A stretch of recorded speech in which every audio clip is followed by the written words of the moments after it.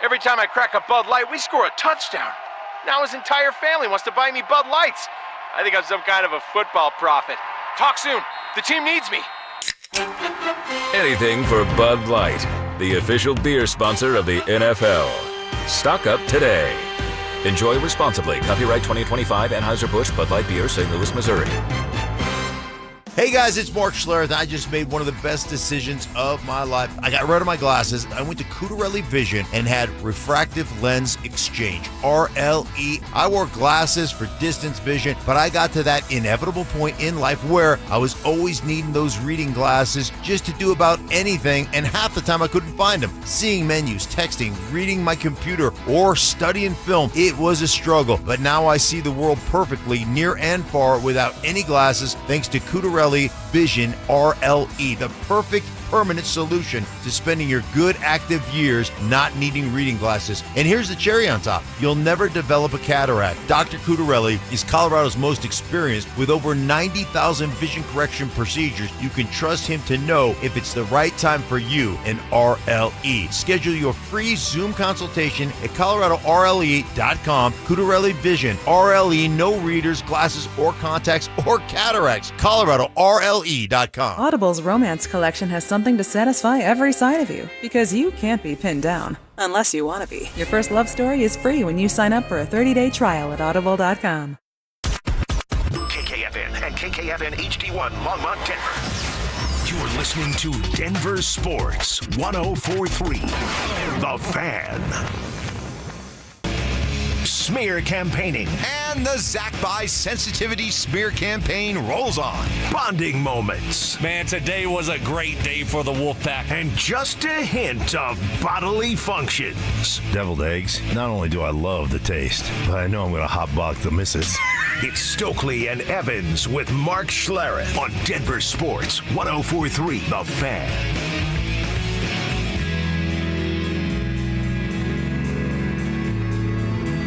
Sitting in for the fellas today, John Davis and Nilo Piro.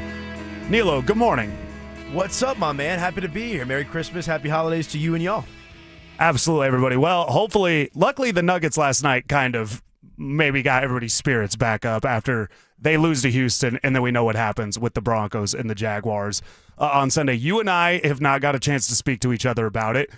Overall, though, you were at the Jaguars game. You were there as media, so you go to the practices in the locker room afterwards. Overall, what was the sense you got from the team after the Jaguars loss? Yeah, I've been fortunate enough. I've been at just about every single home game. I've been to, dozens of practices at this point in the season, and I think the one saving grace that I could say for some of the fans out there in Broncos country that are a bit on edge after that blowout loss to the Jacksonville Jaguars is I don't think this loss is getting to their head the same way that I don't think the wins were getting to their head, right? I think Alex Singleton came out after the game using expletives, so I can't repeat what he had to say. Right. Essentially, we're not going to let you rain on our parade is the theme that I was getting from the locker room there on Sunday. And I think this Denver Broncos team will be just fine, to be honest with you. I mean, I'm sure you've heard the statistic that every single Super Bowl champion Denver Broncos team has lost at least one game in the month of December, so that checks this box for the Denver Broncos. And you got to tip your cap, give credit where credit is due. The Jacksonville Jaguars are a real team in the AFC. They're a lot better than I thought they were. I believe that's now a 6-game win streak for them. And straight up, John, the Broncos got punked on Sunday, but we'll see if they're better off because of it. Yeah, and that's a really good point about losing late in the season. 1997, the Broncos lost back-to-back. They had like a 3-game road trip late in the year. They went to Pittsburgh, got beat. Monday Night Football, they go to San Francisco, get beat. That's the game that Jerry Rice famously tore his ACL week 1, rehabbed, came back, and then Steve Atwater broke his leg in the back of the end zone. Tough. That is tough. Yeah, so that was rough. Obviously, everybody knows the year, 1998, they lose. They go to New York, lose the win streak, go to Monday Night Football, lose to the Dolphins. Shanahan kind of not purposely lost that game, but disguised everything. Even when you go to 2013, they lost Thursday night to the Chargers that year, and the Chargers came in and it kind of looked similar to this Jags game, not as high scoring, and then we know they lost to Pittsburgh. But that said, those teams, I think, those teams were more veteran. All of those Super Bowl teams, there was a more veteran presence on those teams. They didn't also look as wonky. Maybe 2015, you could say they did. And I think with this one versus those teams is we felt a little more uneasy about just overall the team's capability, because this team seems to have, kind of ride the lightning a little more. I think there was more faith in those teams to get it done, given the veteran presence. This team hasn't necessarily been there quite like those teams. Yeah, and look, I was getting ripped apart left and right on the DenverSports YouTube channel at times when I was on the air this season as well, just because I wasn't as confident as the Cecil Lambys of the world, as the Will Petersons of the world, and it looks like their win expectation is potentially going to get they had them at 13-4. I don't think they're going to lose both of these games, so they might be right on the money when it's all said and done with that. I didn't think the Broncos would be quite that good, but they've proved me wrong, and I have no problem putting my foot in my own mouth when I say that. But, after this loss now to the Jacksonville Jaguars, I think the big theme, we get caught up with it a little bit in Broncos country throughout the course of that win streak, but there is a ton of parity across the NFL this season. You can make a case for the Broncos. You can make a case for the Jaguars now. You got the Los Angeles Chargers who are lurking, right? We know the Chiefs fell off. The Ravens are falling off. But, you got the Rams over there in the NFC. You got the Seattle Seahawks as well. Buffalo's emerging. Buffalo, right? So you could make – usually there's one or two teams that you feel pretty confident about. It's been San Francisco in years past, Kansas City, Detroit a couple of years ago. I know they didn't get there. But there's so much parity in the NFL right now that I think this is still wide open for the Denver Broncos. Sometimes you got to get knocked down and get back up, and we'll see how this Broncos team responds. I think it was Troy Franklin after the game in the locker room was talking about how we might see these guys again, that being the Jacksonville Jaguars in the playoffs. Nick Bonito, very self-critical of his performance. I know we'll get into that throughout the course of the program as well. So it is what it is. All good things come to an end. I actually don't mind the Broncos getting a slice of humble pie, a little gut check here before the playoffs. Yeah, I don't think it hurts. The pressure's kind of off to maintain this big win streak. I also kind of look at it as a numbers game. You're going to lose in the NFL. Hard to win every game. Yeah, you're going to lose one. And 2012, the Ravens lost. They had won 12. They didn't lose the last 13 or whatever weeks. They were 2-3, and I don't think they lost again. And then, as we know, the Patriots were undefeated. They eventually lose the Super Bowl. You're going to get beat. The numbers say so. So I don't mind that. The visual was bad, though. It was ugly. And that's where I think it's troubling for most people, is you didn't lose 31-28. You got smacked, really. And you looked out coached, you looked outplayed, all of that. I think that's where the troubling aspect of the loss comes in. And I think the second half in particular, right? I know I've done shows with Mike where he's talking about style points matter. Him and Stink out there in the hallway after the games going back and forth with some of the different guys as well. And so, like I said, it's a big humbling moment for this Denver Broncos team. I think the real concern, just aside from the loss, now that we have this 24-hour rule, I know we'll keep talking about it throughout the course of the program, I'm more concerned about the health of this Denver Broncos team. Right? Dre Greenlaw looked a little banged up. We know R.J. Harvey's dealing with the rib injury. Justin Sternad, Brandon Jones. That's the biggest concern for me for the Broncos going into the playoffs. And now, I still think they're in the drive. I can't say I think. We know that the Broncos are in the driver's seat. I still believe the Broncos will get that 1 seed, assuming they take care of business against Kansas City, and then what could be a pivotal Week 18 game against the Chargers, assuming they beat the Texans on Saturday, which is no guarantee. But the health is the big question mark for them going forward. And if they can get that 1 seed, that's going to make their path a little bit easier. Naturally, with the 2 games versus the 3, the home field advantage, but also that extra week to get guys recharged and ready to go. Yeah, that's a great point. We'll get into Chiefs maybe a little bit later, but to your point with that, the Chiefs game's about just winning it. Just win, baby. However if you've got to 12-6 that thing and get out of there with a win, then that's just what happens. Are you reading into a 12-6 win though? No. Knowing that it's a third-string quarterback? Thursday night football. Fair. Familiar opponent. Kansas City also will have house money. They're going to play loose. Who cares? They don't have anything on the line. Maybe they want to get out of there. They're used to winning. Maybe they finally get a break on that. But with the Broncos, especially if you don't have Dre Greenlaw, if you don't have Brandon Jones, you talk about the health. Getting to this Friday healthy without anybody else getting banged up, it's a short week. I think that's fine. I won't. The other thing too is the Broncos played bad in London on a weird situation. They played bad against the Raiders on Thursday Night Football. So it's kind of one of those, you get these unique situations, weird things can happen. I mean, I don't read too much in that. Now, I would like them to win more convincingly. Yes, you and me both. Against Kansas City. I think it's a good get back. Do you think, and with that, just overall, I think it's good that they just get to move on to this game right away with Kansas City. And then they can go back to Jacksonville after this Kansas City game and kind of reevaluate. But the fact that they don't have to dwell on it, I think might help them in this moment. Yeah, I think it's a good thing for the Broncos to be able to flush it and get back after it here on Thursday night. So we'll see how that shakes out. I mean, I would be generally shocked if they lost this game on Thursday. I know Christmas hasn't always been kind to the Broncos when they play on that day, but this is a different era of Denver Broncos football. It's a completely new vibe and energy with Sean Payton, Bo Nix, especially as he's continued to develop. So I tend to agree with you. I think a win is a win. That's all that really matters at the end of the day. I personally think Kansas City might be in 1-2-3 Cancun mode myself, but with the short week and everything that's coming off the Jacksonville Jaguars loss, just go in there and get a win. Just go in there and get a win. With the Broncos losing, Anilo, I have a big concern about the game, and I'm not sure if it's going to get better. I'm going to ask what you think, and we're going to do that next. After 11 games, the Broncos' win streak finally came to an end against the Jaguars, suffering their first loss since late September. With just 2 games left in the regular season, will Denver hold on to the lead in the AFC West? Denver Sports 104.3. The Fan.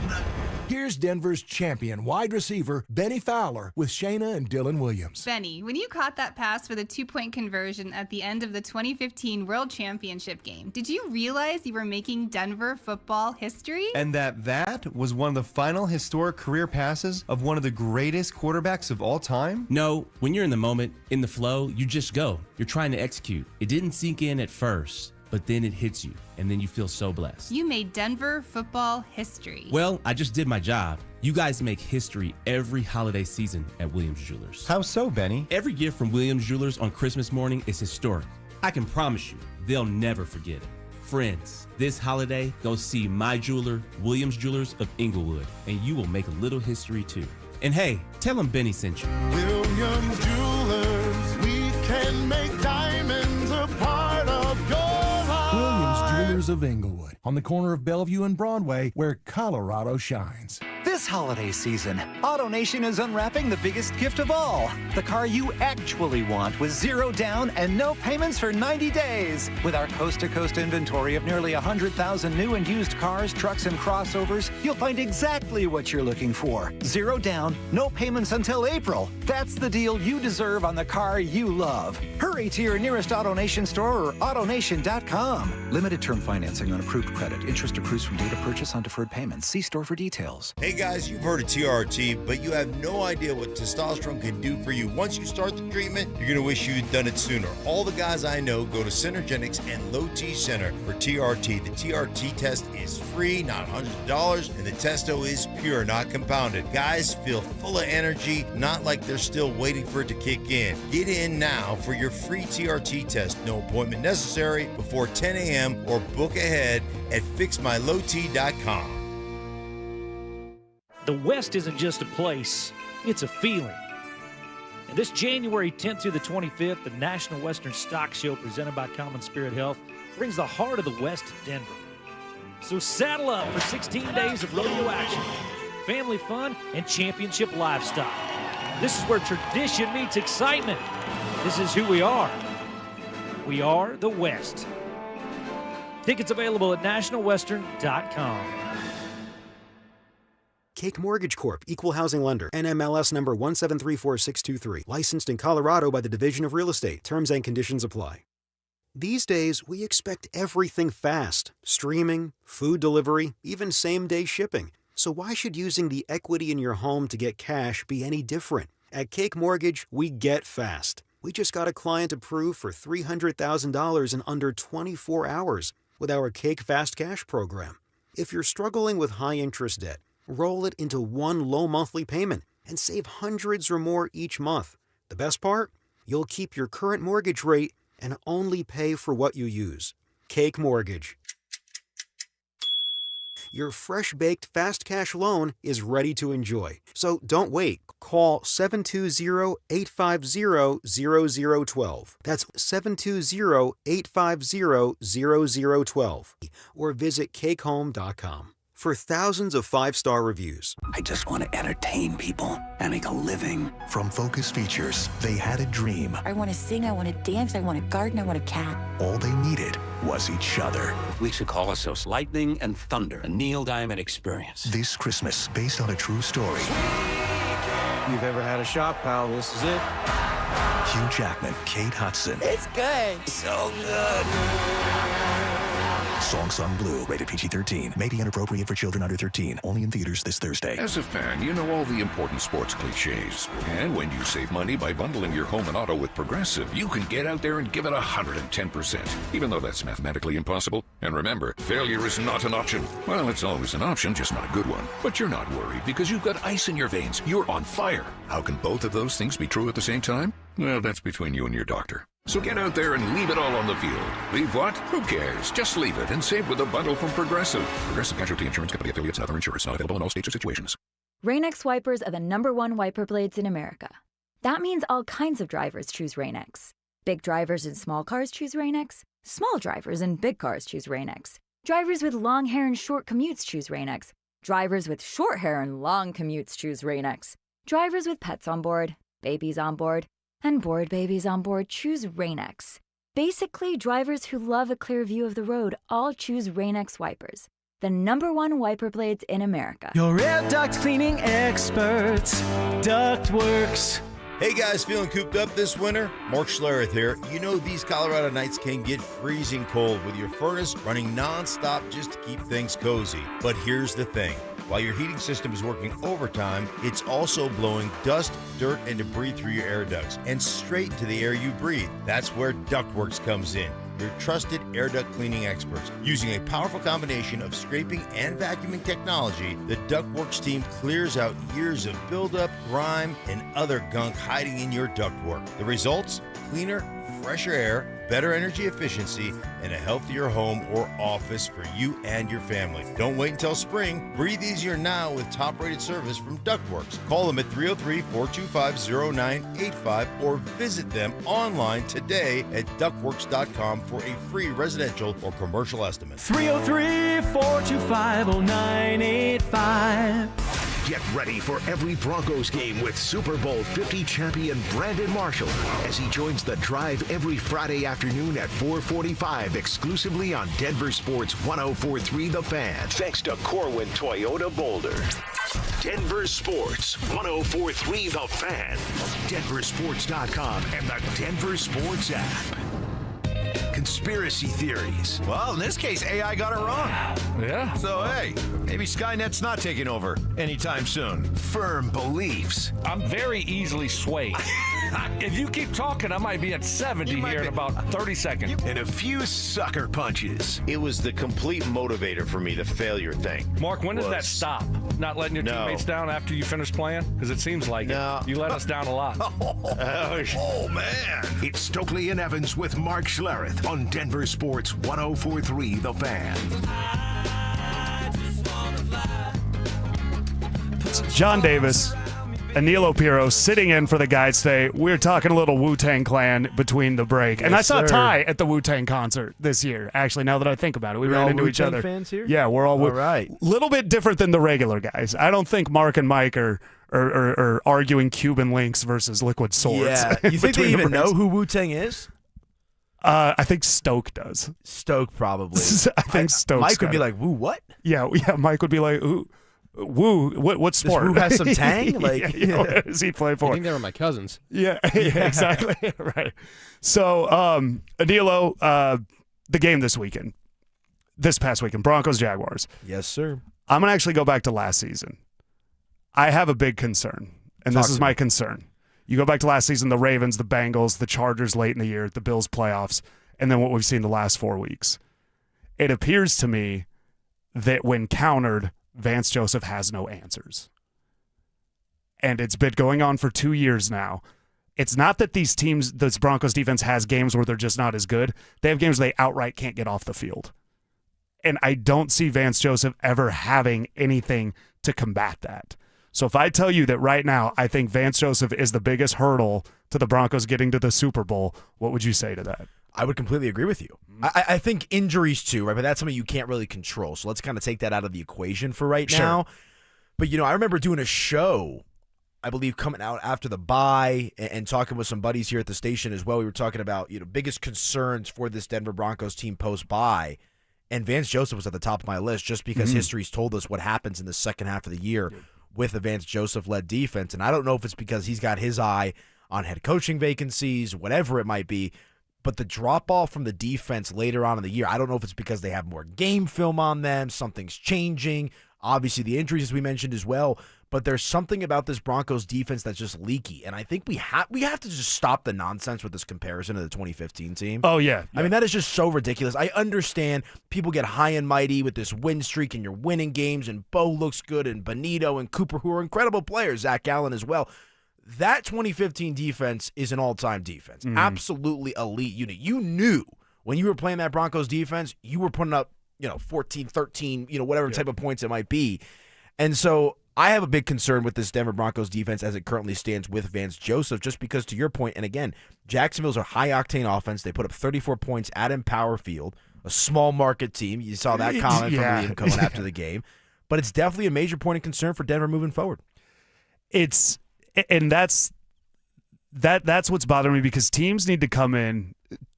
They need to come in and they need to be afraid when they play the Broncos. Actually, whether it's here or there. 2015, there was an intimidation element. I mean, Malik Jackson would personal foul his way to a win. Yes, like they could get away with that. That 2015 team could do egregious things. Snatch and change. Yeah, exactly. Just to get in the head of the opponent. As we saw this past weekend, this Broncos defense can't overcome those types of things. They can't have personal fouls and overcome them. Early in the year, I think what's really starting to bother me with this defense, early in the year, and I would say it in our pre-games, Benito would really, really get in the head of the other quarterback because he was there all the time.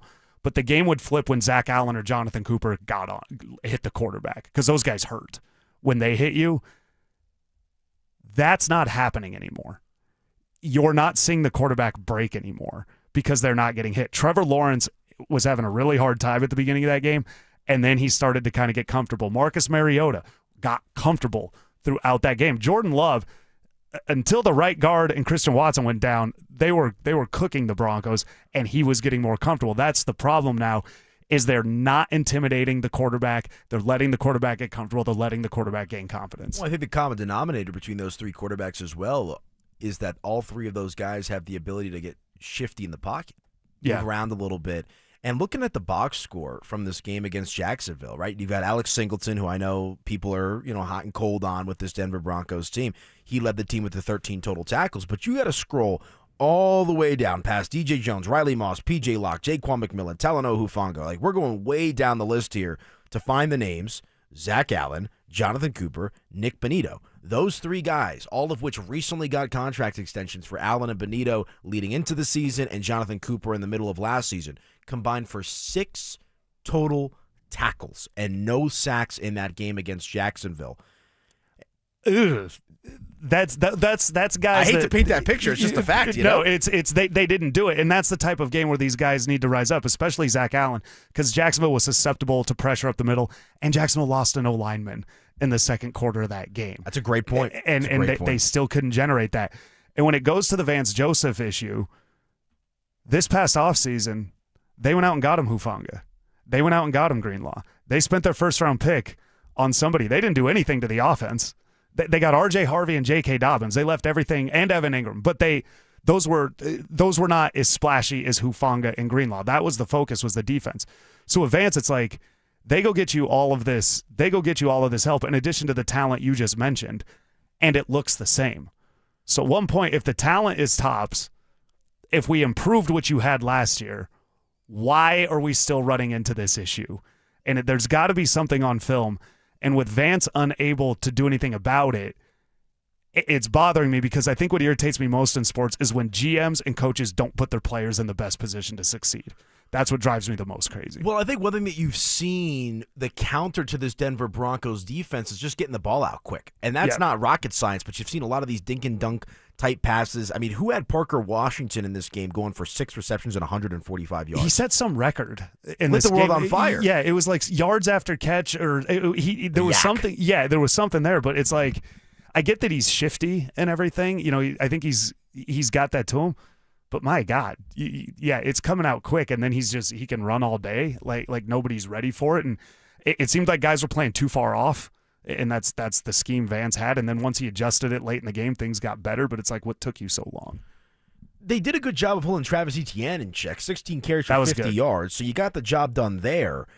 I also think with Jacksonville, you know, I saw the clip going out there across social media. Jacoby Myers still on the edge with some of these blocks. When they get those physical offenses that block into the second and third layers of the defense, that's where they run into some trouble. So you look at that, coupled with the fact that these teams are getting the ball out quickly, that's a recipe for disaster for this Denver Broncos team. And look, we know that we have Pat Surtain on one side on an island who's going to prevent just about every single receiver in this league from doing real damage.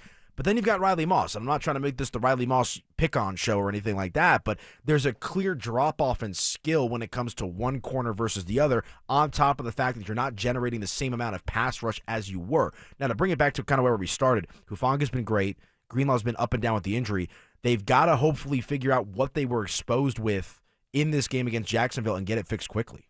Yeah, because in the playoffs, they're all Jacksonville. Yeah. They're all and good. they just showed you they're beatable at home now. I mean, you're gonna feel confident about the Buffalo Bills coming into town with Josh Allen and the way that he's playing, and I understand they dig themselves in some holes, but I saw him 3 weeks ago now against Cincinnati, a couple of weeks ago against New England. Cleveland, I'll give them a discount, even though that was an ugly win for them. But now these teams, the Jacksonville Jaguars, have presented opposing teams with a template to come into Mile High and win these games, which is nerve-wracking. And we've just yet to see the Broncos have an answer for it. And that's what's really got me nervous versus the 2015 team, which had an answer for anything that you put in front of them. It's John Davis and Neil Opiro. We are sitting in for the guys today. A Denver Bronco did flash this past weekend. I don't know if he's getting enough credit.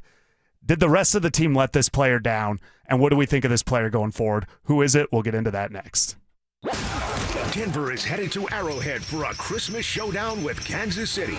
Get yourself ready for kickoff with Denver Game Day, powered by Common Spirit Health, official healthcare partner of the Denver Broncos. Live on Game Day starting at 2 p.m. Denver Sports 104.3. The Fan. Well, if you're pouring everything you got into these holiday preparations and you just don't have enough, the tank's emptying too quick, could be low testosterone. And look, you can do something about it in time for these holidays and the holiday crunch. Reach out to my friends at Rocky Mountain Men's Clinic, Jeff and his outstanding team. Get those T levels checked like I did just a couple years ago. Was running out of gas later in the day, got those T levels checked. They were a little on the low end, started low T treatment that day, and here we are feeling great. Low energy, just one symptom of low T. Putting on weight is another. Less productive workouts, brain fog, feeling sad or depressed, loss of sex drive. Schedule that consult. It's just $99. It might be the best gift you give yourself this holiday season. Start low T treatment that day. Your office visit is free. 5 locations around Denver to better serve you, including Fort Collins, Colorado Springs, and a new improved office in Castle Rock. Call 720-440-7900 and at RockyMountainMen'sClinic.com. Gentlemen, the holidays are here and your quest begins. You have a wonderful woman in your life. You need something really special but affordable. Hi, this is Christine of Beau Visage Skincare and Spa, reminding you women love to be pampered in luxury. So this year, consider buying her a wonderful, relaxing experience at Beau Visage. Remember, we specialize in luxurious services like European facials, soothing massages, and several more. But guys, let's be honest. You can buy a facial or massage anywhere. But at Beau Visage, you don't just buy a service. Instead, you're buying a luxurious spa experience. You have several gift packages to choose from, all at very competitive prices. Plus, it's easy shopping. Just call 303-779-5002 or bvspa.com. This holiday, give the fabulous gift of Beau Visage, 303-779-5002 or bvspa.com. So Pure Talk just had their best year ever and asked me if I'd like to thank their customers on their behalf for being so awesome. I said sure. It's important to say thanks, especially this time of year, which is why, as one of their many satisfied customers, I should probably thank Pure Talk first for keeping their customer service in this country and for providing hundreds of American jobs. I appreciate that. I also appreciate their Roundup program, which makes it easy to support America's Warrior Partnership and join the fight against veteran suicide. And I love that Pure Talk donated 1,000 hand-sewn Made-in-America flags to veterans around Independence Day. And of course, I really appreciate their generous support of my own foundation, MicroWorks, and their commitment to help us train the next generation of skilled workers. Having said all that, it's now my pleasure, on behalf of everyone at Pure Talk, to thank you sincerely for choosing to do business with an American wireless company that actually stands for something. And one more thing. Merry Christmas.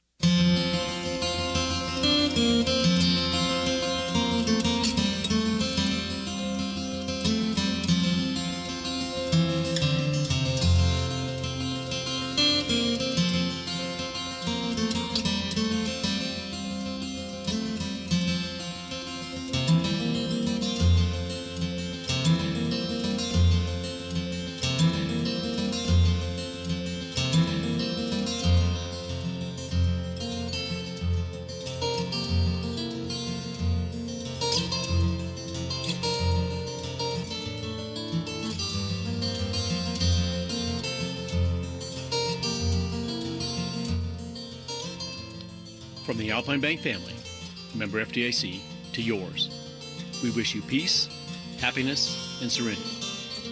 Merry Christmas.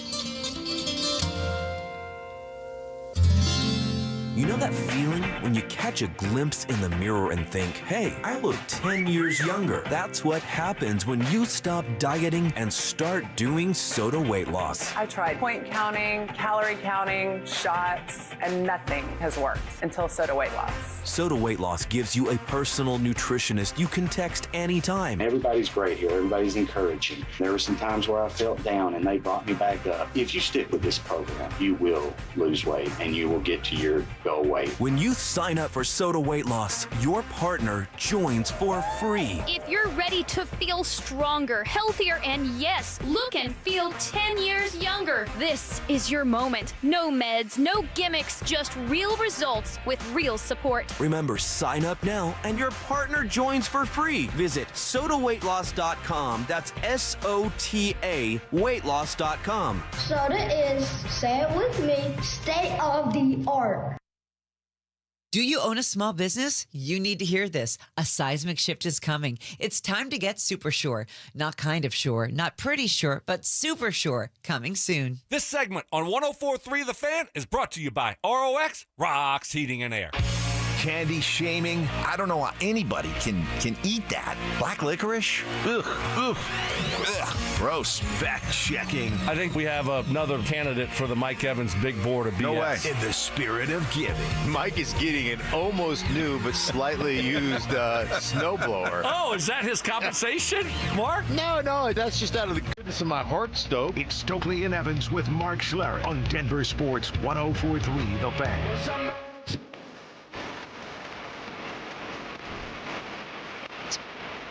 John Davis, Nilo Piro sitting in for the guys today. We're talking music during the break. 303-713-1043, RamosLaw.com text line. We'll bring this up throughout the show. What was your favorite album of 2025? Any genre is good. People love talking about music. They love talking about what they like the best. As far as 2025 concerned, what is your favorite album that came out? 303-713-1043. Just tell us your favorite. Don't recommend. Recommending gets dicey. It gets because then if somebody hates it, your feelings are hurt. So you got to be careful out there recommending. Do you need time to think about yours? I already got mine. I'll show my youth with it if you want to go this. Yeah, what is it? It's I Am Music by Playboi Carti. That's your favorite. I'm okay. a huge Playboi Carti fan. So I'll show my youth with that one a little bit. I do like the old stuff as well, but I I stayed up all night for that album. I've been a big fan of his, seen him 7 or 8 times, and it delivered for me. Well, Seeing and the concert. People waited on that one for a while. That one had years. I will show my age. I said it during the break. Clips, Let God Sort 'Em Out. That's an incredible album. Yeah. So the older hip hop fan and the younger hip hop fan. There we go. But I like it all. But man. you like it all. I like the outlaw country. I could do classic rock. I like all the different types of music. Good for you. I'm not. I listen to rap and that exclusive. That's where I like it. Nothing wrong with that, my friend. That's where it stops with me. But Anilo, this past weekend, look, certain players can't be anything other than they are. But I felt like if there was one Bronco this weekend that really stood out and really tried to push this team towards a victory, it was R.J. Harvey. I thought his performance, his effort, all of that, especially that long touchdown run when the Broncos really needed it. Guys like Courtland Sutton, when somebody like R.J. Harvey is going off to the capability that he has, a guy like Courtland Sutton, you can't drop that pass, that deep ball. When you've got the younger guys, the guys that are quote unquote, less impactful than you, doing everything they can to win, Courtland, Bo, you can't let that guy down with the mistakes you make. And that's what really, that was the most irritating thing with the offense for me this past weekend. And it felt like they just stalled a bit, too. And I don't know if it's because they got blitzkrieged by Jacksonville and running up the points. And I was making some jokes with some buddies in the fourth quarter. I'm like, well, the Broncos got them right where they want them. But the magic carpet ride, unfortunately, came to an end with respect to the fourth quarter comebacks. And Courtland Sutton started out hot in this game. Yes. I thought it was a beautiful touchdown pass from Bo Nix, kind of throwing off the back foot, dropping it in the bucket to Courtland Sutton. But, yeah, isn't it interesting? Because I agree with you, though, John. I think R.J. Harvey's been a really nice pickup. Not a pickup, but replacing J.K. Dobbins as the featured back now that he went down with the injury. But and the offense looks better with R.J. Harvey at the helm. But it's different with respect to what R.J. Harvey has done and what J.K. Dobbins has done. I mean, obviously you want to get J.K. Dobbins back as soon as possible. You like what R.J.'s given you. I don't know if that's the reason why Denver necessarily lost the game as much as it was they got punched in the mouth and maybe didn't know how to respond. Again, I go back to where we started the show. Nick Bonito taking self-accountability. Alex Singleton talking about how we're not going to let this rain in our parade. I think it was just a bad day at the office for this Broncos team, but you do have to feel confident with what R.J. Harvey has been able to do in place of J.K. Dobbins, because when Dobbins went out, John, he was one of the more dynamic running backs in the league. Yeah, I think he was 5th overall, and he had runs that we hadn't seen here in a while where it's like, oh, you can just get 5 yards in a run. We hadn't seen that in so long. It was running. It was taking over late in games. That was J.K. Dobbins' kind of big thing. R.J. Harvey, it's a little different. R.J. Harvey's got a nose for the end zone. Years ago, they said that was Royce Freeman. Remember when Royce Freeman came in here? I remember. And Royce, shout out to Royce. We know Phil's really close with him. But R.J. Harvey's got a nose of the end zone. Therefore, when people pull up his yards, I'm like, well, maybe we can chill on the yards a little bit, because he finds his way to the end zone.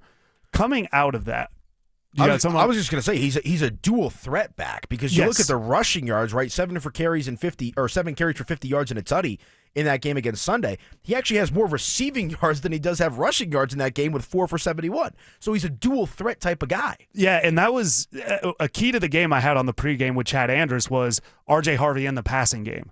I felt if they could get him going in the passing game, and it would be more so Jacksonville likes to over-pursue. You do that dump-off screen, there should be room to run. I thought they were going to win. I didn't know that the defense was going to fall apart the way they did.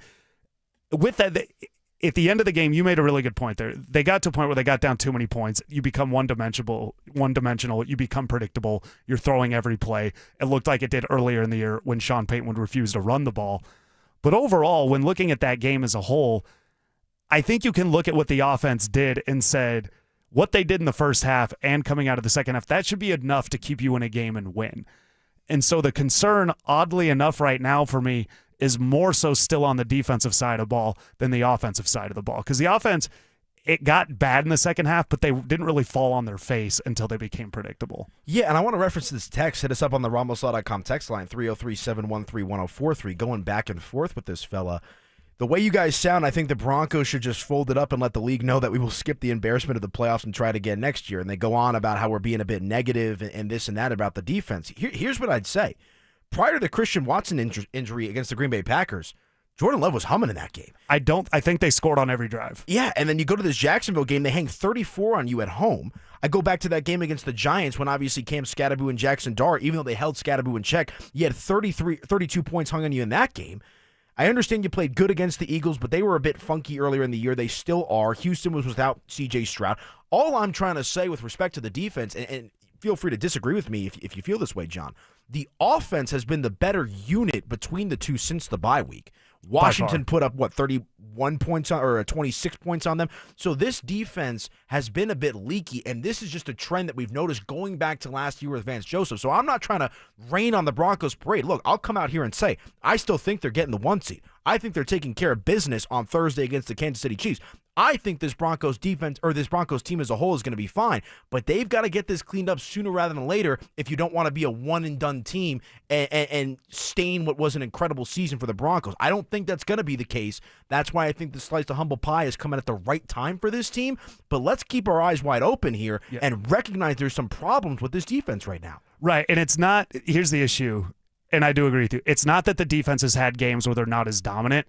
They have games where they can't get off the field. Yes. They can't stop the team from scoring. And I go back to the Green Bay game, and we've seen it time and time again with the defense. It didn't happen this week against Jacksonville, but maybe they're a little leaky throughout the game, but you need a third down stop. You need a fourth down stop at the end of the game.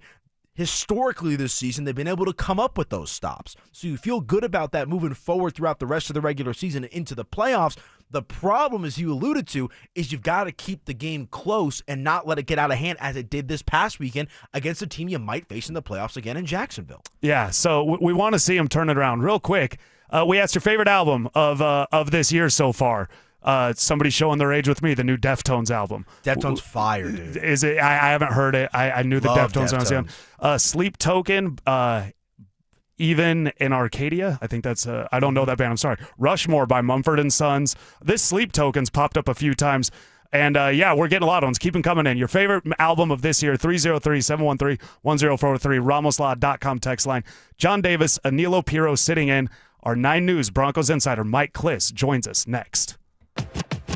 Did Nikola Jokic just set an NBA record that will never be broken? That is a record that he is going to put away, retire it, lock it away. Stoke, it's never going to be beaten. I am confident in saying that Nikola Jokic is going to put the all-time assist record by a center in a place where it will never be touched ever again. Denver Sports 104.3. The Fan. It is go time. Time to host parties. The kids home from school, parents, in-laws. This is your time to shine. Don't let plumbing problems interfere with your fun. Copperhead Plumbing is who I use or recommend to my guys here at The Fan. Stink, Stoke, Cecil, all have been helped out by Copperhead Plumbing. Still time to schedule some preventative maintenance before the holiday crunch. Water heater tune-up, no cold showers for your guests. With more cooking and cleaning during the holidays, schedule drain and disposal maintenance to prevent clogs. Also pipe inspection so potential leaks don't become major headaches when they freeze. I recommend Copperhead Plumbing because they are locally and family-owned since 2007. There's a commitment to doing business the right way, on time, courteous, thorough, with outstanding communication throughout the entire work order. Go to CopperheadPlumbingInc.com, get a coupon for a free service call. Also, check out their different financing options, and remember them in case any plumbing issue pops up over the holidays. Call 303-552-3491 and at CopperheadPlumbingInc.com. They plumb different. They plumb custom. This is Terrell Davis, 2-time world champion and Hall of Famer, wishing you happy holidays from my friends at Colorado Credit Union. The holidays are all about family, giving, and looking ahead to a great new year. And just like a great team, Colorado Credit Union is here to support you, whether it's saving for holiday gifts, planning for the future, or just making life a little easier. From everyone at Colorado Credit Union, season's greetings and have a happy and healthy 2026. Colorado Credit Union. Love where you live, love where you bank. Membership eligibility required, federally insured by NCUA. What's going on, everybody? Philip Lindsay here. And last year, I went a little rogue and dropped a discount code for my friends at Hermes Row. And you guys used it so much, they almost got mad at me. Well, I'm feeling a little spicy again this season. So I'm bringing it back, baby. You can get 30% off your ride to the game with Hermes Row for your entire season. All you have to do is mention the code PL30. Again, mention PL30 when you book your luxury transportation to Empower Field. And contact Hermes Row at 303-577-7600 or visit ridehermes.com/DenverSports. Go Broncos! Hellsburg gifts checked off the list. Now, time for wrapping. Earrings for mom. A gold bracelet to match the rings Danielle wears every day. And for dad, a new watch, because we all know he needs one. All right, this is going to be a good one. Our favorite things for your favorite people. Shop in store at Hellsburg.com for up to 50% off. Getting more as a MyLowe's Pro Rewards member is easier than ever with the Lowe's app. Download it today and earn 500 points the first time you log in. Plus, your digital wallet helps you scan, save, earn, and access what you need to manage it all in one place. Download the Lowe's app and take advantage of your Pro benefits today. Lowe's, we help, you save. Valid 12/1/25 through 1/7/26. Offer valid for first login per organization only. Loyalty program subject to terms and conditions. Additional restrictions apply. Visit Lowe's.com/terms for more details. Subject to change. This new year, get started on your next success with University of Maryland Global Campus. An accredited state university, UMGC offers online and hybrid classes, along with more than 135 skills-based degrees and certificates in fields like business, cybersecurity, healthcare, and more. Gain the skills you need to achieve your career goals. Apply now and save with no application fee. Classes start January 7th. Learn more at umgc.edu. Certified to operate in Virginia by Chev. Dan Jacobs for 303 Law 4040, and I'm here with that beautiful voice you hear on the other end of the phone. Oftentimes when you call 303 Law 4040, it's my lovely wife, Kimberly. Kim, I know you and I had so much fun the other day. We actually met with a couple that had been in an accident up north in their house the other day, and Randy was so excited. He's like, I can't believe it. It's the lovely wife. She's right here in my kitchen. He's too kind. It was really great to meet him and his wife and his pets and just be able to help them. I think it helps that when you answer the phone, when people call 303 Law 4040, it makes things, I know calling a lawyer can be scary, but I don't know, your soothing voice just makes it a little bit easier. Well, I just want to help. That's all. And I know how to do that. I love the holidays.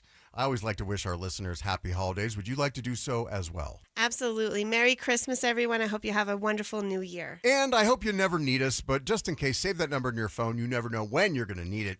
It's 303 Law 4040. That's 303 Law 4040. Hey guys, your boy Stink here with my friend Bonnie at O'Meara Ford. The holidays are my favorite time of the year. You get O'Meara's low pricing, huge discounts, and just announced 0% for 60 months. So 5 years without paying any interest? Not a single cent, make no down payment, and no monthly payment until next year. At O'Meara, we make it fast, fun, and easy. Just in time for the holidays at O'Meara Ford. Stop by their showroom on 104th and I-25 or visit o'mearaford.com. Have you heard the story that's about a guy who lives in a bank that is really close by? The Capital One Cafe is his home, no doubt, where customers bank and get their cash out. There's no fees or minimums on checking accounts, so your money stays. Most Capital One cafes are open all 7 days. This magical place, as some people might call it, is where the Capital One Bank guy says, "What's in your wallet?" Such a lovely tale. Terms apply. See CapitalOne.com/bank for details. Capital One and member FDIC. Clinton Yates here, and the holidays are upon us, full of gatherings, toasts, and plenty of cheer. And if you're like me, you want every moment to shine. That's why I head to Total Wine & More, where you'll find it all at the lowest prices, from rich whiskeys and smooth tequilas to festive liqueurs and elegant champagnes. And if you're not sure what to grab, their guides will help you find bottles that impress. You'll always find what you love and love what you find, only at Total Wine & More. Spirits not sold in Virginia and North Carolina. Drink responsibly. Be 21. Stay up to date on the Broncos with our 9 News Broncos insider Mike Cliss. Presented by Fitness Gallery. Hear the latest from every practice and every game every single week during football season. Denver Sports 1043. The Fan. Subtle intimidation. Had to give Ty the look. You did. I was gave wondering. Ty a little bit of a like. I was wondering what you were doing. There's a little quizzical look. Skill debating. You didn't think I was going to flip it on your head like this. See how I you're did coming that? back at me. I Right. like this. You This is regret good. this now. And plenty of pet peeves. Put your phone in your pocket. Never go back and get it. It is a source of so much frustration for Mark. It drives him crazy. It's Stokley and Evans with Mark Schlereth on Denver Sports 1043 The Fan.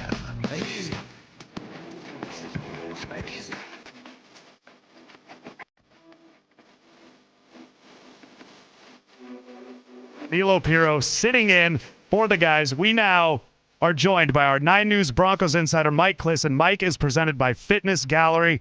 Mike, I'm going to jump right in here. We saw Dre Greenlaw pull up at the end of that game. We haven't heard much since. Do you know the latest on Dre Greenlaw? No, other than, it was the type of I've seen him pull up like that once before, and that was when he strained his quad trying to cover J.K. Dobbins right in front of me in training camp, and that had the look of he's going to miss a couple weeks.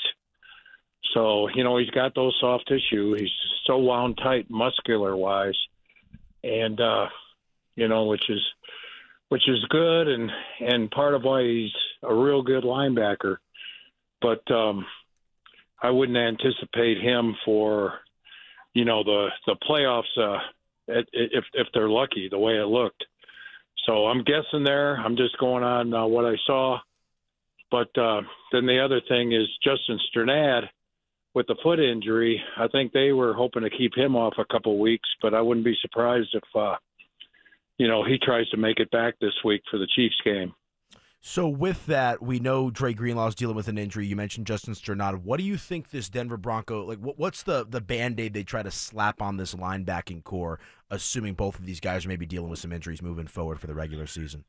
Yeah, if Strnad doesn't make it back, then I would think Karina Reed, whose practice window opened last week, or Jordan Turner would be they're both undrafted rookies.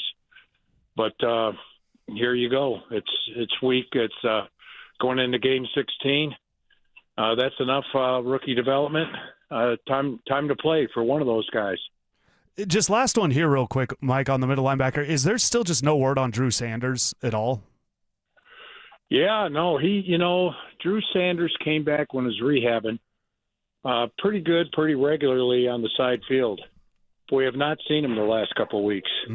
So, again, a foot injury. Those, it's the foot injury is one of the toughest to heal. I go back to my baseball days with Jason Bates, who needed surgery on a simple foot fracture, and he never did come back. Those things are finicky, and so I have not seen Drew Sanders on the side field in a while. So I would say that turned out to be a season-ending injury, I would think, unless he can make it back for the playoffs, because he hasn't even opened up his practice window yet. And here they are with 2 weeks left. So unlikely that he comes back, possibly in the playoffs if things get dicey at that inside linebacker position more than it is now. Well, we'll keep our fingers crossed with the linebacking position moving forward the regular season into the playoffs. Let's shift it over to the offensive side of the ball. Obviously, a very, very scary hit for wide receiver Pat Bryant towards the tail end of that game against the Green Bay Packers. Reports indicate that it was a concussion that he suffered on Sunday. Just from the human side of things, what have you heard about Pat Bryant? It was a devastating hit, looked terrible in real time. Seems like he'll be okay in the long run, though, Mike. Yeah, you hope. Concussion, that's going to be a pretty significant concussion to the point that I don't know if he can make it back for that Chargers game in the season finale. That might be a tough one. So, that was from a human standpoint, that was scary, especially when the straps went across them to immobilize them. But fortunately, it had nothing to do with spine or neck or anything like that. It did look like somewhat of a whiplash type of deal. Similar to what C.J. Stroud had when he got hit by Chris Abrams' drain. And, Stroud missed, 4 weeks? Yeah. With the concussion. I wouldn't be surprised if that's a type for Pat Bryant. We are talking to our 9 News Broncos insider, Mike Cliss. Mike, you had it on 9news.com last night about the defense and kind of the Broncos, Sean Payton's response to the defensive performance. Are you getting the sense that what we heard from Sean yesterday, kind of saying he's not worried about the defense, it's coming from, given this is a short week, they don't have time to sit and dwell on Jacksonville right now. Maybe they will after the Chiefs game. Or is he really unconcerned?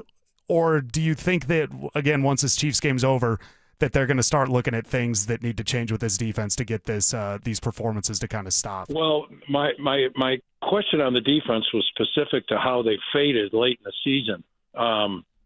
Really all 3 years here. And, it wasn't as pronounced 3 years ago in 2023 because they were trying to get down from that 70-point game early against Miami. But still, even with that, they gave up more points in the last 4 games of that season than they did the first 13. Last year, they had those. They fell apart and got torched by the likes of Cleveland and Cincinnati, and there's one other game they gave up a bunch of points. And then this year, the last 4 games, guys, they've given up 8.5 more points a game and 65 more yards a game than they did through the first 11. So there's something. I don't know if I've always thought altitude, as much of an advantage of it as it is, I think it also wears them down.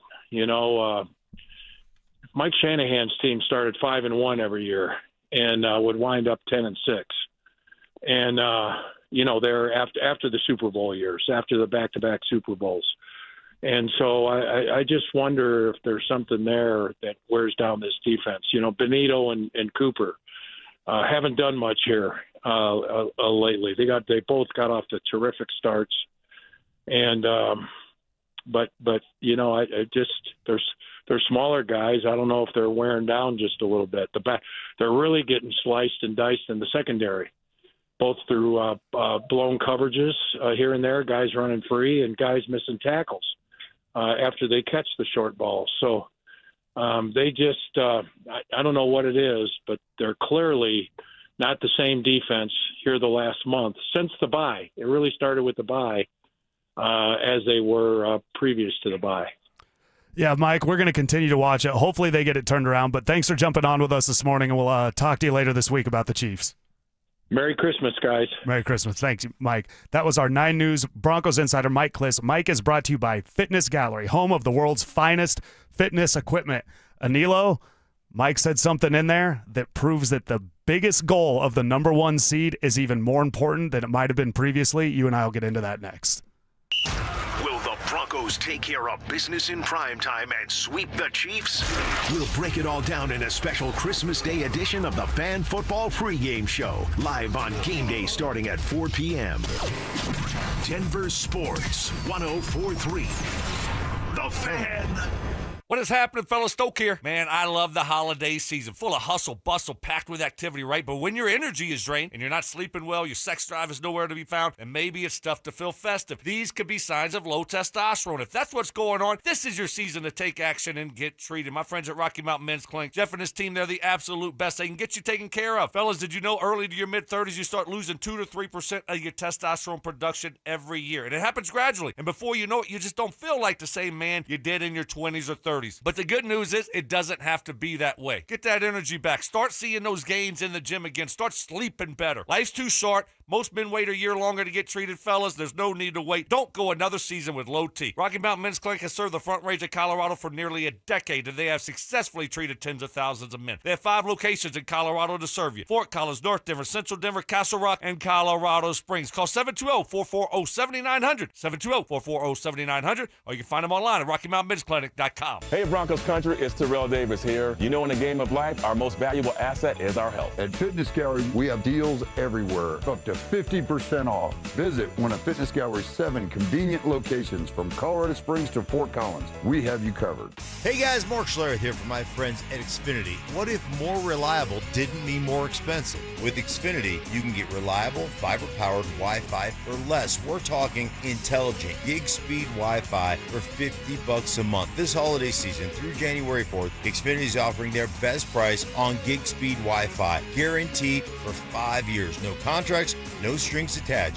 You could save $3,000 over Verizon and AT&T. Imagine getting super fast Wi-Fi at the same price for 5 years. Get everything you need from Xfinity, their best Wi-Fi equipment, and even unlimited data, all included at their best price. Get ready to be wowed by your Wi-Fi. Xfinity, imagine that. Restrictions apply. Requires paperless billing and auto-paid with stored bank account. Taxes and fees extra. Xfinity Internet powered by fiber and connected to premises by coaxial cable. Actual speeds vary. Savings based on promo and post-promo prices for 1 gig internet, 1 unlimited line, and Peacock Premium versus Verizon 1 gig internet and AT&T 1000 internet and 1 unlimited starter SL line. You're going to do a Neil Diamond show? A Neil Diamond experience from Focus Features. Are you ready to sing? Critics and audiences are raving. Song Sung Blue is fantastically entertaining. It's good. So good. With powerhouse performances from Hugh Jackman and Kate Hudson. Tell me I'm doing the right thing. You are. Based on a triumphant true story about never giving up on your dreams. Sold out shows. We're sold out? Song Sung Blue, rated PG-13. May be inappropriate for children under 13. Only in theaters this Thursday. This holiday season, AutoNation is unwrapping the biggest gift of all. The car you actually want with 0 down and no payments for 90 days. With our coast-to-coast inventory of nearly 100,000 new and used cars, trucks, and crossovers, you'll find exactly what you're looking for. 0 down, no payments until April. That's the deal you deserve on the car you love. Hurry to your nearest AutoNation store or AutoNation.com. Limited term financing on approved credit. Interest accrues from date of purchase on deferred payments. See store for details. The West isn't just a place, it's a feeling.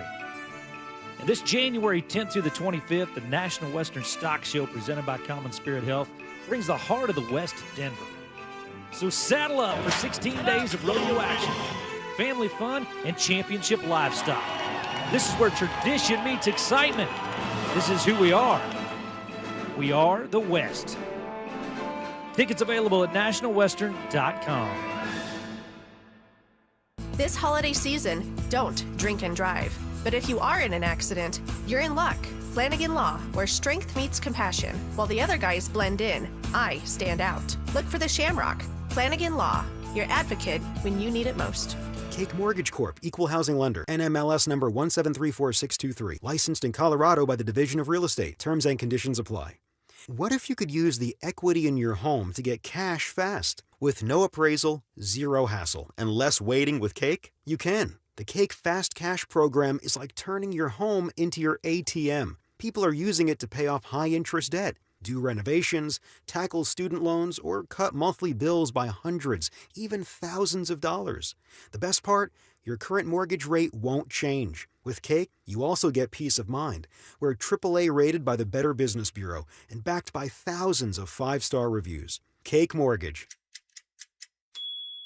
Your fresh-baked Cake Fast Cash loan is ready to enjoy. So don't wait. Call 720-850-0012. That's 720-850-0012. Or visit cakehome.com for thousands of 5-star reviews. We all hear the radio ads about the IRS. They tell you to be afraid, to be scared, and they try to frighten you into calling. I'm not here to do that. Tax Relief Advocates is different. TRA is here to tell you that if you owe money to the IRS, whether it's $5,000, $50,000, or $500,000, we have a solution. It doesn't matter if you're sitting in your car, at work, or with your kids. No matter where you are, call now. 800-575-6759. Don't lose hope. TRA can eliminate or reduce what you owe to the IRS. Generous programs are now available that can give you a fresh start. Our passion is taxes and helping individuals fix their IRS problems. We have over 1,000 5-star reviews on Google and an A+ with the Better Business Bureau. You don't need to be afraid of the IRS any longer. End your tax nightmare today by visiting us online at TRA.com or call 800-575-6759. That's 800-575-6759. Tax Relief Advocates. Real solutions for real people. Do you own a small business? You need to hear this. A seismic shift is coming. It's time to get super sure. Not kind of sure, not pretty sure, but super sure. Coming soon. KKFN and KKFN HD1 Longmont, Denver. You're listening to Denver Sports 104.3. The Fan. Passive aggression. Oh, Mark. Sweet, naive, childlike Mark. Culinary techniques. So you got the crawfish, you got the tail, you pinch, twist, and some people like to slurp it. You're a slurper. And backhanded apologies. You know what? I would like to officially apologize to you, Mike. You were right. I was wrong. You're smart. I'm dumb. You're skinny. I'm fat. It's Stokley and Evans with Mark Schlereth on Denver Sports 104.3 The Fan.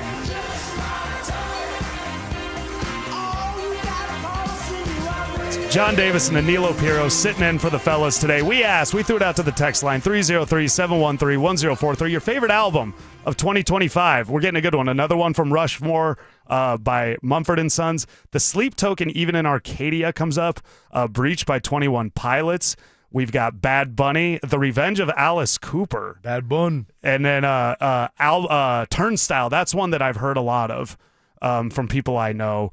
And Mammoth of the End. So please keep those coming in. Anilo and I, we love music. It's a big part of both of us. Playboy Cardi was his. Clips was mine.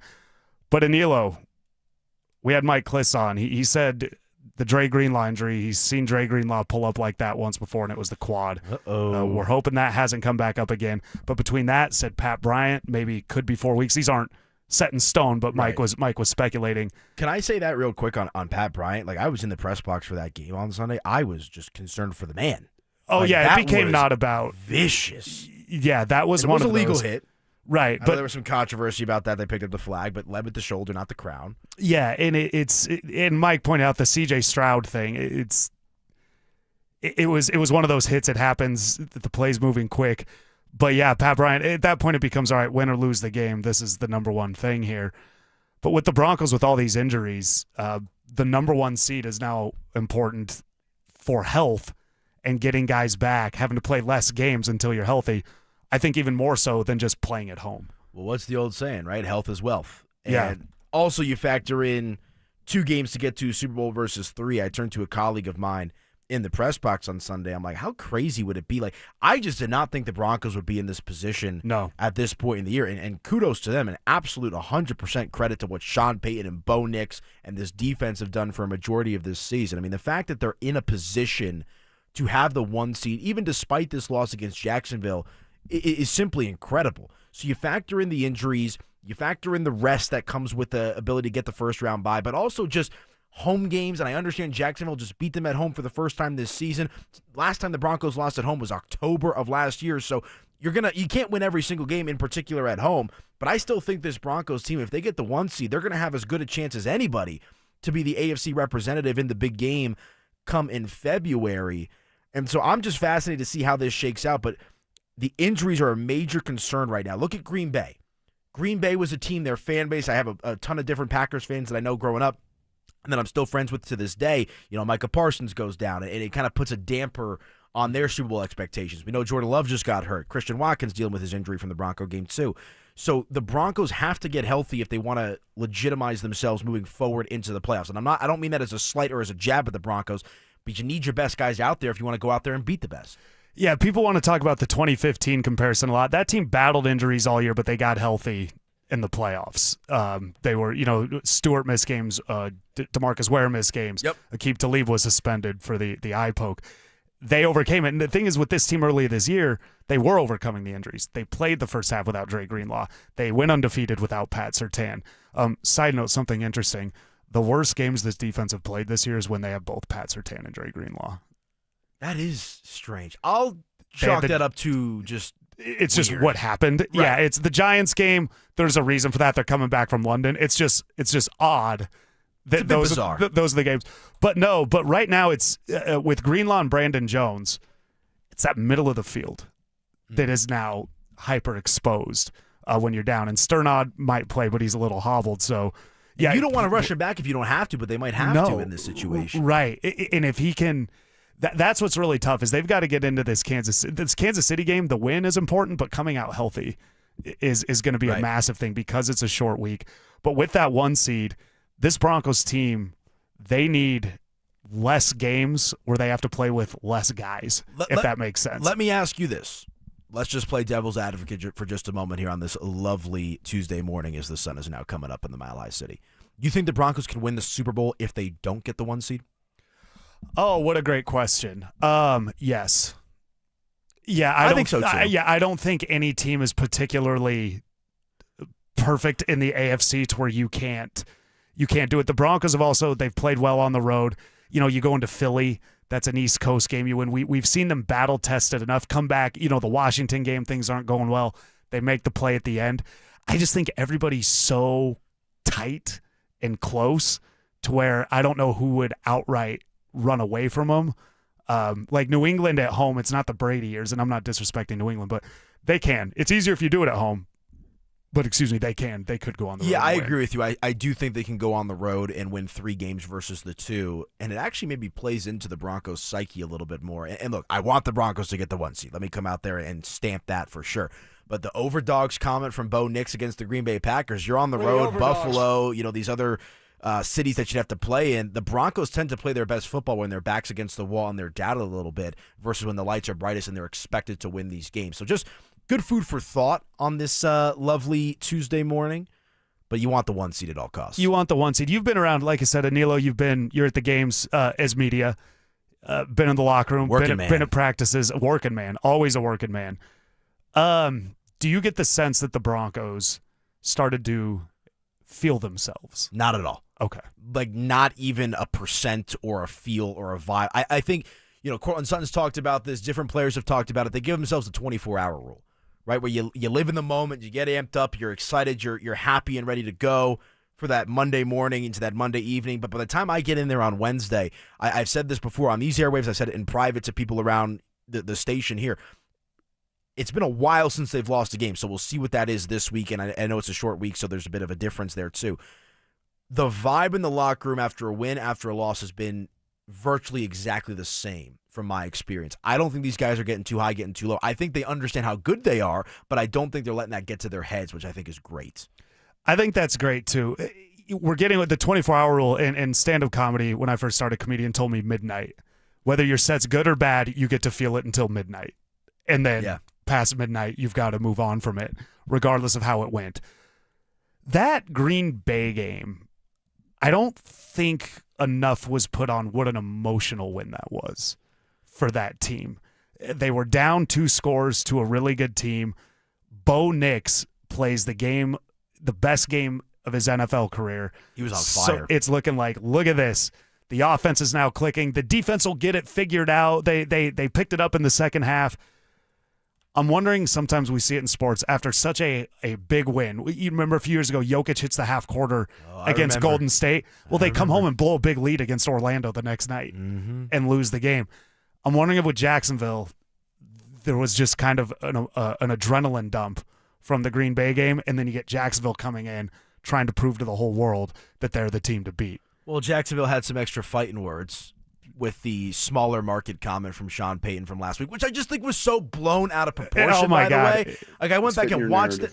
I went back and watched that clip, and I'm sitting back, and I'm like, Sean was actually trying to compliment the Jacksonville Jaguars. The point is, and I was talking with some buddies about this, Jacksonville is always relegated for the most part to that 1 p.m., 11 a.m. kickoff time here in the Mile High City. That's what I think the comment was more so centered around, is this is a team that maybe deserves more credit than they're getting. It wasn't like, we're the big bad Denver Broncos in Broncos country, and Jacksonville's this itsy bitsy little market that no one pays attention to. I actually think Sean Payton was trying to show respect and love to the Jacksonville Jaguars. But what's the old saying? Give an inch, they'll take a mile. That's exactly what Jacksonville did. Yeah, he was just saying nobody's seeing him, but there's a pretty good team over there. Also, Liam Cohen, as great as that was, you haven't won anything in this league yet. Yeah, come on, let's take it.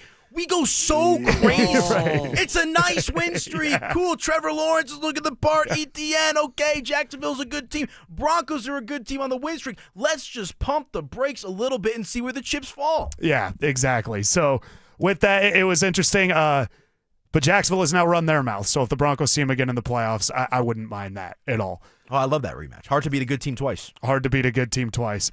Speaking of beating a good team, the Utah Jazz did a terrible job of it last night. Anilo, you are really good with the Nuggets. This Denver Nuggets team is off to kind of a historic start with how they're having their season. Just how good are they right now, and how far can they go? We'll get into that next. Will the Browns avoid the upset against a struggling Chiefs team? We'll react live in Denver and Kansas City during the Fan Football Postgame Show. Live on game day starting at the 2-minute warning. Denver Sports 104.3. The Fan.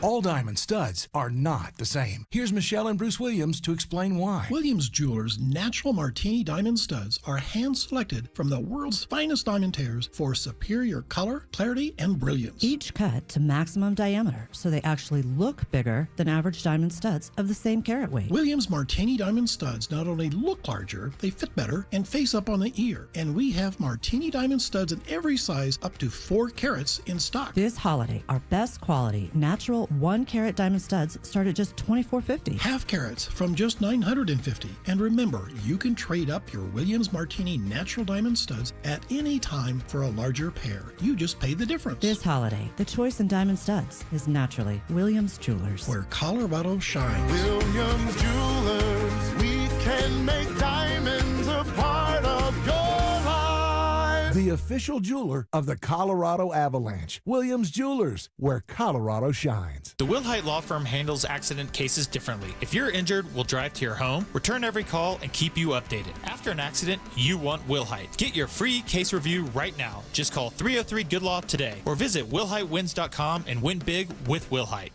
Gentlemen, the holidays are here and your quest begins. You have a wonderful woman in your life. You need something really special but affordable. Hi, this is Christine of Visage Skincare and Spa, reminding you women love to be pampered in luxury. So this year, consider buying her a wonderful, relaxing experience at Visage. Remember, we specialize in luxurious services like European facials, soothing massages, and several more. But guys, let's be honest. You can buy a facial or massage anywhere. But at Visage, you don't just buy a service. Instead, you're buying a luxurious spa experience. You have several gift packages to choose from, all at very competitive prices. Plus, it's easy shopping. Just call 303-779-5002 or bvspa.com. This holiday, give the fabulous gift of Visage. 303-779-5002 or bvspa.com. Well, if you're pouring everything you got into these holiday preparations and you just don't have enough, the tank's emptying too quick, could be low testosterone. And look, you can do something about it in time for these holidays and the holiday crunch. Reach out to my friends at Rocky Mountain Men's Clinic, Jeff and his outstanding team. Get those T levels checked like I did just a couple years ago. Was running out of gas later in the day, got those T levels checked. They were a little on the low end, started low T treatment that day, and here we are feeling great. Low energy, just one symptom of low T. Putting on weight is another. Less productive workouts, brain fog, feeling sad or depressed, loss of sex drive. Schedule that consult. It's just $99. It might be the best gift you give yourself this holiday season. Start low T treatment that day. Your office visit is free. 5 locations around Denver to better serve you, including Fort Collins, Colorado Springs, and a new improved office in Castle Rock. Call 720-440-7900 and at RockyMountainMen'sClinic.com. The giving machines are open now through the new year in the Cherry Creek North Holiday Market on 2nd Avenue and Fillmore Street. An inspiring way to participate in the act of service that lifts our neighbors locally, globally, and blesses people on both sides of the glass. Touch lives with one touch. The Ford end-of-the-year savings event is happening now at Silterar Motors. Get 0% financing for up to 60 months, 0 down payment, and no payments for 90 days on select models, including all remaining 2025 F-150s, America's and Denver's best-selling truck. Conveniently located at Highway 36 in Wadsworth, or shop their entire inventory with sale pricing at sthmotors.com. Happy holidays from Silterar Motors. Get everything you want out of a dealership. This holiday season, Capital One reminds you to give yourself the gift of 1.5% cash back with the Capital One Quicksilver Card. Can I earn 1.5% cash back on birds? Birds? What if you sent your true love 2 turtle doves plus a partridge in a pear tree? Sure, but why would anyone want that? The song was very convincing. Earn 1.5% cash back on all your holiday purchases with the Capital One Quicksilver Card. What's in your wallet? Terms apply. See CapitalOne.com for details. This new year, get started on your next success with University of Maryland Global Campus. An accredited state university, UMGC offers online and hybrid classes, along with more than 135 skills-based degrees and certificates in fields like business, cybersecurity, healthcare, and more. Gain the skills you need to achieve your career goals. Apply now and save with no application fee. Classes start January 7th. Learn more at umgc.edu. Certified to operate in Virginia by Chev. Stay up to date on the Broncos and the latest news from around the league with our NFL insider James Palmer, exclusively on Denver Sports 104.3 The Fan. Mondays on The Rundown with Richie Carney, Tuesday afternoons on The Drive, and Friday mornings on Stokley and Evans with Mark Schlereth, all season long. Denver Sports 104.3 The Fan, DenverSports.com, and the Denver Sports app. Smear campaigning. And the Zach Buy Sensitivity Smear Campaign rolls on. Bonding moments. Man, today was a great day for the Wolfpack. And just a hint of bodily functions. Deviled eggs. Not only do I love the taste, but I know I'm going to hotbox the missus. It's Stokley and Evans with Mark Schlereth on Denver Sports 104.3 The Fan.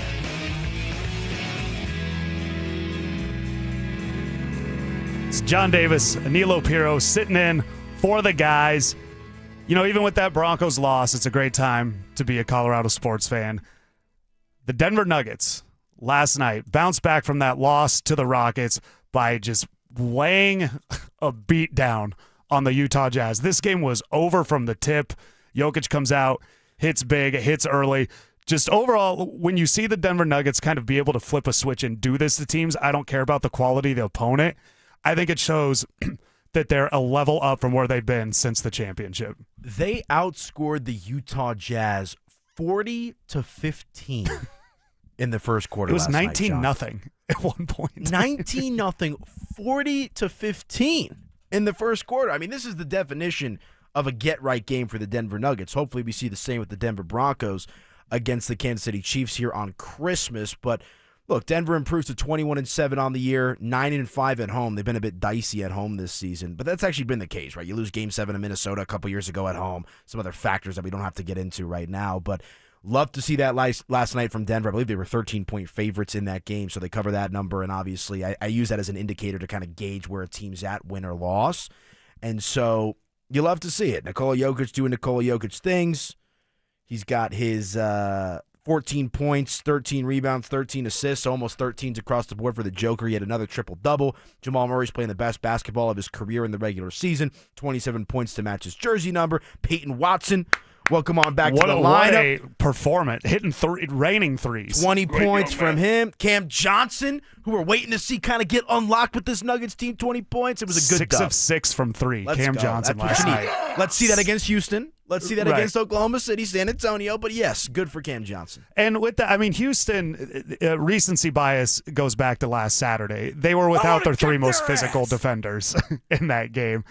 And I think the Rockets were going to do anything and everything they could to not lose that game last Saturday. They had already lost twice to the Nuggets. They really were going to go in there and win that. The Nuggets with a nice bounce back. Overall, for one, you mentioned a couple things. Jamal, he's not relying on late game heroics anymore. No. He's just deciding, why don't I just be good from the beginning of the game? What I really like from this team this year that I've seen, that I think was missing specifically last year, is they now have guys that can stop the bleeding, if you will. When the other team's rolling, they're hitting that 3 that kind of slows it down for the other team. They're also good now at hitting those shots that allow them to keep their momentum going. That seemed to just be missing last year from this team. Kind of momentum swings couldn't be sustained or couldn't be stopped. Oh, and they're doing it without 2 starters currently. Exactly. No Christian Brown, no Aaron Gordon. Look, I don't know if I've said it on these airwaves. I've talked about it with our guy Jake Shapiro on the Mile High Hoops podcast. Everybody in the NBA, not just in the Western Conference, is looking up at Oklahoma City right now, and they're an absolute wagon. I know they just lost to the Minnesota Timberwolves over the weekend as well. Close one. They lost to the San Antonio Spurs in a semifinal game, I believe, for the play-in, and then I forget when their first loss of the season came. It was early in the year. The Denver Nuggets are the only team, in my opinion, that are capable of beating the Oklahoma City Thunder in a 7-game series. I've got a lot of respect for San Antonio. We'll see how that shakes out. The other teams that have maybe a chance, San Antonio, Houston, and maybe the Lakers. And I know it pains me to say that with the Lakers in that conversation, but Luka Doncic is playing out of his mind. Austin Reeves is going to be an all-star this season, most likely. So the Lakers are a hot team, better than a lot of people expected. But we saw Denver push them to 7 games last year with 4.5 guys. Michael Porter Jr. doing his thing. We knew Aaron Gordon was hurt, right? And so the fact that this Nuggets team has one of, if not the best offense in franchise history, off to this 21-7 start without your two best defenders, that gets me excited to see what the full potential of this squad looks like. And to bring it back to your point, John, the supporting cast of players that Denver has this season. I mean, Peyton Watson, I know he's starting right now, but he has taken a tremendous leap. The three-point shooting has been improved. He's a lengthy defender. He's been excellent. Tim Hardaway Jr. has been so nice coming off the bench. That's a guy that can give you double-digit points and hit a couple of big threes, keep that momentum going, as you alluded to. Bruce Brown, always nice to have him back. But I think Jonas Valanciunas, that has been one of the biggest questions about the Nuggets under Nikola Jokic's command the last handful of seasons. Backup center, what's it going to be? They finally have an answer. It might only be for 1 year, but Jonas Valanciunas last night, 16 minutes, 12 points, 11 rebounds. That's a double-double in 16 minutes played for Jonas Valanciunas. The additions that Denver made, I give him an A offense or offseason grade. They're living up to expectations right now, and the Nuggets are cooking. Yeah, Valanciunas comes in. I mean, he hits the shots he needs to. He grabs the rebounds he needs to. He's out there. He understands his role. And Tim Hardaway Jr., that's the role I've been asking for the Nuggets for a long time. I'm not saying he's Kyle Korver or Stojakovic, but those guys that on those good teams, you had Paxson and Kerr back in the day with the Bulls. Those guys that come in and they just hit the three. Yep. They just play that kind of. He started for Detroit last season. Yeah, and when he came here and they're like, all that stuff you had to do as a starter, don't worry about that. We got guys that do that. You just come in and do this, and what we get, he cooked last night. Well, and I think an interesting comp that we can make in recent memory, right? Remember when Reggie Jackson was here, the hometown kid playing for the Denver Nuggets? Reggie was a much better bench player than he was a starter because once we got to the middle and the back end of the season, the age kind of started to show, the wear and tear on the tires here a little bit. So you don't want to have to – you can lean on a Tim Hardaway Jr., a Bruce Brown, a Jonas Valanciunas in spurts, but they're at their best and at their peak when you can get these pick-and-pop type plays, 10 minutes here, 15 minutes there. They've got the juice right now with this starting lineup, especially once they get healthy. And with this bench unit, man, I cannot wait for San Antonio with Wemby, Oklahoma in February. We're going to see what this Denver Nuggets team is made of. And real quick, let me say this. There's no such thing as a scheduled loss in the NBA, but just bring it back to that Houston game for a moment. They lost to the Rockets lost to the Nuggets on Monday and then lost to the Pelicans on Wednesday or Thursday, who are one of the best teams in the NBA, or one of the worst teams in the NBA. Yeah, it was humiliating. Houston was probably going to win that game. Right. That's how. Don't overreact to that loss for Denver. Yeah, there's games where teams are like, no way in hell we're losing. we're not losing today. A couple things talking about the Thunder. They deserve all the praise they get. Yeah, they're incredible. Insane. I said this about the Broncos and the Chiefs. When the Broncos getting over the Chiefs, the hump with the Chiefs. Mm-hmm. It's never about, do you think you can beat the Chiefs? It's, do the Chiefs think you can beat the Chiefs? And right now what's important is, do the Thunder think the Nuggets can beat them? And I think they do. I think last year it went to Game 7, and not only was that Game 7 for the series, they were even coming out of the regular season. Last year, I think they split like 2-2 each. So that Game 7 was literally the rubber match for a regular season and a playoff run between the two teams. Denver had a series lead at one point. Yeah. And I can't fault them. The Thunder are an incredible team. Again, give credit where credit is due. They don't play the most ethical basketball in the world, so I don't like watching them. It's terrible to watch. And I think SGA is a free throw merchant. Two things can be true at the same time. Right? To use the Zach Bye line there. They're a great team, but I also don't like the way that they play. Yeah, I again, to the point that I just made, I think the Nuggets are the team that can hand them a loss in the playoffs. Maybe San Antonio because Victor Wembanyama is an absolute freak of nature. But I just think Denver 1-5 with the depth pieces they've added. Like if they had these depth pieces last year, I think there's a chance they could have beat them in the playoffs a year ago. But that was kind of a coming-of-age moment for this Oklahoma City Thunder team. But as we know, it's hard to go back-to-back. I just can't wait, man. I just can't wait. And the Nuggets at Dallas tonight. It's kind of everybody had their eyes on Christmas Day, but there actually is this weird road game. And it's the brutal, it's the worst schedule you could have because it's 3 games in 4 nights. And then you've got Minnesota at home, 8:30 p.m. tip on Christmas. Look, Dallas has been up and down as a team. They have to, I don't want to say rebuild, but you got Cooper, 2 different timelines, right, with Anthony Davis and Kyrie Irving and Cooper Flagg, who's been pretty solid so far in his season. We'll see how Denver handles that one tonight. Yeah. I like him in every game. That's where I'm at. Yeah, if you pick the Nuggets, you're more likely to be right than wrong going forward. So, no, really excited to watch the Nuggets. They're at Dallas tonight and Minnesota on Christmas. A Broncos legend, the most important name in Broncos history, a man that's been part of 7 of the 8 Broncos Super Bowls, spoke about this team and compared it to the Super Bowl team he built. What did John Elway have to say about this Broncos team? We'll get into that next. Denver is headed to Arrowhead for a Christmas showdown with Kansas City. Get yourself ready for kickoff with Denver Game Day, powered by Common Spirit Health, official healthcare partner of the Denver Broncos. Live on Game Day starting at 2 p.m. Denver Sports 104.3. The Fan. How about a simple New Year's resolution? One that even I could achieve. Reverse the clock on hair loss with Advanced Hair's simple one-day FUE treatment. You will feel more confident and more youthful when you witness your own natural hair growing into those places that have been balding or thinning for years. From Advanced Hair's breakthrough technology to their highly experienced team, there's no one I trust more in hair restoration. Their simple FUE treatment begins to regrow your own natural hair the very next day, and your new hair is backed by the Advanced Hair Guarantee. I know from personal experience.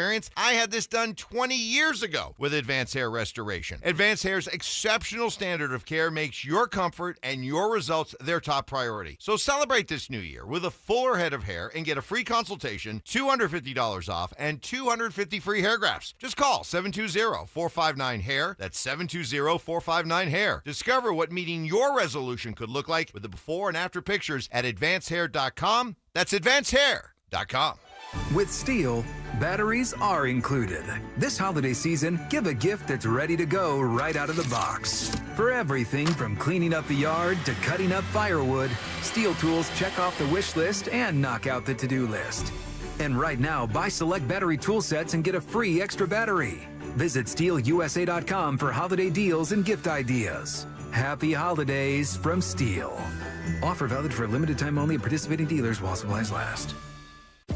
CVS Health supports people in the moments that matter, from picking up a prescription to connecting care. With nearly 5 million daily interactions and serving 185 million consumers and 1.5 million healthcare professionals, CVS Health holds a trusted place in healthcare. By simplifying care and improving health, we're helping people get the care they need.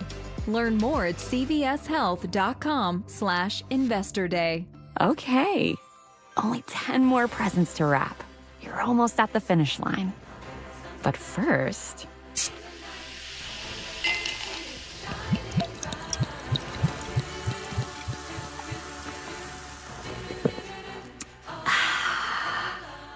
There. The last one. Enjoy a Coca-Cola for a pause that refreshes.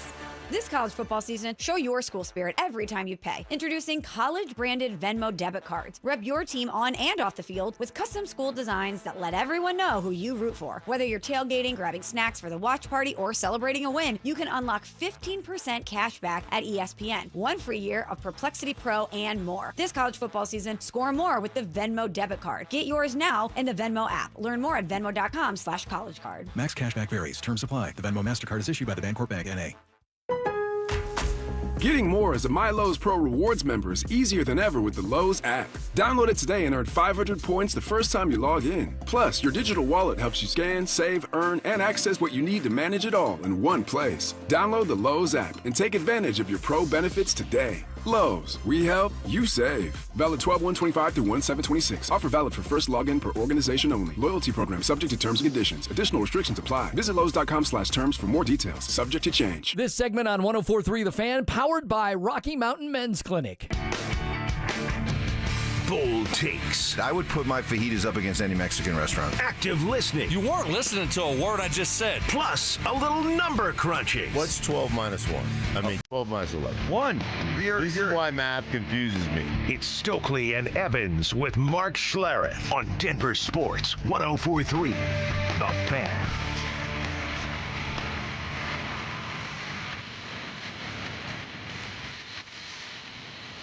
John Davis and Nilo Piro. I'm at JDavisD12. You're at Media by AP. Yes, sir. That is me. Check us out. We asked album of the year earlier. Playboy Cardi for Nilo. Clips for me. 303-713-1043. Let us know. Somebody wrote in they don't know album of the year, but song of the year. You can send that in too. Artist of the year. We don't care. And music, what was the biggest thing for you this year? Who did you like the most? But Nilo, as great as Nikola Jokic is, and I think he has ascended to the very, very top of Colorado sports athletes, one man will always sit at the very top of that mountain, and that's John Elway. As a player, he took the Broncos to 5 Super Bowls.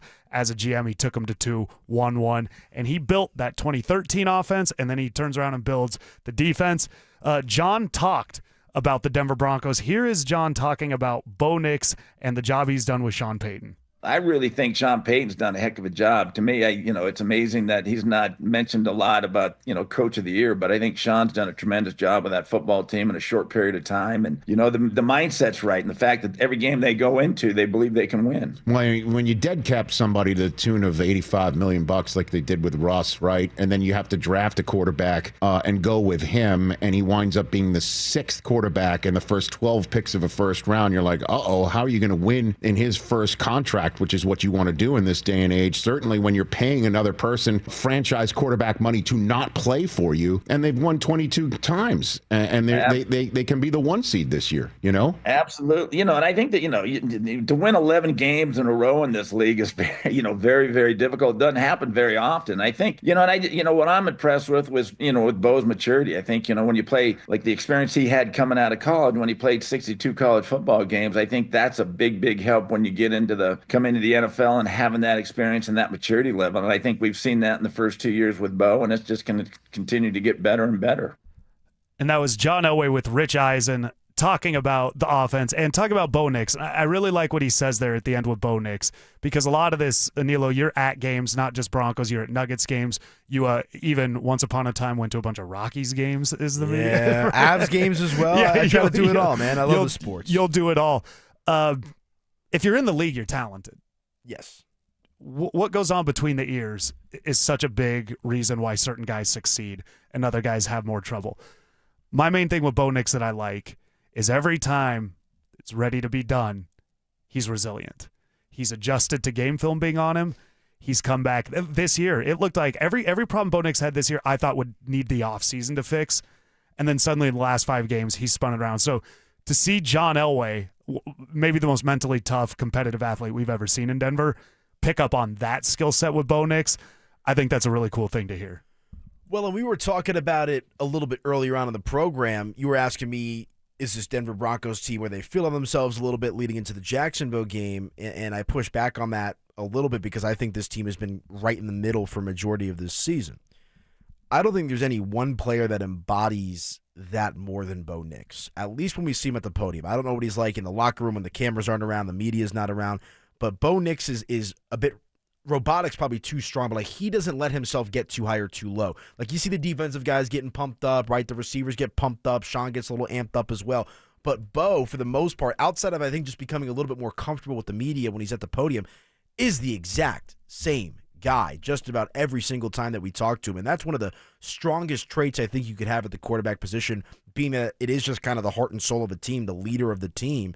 And so we'll see how they bounce back against Kansas City. But to point that out from John Elway is obviously high praise, but I think that's what should get Broncos country more excited about their ability to shake off this loss, go into Kansas City, and go on this playoff run. As I think Bo Nix's heartbeat is in the right place. And I also think that the twofold approach to this as well, he's really starting to understand what Sean Payton wants to do with the offense. We know that Sean Payton, it's like a Cheesecake Factory menu with the play call sheet. We know that it's a bit complex. Sometimes it takes him a while to get the play call in. But I think the processing speed is sped up for Bo Nix, and I think the Broncos will be better because of that as well. It's a good point you make there. When throughout the Sean Payton era, it's something I've continually brought up, and that's why I'm really concerned about what I saw from the defense these last few games. But they dropped 70. They let 70 get put on them in Miami. Later that year, they go on a 5-game win streak where they beat Green Bay, they beat Kansas City, They go to Buffalo and win. Last year, they're 0-2. Things aren't looking good. Bo doesn't look good. They go to Tampa Bay, they get a big win. This year, they're 1-2.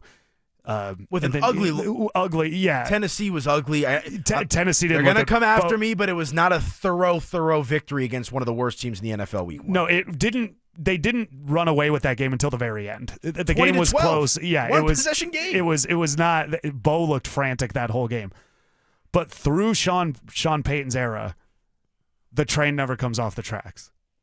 Every time we expect it to just everything just go terrible and the Broncos be exposed, they bounce back. I think the most emotion we've seen from Bo, at least in recent memories, how bad he felt for throwing that pass to Pat Bryant that ended up getting him hurt. Yeah, right. And I just bring that up because I think it speaks to the touchdown pass, the cheering, the hand up, the chest pump, like that comes in waves, of course. But I just love the mindset of Bo Nix, and it's taken him a little while to kind of come out of his shell.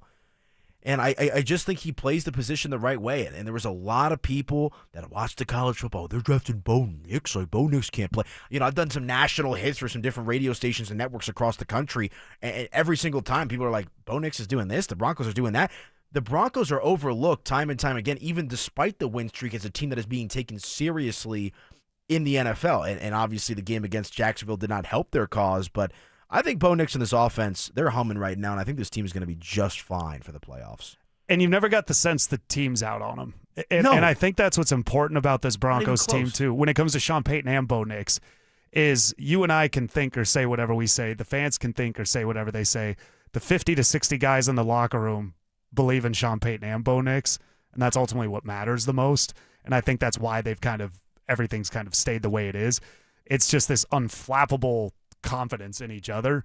Nobody seems to point fingers, and that's why it's down. We were called negative earlier because of the reaction to the defense and everything, but this team has shown resiliency. People saying, oh, can they do this forever? They've been doing it for 3 years with Sean Payton. That's why I'm not willing to say I'm out on them, that I don't think they can go to the Super Bowl. Some things have to be cleaned up, but every time we're ready to write them off after a Thursday night win against the Raiders, they come back, they beat the Chiefs, they do it in convincing fashion. There's just been a continual evidence this team knows how to bounce back. We're going to be a problem. You know what's interesting? I was talking about this with a colleague of ours, I believe, after the Bronco game. I don't think this is the best and it's hard to say because you take the last 2 years. I don't think this is the best form that the Broncos will be under the tandem of Sean Payton and Bo Nix. I think there's a lot of room for this team to grow with those two at the helm. That said, this might be their best chance because you've got Kansas City out of the equation. Baltimore's down. Buffalo's beatable, right? It's not that Joe Burrow and the Bengals aren't what they have been in previous seasons as well. So it's interesting that I think the Broncos have so much more room to grow as an organization with Bo Nix, with the offense, with the defense, but there's no time like the present. And this AFC and the NFL as a whole is wide open. Look, I think the Rams have been the best team in football for a majority of this season. Seattle, one of the best teams as well. The Rams lose to Seattle in epic fashion on Thursday Night Football. The Broncos are in the mix with the Jaguars and some of these other teams in the AFC. This just might be the season where this Denver Broncos team has their best opportunity to go out there and win a championship. I think you're right. It's a couple things. The landscape is definitely on their side. The Chiefs are going to probably bounce back. We'll see what happens with Buffalo. The Ravens are in a down year. Like you said, Joe Burrow's hurt. The other thing is Bo's on a rookie deal. Huge. So your ability to build around Bo Nix, your ability to have this robust roster is maybe better than it's been. Now next year they get the Russell Wilson money back, which is massive. Massive. So there could, is that put into a wide receiver? I don't think so. If you go to Sean Payton's history, there's no splashy offensive moves ever. Nah. The entire time in New Orleans, I think he very much believes in his ability to identify and develop offensive talent. That's why you continually see the money put into the defense. And I'm okay with that because the way that I remember going back to trade deadline, and I was on the air a couple of times, and they're like, should they trade for a receiver? In theory, it sounds great. Are they going to utilize this receiver the right way? I mean, do you remember the conversations that we've had on this station all summer about Evan Ingram and the Joker role? What has Evan Ingram legitimately done this season? And that's not like a jab at him, but he's not this Joker offensive dynamic changing player that he was billed up to be either by media, players, and coaches alike. He's been nice, but I think we've seen that you go out and get a Justin Jefferson. This is just pure hypothetical. That's not going to happen. Right. Sure, things are going to change. But I think Sean Payton and Bo Nix have a way of trying to do things. I think Courtland Sutton's good. I'm a big believer in Pat Bryant. I think at one point for a handful of weeks throughout the course of this season, Troy Franklin emerged as maybe the Broncos' top wide receiver. So I understand that maybe the skill position group doesn't jump off the page as it does in Cincinnati or Baltimore or some of these other places, Los Angeles with Devontae Adams and Puka Nacua, but the Broncos are still winning games. If I'm the Broncos, you got to shore up that defense with this free agency class and all that kind of stuff, trades, whatever you want to do. I don't think they make a big move offensively one way or the other, to your point with Sean Payton's history. Right, and that's where the concern, I think, comes in. Oh, by the way, we got Hockey Guy writing in. Do we? Yeah, because I said I love the hockey. You want to talk Avs? I'll talk Avs. Yeah, I said Let's so. go. They said hopefully the Nuggets got everybody's spirits back up. So the Avs getting a huge win in Minnesota doesn't matter. Not everything's about hockey. The Avs were great. The Avs are winning every night. They're winning everywhere. So we can't talk Avalanche. I just want to say, just because I didn't mention the Avalanche specifically when talking about the Nuggets doesn't mean it. But. The Avalanche are the best team in the NHL. Them and the Nuggets have the same expectation: championship or bust. Nathan McKinnon has asserted himself as the best player. I know the Connor McDavid conversation. I'm not even sure McDavid's the best player on his team right now.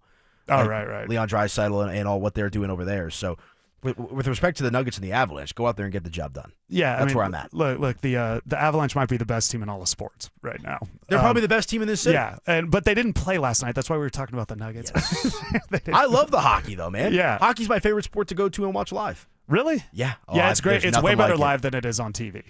It's way better live than it is on TV. So, yeah, no, always love to the Avalanche and what they're doing. The Broncos, though, we're kind of getting into the defense right there. You said something interesting, and it's a criticism that I have. You said maybe shore up the defense. I don't know what more they can do anymore. I mean, they look good last year. They faltered down the stretch, as they've done the last 2 years. With the respect to respectively speaking about the defense, they go out there, they get Dre Greenlaw, they get Hufanga, who's been great. They draft Jade Barron. It's like, okay, Vance, we got you all these guys, but the same problem has popped back up. You've gotten counterpunched, and you've got nothing left, and you have no answer. And you pointed out earlier, Jonathan Cooper, Nick Bonito, Zach Allen, that collective stat line would be down for one of those guys, and they collectively didn't do anything this past weekend. I don't think you can get better at defensive line. Like where are you getting better on defensive line, and where are you getting better one side of the field at cornerback? You've got a reigning defending defensive player of the year. Okay, you can't really improve on that, who's also in the prime of his career. You got 3 young dogs that just got paid in Bonito, Cooper, and Allen. And Jonathan Franklin Myers, who I love because he's a great soundbite and I think he's an even better player. You're probably going to lose him in free agency. We never know. We'll see if they offer him a contract, if he accepts and whatnot. But where I'm at with this Broncos defense is I agree with you. Injuries are a big problem with Greenlaw, Justin Strnad. We'll see what happens there. Brandon Jones. I think Brandon Jones is probably the most underrated player on that defense, clearly. Safety position. He's a guy that you lose him. The defense the last couple of weeks looks a bit up and down, of course. They got to get him back. Like that, we talk about Greenlaw. Obviously, you want him back as soon as possible. If I had to choose one guy, if I can give him a magic pill and make him healthy again, it's Brandon Jones. I think he just adds so much to this defense. You need him back for this playoff run. Think about that. They looked worse. The Broncos defense looked worse without Brandon Jones than they did without Pat Surtain.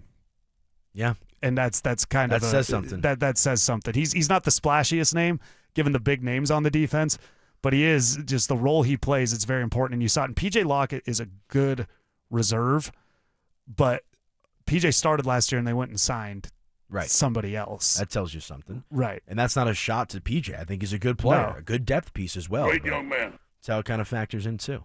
Yeah. Oh, and when I said hockey, guy, I was having fun. We love the Avs. We are going to get to them. So we're having fun with that. I said that because Mike Evans says that when he's on here about hockey, guys. So we're keeping the energy going with that. But with the Broncos, the defense though, it was the toast of the town earlier this year. It was this Broncos defense. Are they going to set the sack record? Is this team as good as the 2015?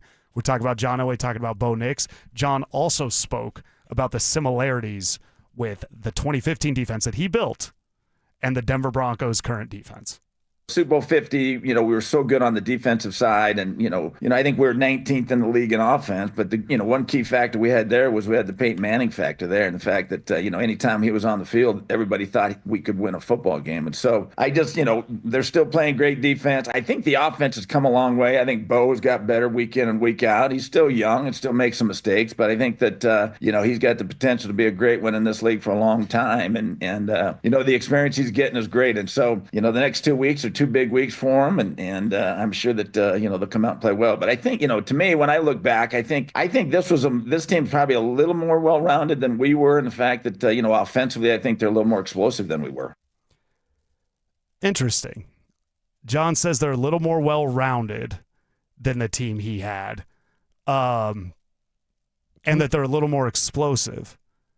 That's fascinating. When you hear John Elway say that, and he said that to Rich Eisen, that the current team a little more well-rounded, a little more explosive.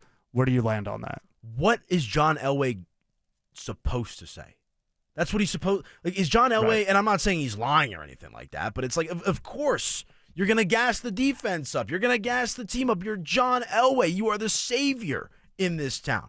I just think it's ridiculous. And again, why are we comparing them to this 2015 defense? You know what the 2015 defense brought to the table?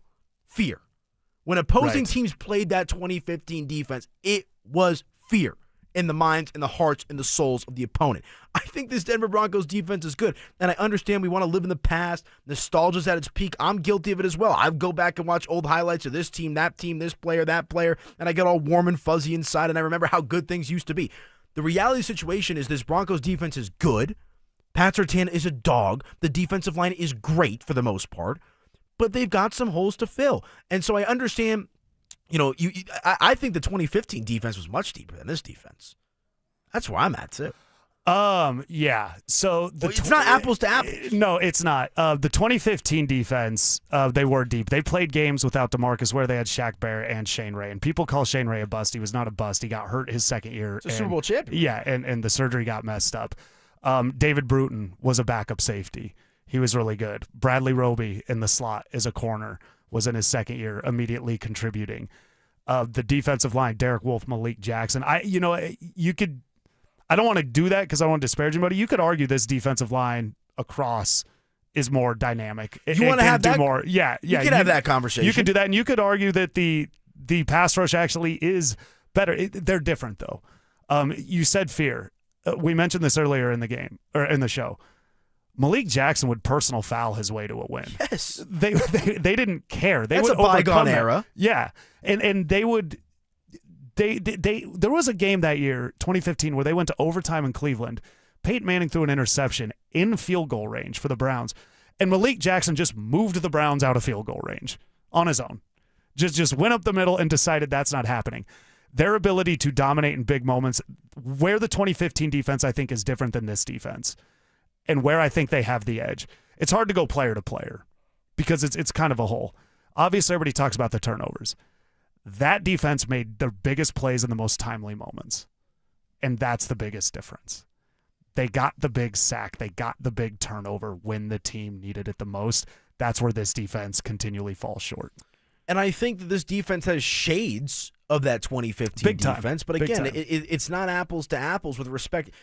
It's disrespectful, in my opinion, to compare this unit to that unit because that's the Legion of Boom, some of these other teams, the Ravens in the early 2000s, like those are obviously the Steel Curtain, the Chicago Bears with 85 and Mike Ditka and company. Like those are all-time great defenses. The 2015 defense is one of those. And I think this Broncos defense is nice. It's cool. It could be elite at times. It could also be pretty leaky at times. And so we'll see how far. I don't think this defense can carry them to a Super Bowl the same way that the 2015 defense did. And John alluded to it, right? We have the Peyton Manning factor. Bo Nix is not Peyton Manning. I think Bo Nix is going to be a great quarterback. But that defense willed that Denver Broncos team to a Super Bowl championship. I think if the Broncos were to win the Super Bowl or at least get there or a championship game or however far you want to go, it's going to be a split approach. I think it'll be a combination of really nice, timely plays from Bo Nix, maybe a little trickery, some big plays from R.J. Harvey, and also some big sacks and some big moments from the defense. But I don't think it's going to be as one-sided as it was to a certain extent in 2015. I think you're right. One thing I've always said, nobody ever won a Super Bowl with a great defense. People won Super Bowls with all-time great defenses. Yeah, that's a great line. And that's and there's a reason we can name them. There's a reason we can name it as the Bears, the Ravens, the Buccaneers, the Seahawks, the Broncos, because there's not that many of them. Those Buccaneers teams with John Lynch and Rondé Barber. So good. And I understand you can't play defense. I miss it. You know, that's the football that I grew up with, is punishing people over the middle and this and that. It's not the same game that it once was. But you got Pat Surtain, right? You've got the pieces. You got the pieces to be an elite unit. But I think the Houston Texans defense is better than Denver's defense this year. Who? Collectively, would you rather have, if you're an opposing team, would you rather face Denver's defense right now or Houston's? And I understand the Raiders just almost beat them last week. What a question. Will Anderson, Stingley. Yeah, they're okay. I think the Houston Texans defense is a little more short up. They're coached better.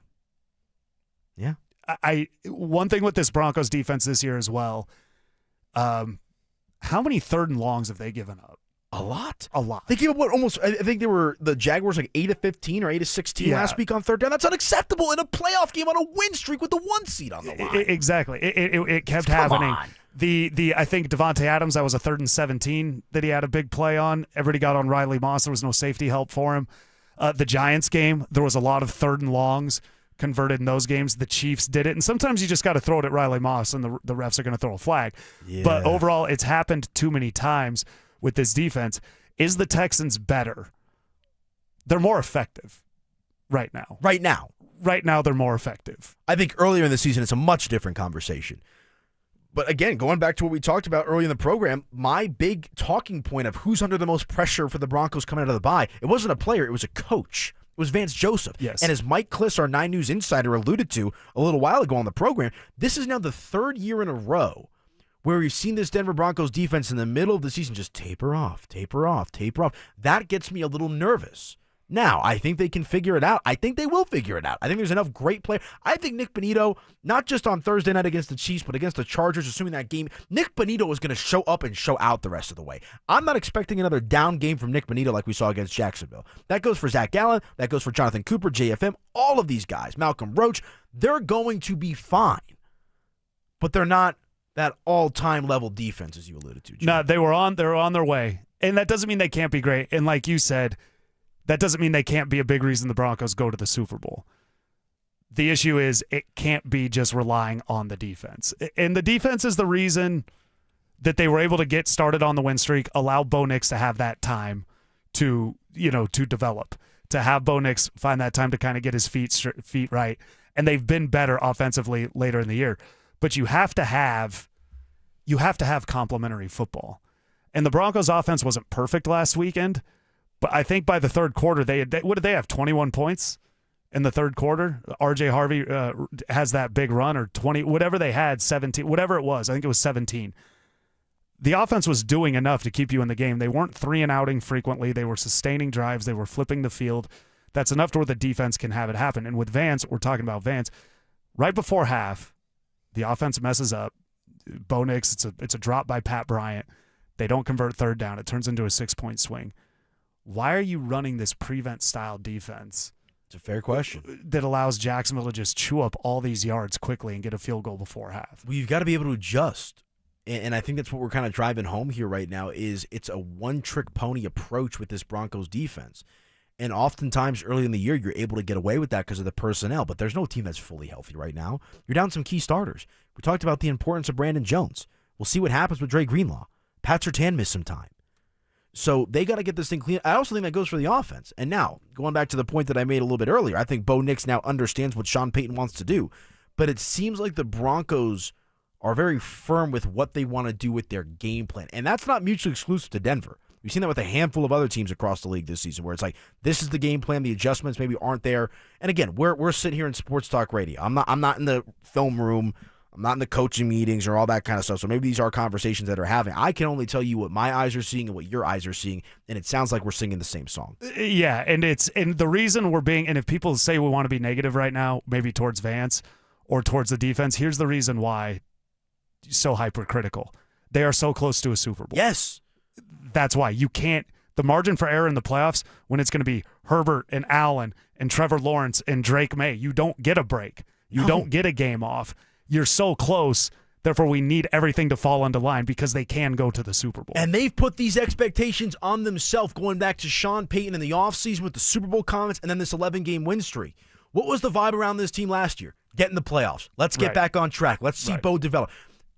Some of it's self-induced in a good way, and pressure's a privilege is the old line. So let's see how this Denver Broncos offense and defense lives up to the pressure of this win streak, of being in the driver's seat for the 1 seed, of having the opportunity to go out there and contend for a championship. All of these things are on the table. Let's see if they can now do it when the lights are the brightest and the focus is on them. Zach and Phil had an interesting conversation about the Broncos in the view of this season. And I want to ask you, and I'm going to ask you, I'm not going to tell you what it is. I'm going to ask you next, and I want to see how you feel about it. That the Nuggets get back on track, and maybe the Avalanche play in Utah tonight. We'll talk about all of that next. did Nikola Jokic just set an NBA record that will never be broken? That is a record that he is going to put away, retire it, lock it away. Stoke, it's never going to be beaten. I am confident in saying that Nikola Jokic is going to put the all-time assist record by a center in a place where it will never be touched ever again. Denver Sports 104.3. The Fan. Well, for years I've been telling you at Silterar Motors, you get everything you want out of a dealership. That's especially true this month. It's the Ford end-of-the-year savings event, and it's happening right now at Silterar Motors in Broomfield. 0% financing for up to 60 months, 0 down payment, and no payments for 90 days on select models, including all remaining 2025 F-150s, America's best-selling truck and Denver's favorite. Silterar is actually 5 big dealerships in one: Ford, Lincoln, Volvo, Mazda, and Maserati. Huge inventory. It's why they're so confident they have the car, truck, SUV, or electric vehicle you're looking for. Their service team is on site with quick lane for fast maintenance, and they stand behind every vehicle they sell. All this, and you can do all your car shopping and more right on their website at sthmotors.com. Silterar, locally owned and operated since 1960, 65 years of doing business the right way. It's the Ford end-of-year savings event at Silterar Motors, sthmotors.com, and conveniently located at Highway 36 in Wadsworth. Silterar Motors, get everything you want out of a dealership. Makita knows that pros never settle, and neither do we. With Makita, you get tools that perform at the highest level on every job without compromise. Makita is for the most detailed pros, expertly engineered to deliver precision, job after job. When your work calls for the best, call on Makita. Makita, built to be the best. Available at the Home Depot. Coverage varies by plan. View contracts and exclusions at endurancewarranty.com. If you're driving a car or truck with an expired warranty and suddenly lost your transmission or needed a full engine repair, would it leave you stranded? I'm Danica Patrick. Choose the company I trust, Endurance. If your vehicle is less than 20 years old, Endurance offers auto protection on the drivetrain, AC, and more. Get 1 full year of elite benefits, a $2,000 value, free. Call for your fast free quote today. 800-303-4223. 800-303-4223. Cake Mortgage Corp. Equal Housing Lender. NMLS number 1734623. Licensed in Colorado by the Division of Real Estate. Terms and conditions apply. Are you a first-time home buyer? Are you trying to lower your existing mortgage payment? Do you need cash from your equity? For most people, getting a mortgage means endless paperwork and weeks of anxiety. But with Cake Mortgage, our process is simple, fast, and hassle-free.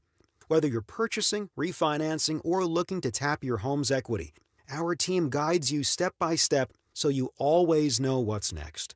Our thousands of 5-star customer reviews will tell you no one can do what Cake can. So stop stressing and start saving fast with Cake.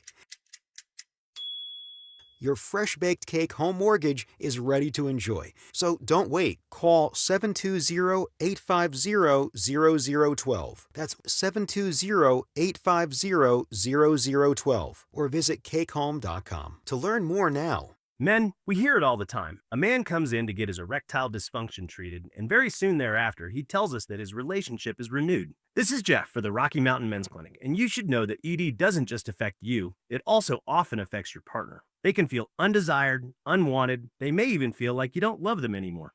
At the Rocky Mountain Men's Clinic, we've successfully treated thousands of men for ED with protocols that have success rates as high as 90%. Which means if you're like most men, we can get you back to the guy you used to be. You could even last up to an hour or more and find you're performing like you haven't in years. So call us today and give your partner the gift of renewed love. Your first visit is only $99 and includes blood work, a medical consult, and if medically advised, a test dose. And if that test dose doesn't work in our office, your visit is free. Call 720-440-7900 or go to RockyMountainMen'sClinic.com. That's RockyMountainMen'sClinic.com. We have 5 offices across the Front Range to serve you. Rocky Mountain Men's Clinic, a Promenic restorative health practice.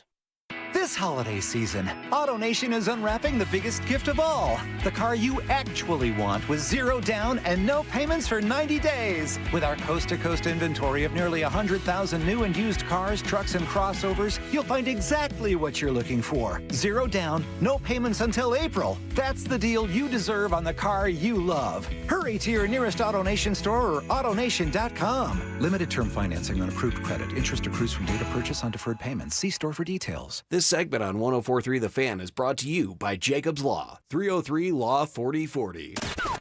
Stay up to date on the Broncos with our 9 News Broncos insider Mike Cliss, presented by Fitness Gallery. Hear the latest from every practice and every game every single week during football season. Denver Sports 104.3 The Fan. KKFN and KKFN HD1 Longmont, Denver. You're listening to Denver Sports 104.3 The Fan. Job shaming. You played in the NFL, but you were a wide receiver. Embellishments. I mean, sometimes I swear you're just making things up. And amateur zoology. I think polar bears are bigger than grizzlies. Of course So make them a polar bear. It's Stokley and Evans with Mark Schlereth on Denver Sports 104.3 The Fan. John Davis, Anilo Piro sitting in for the guys today this Christmas week. Hope everybody's enjoying the holiday week. I was over by Park Meadows yesterday, and I think there was 1.8 million people driving in and out of that mall yesterday, doing that last minute. Is your Christmas shopping done? Yeah, yeah, this is cool. I buy for my niece and nephew. That's really nice. it. And then I just buy myself. That's good. There you go. I bought myself a hoodie last week. Shout out Uncommon Wealth. Love the brand, local brand. Check out my boy Kenny. Commonwealth? Uncommonwealth. Uncommonwealth? Yeah, okay, cool. Oh, I've heard. Yeah. I didn't know you knew the. I got like 4 of his hats. I just bought this hoodie. I mean, cool. Kenny, check him out on Instagram, all that good stuff. He does like the sports themes hats that he was doing for a while. So it's like I get this look from all the time, and I'm sorry if I'm talking to the older crowd out here. They're like, why is the Colorado or the Denver spelt upside down or backwards? And I'm like, it's just kind of in right now. And he does these sick kind of custom hats where it's like Colorado spelled backwards or upside down with like a Buff patch, a Nuggets patch, an Avalanche patch. Because I'm not big into like logo soup, right? Like I don't really wear the only flat bill hat that I'll wear that's like logo soup is like baseball caps. I think the NFL caps not really my style. So I like being able to kind of blend like urban street culture, streetwear with also sports and not having it be as loud, if that makes sense. Yeah. So check out Uncommonwealth, man. They're the best. Yeah, streetwear I was big into that. I still dip into it. There's a brand called Undefeated. They're still around. Yep. That was always my favorite. And there was one called A-Life that I used to like once upon a time. So very cool stuff. Yeah, Christmas shopping, if you're out getting it done, just be safe out there. Hopefully you find really cool things. I got those black Skyline jerseys. Dude, those are hard, man. Yeah, I got myself Jokic, Gordon, and Valanciunas. Ooh, I like that. Yeah. Are you a sneaker guy? Yeah, not as much because I'm looking at this rack and I'm like, I am not wearing enough of these. But I'm addicted to the sneakers. I went to Catholic school for my entire life, and so I was used to like the polos and the khakis, and so the one thing I can get away with was the sneakers. So it's like that's how. You got to show your expression with the Jordans and the retros. I used to like the LeBrons, the Kobes, the KDs. The game's kind of gone right now. It's in a weird place. I know Cecil gets into it as well. And it's expensive, but I do love my sneaker game. I got to wear the Jordan mids because my legs are so skinny and I'm short that the high top looks it looks so crazy on high tops, because I'm the same way. I'm not like a super tall guy. My Italian genes did not bless me with the height.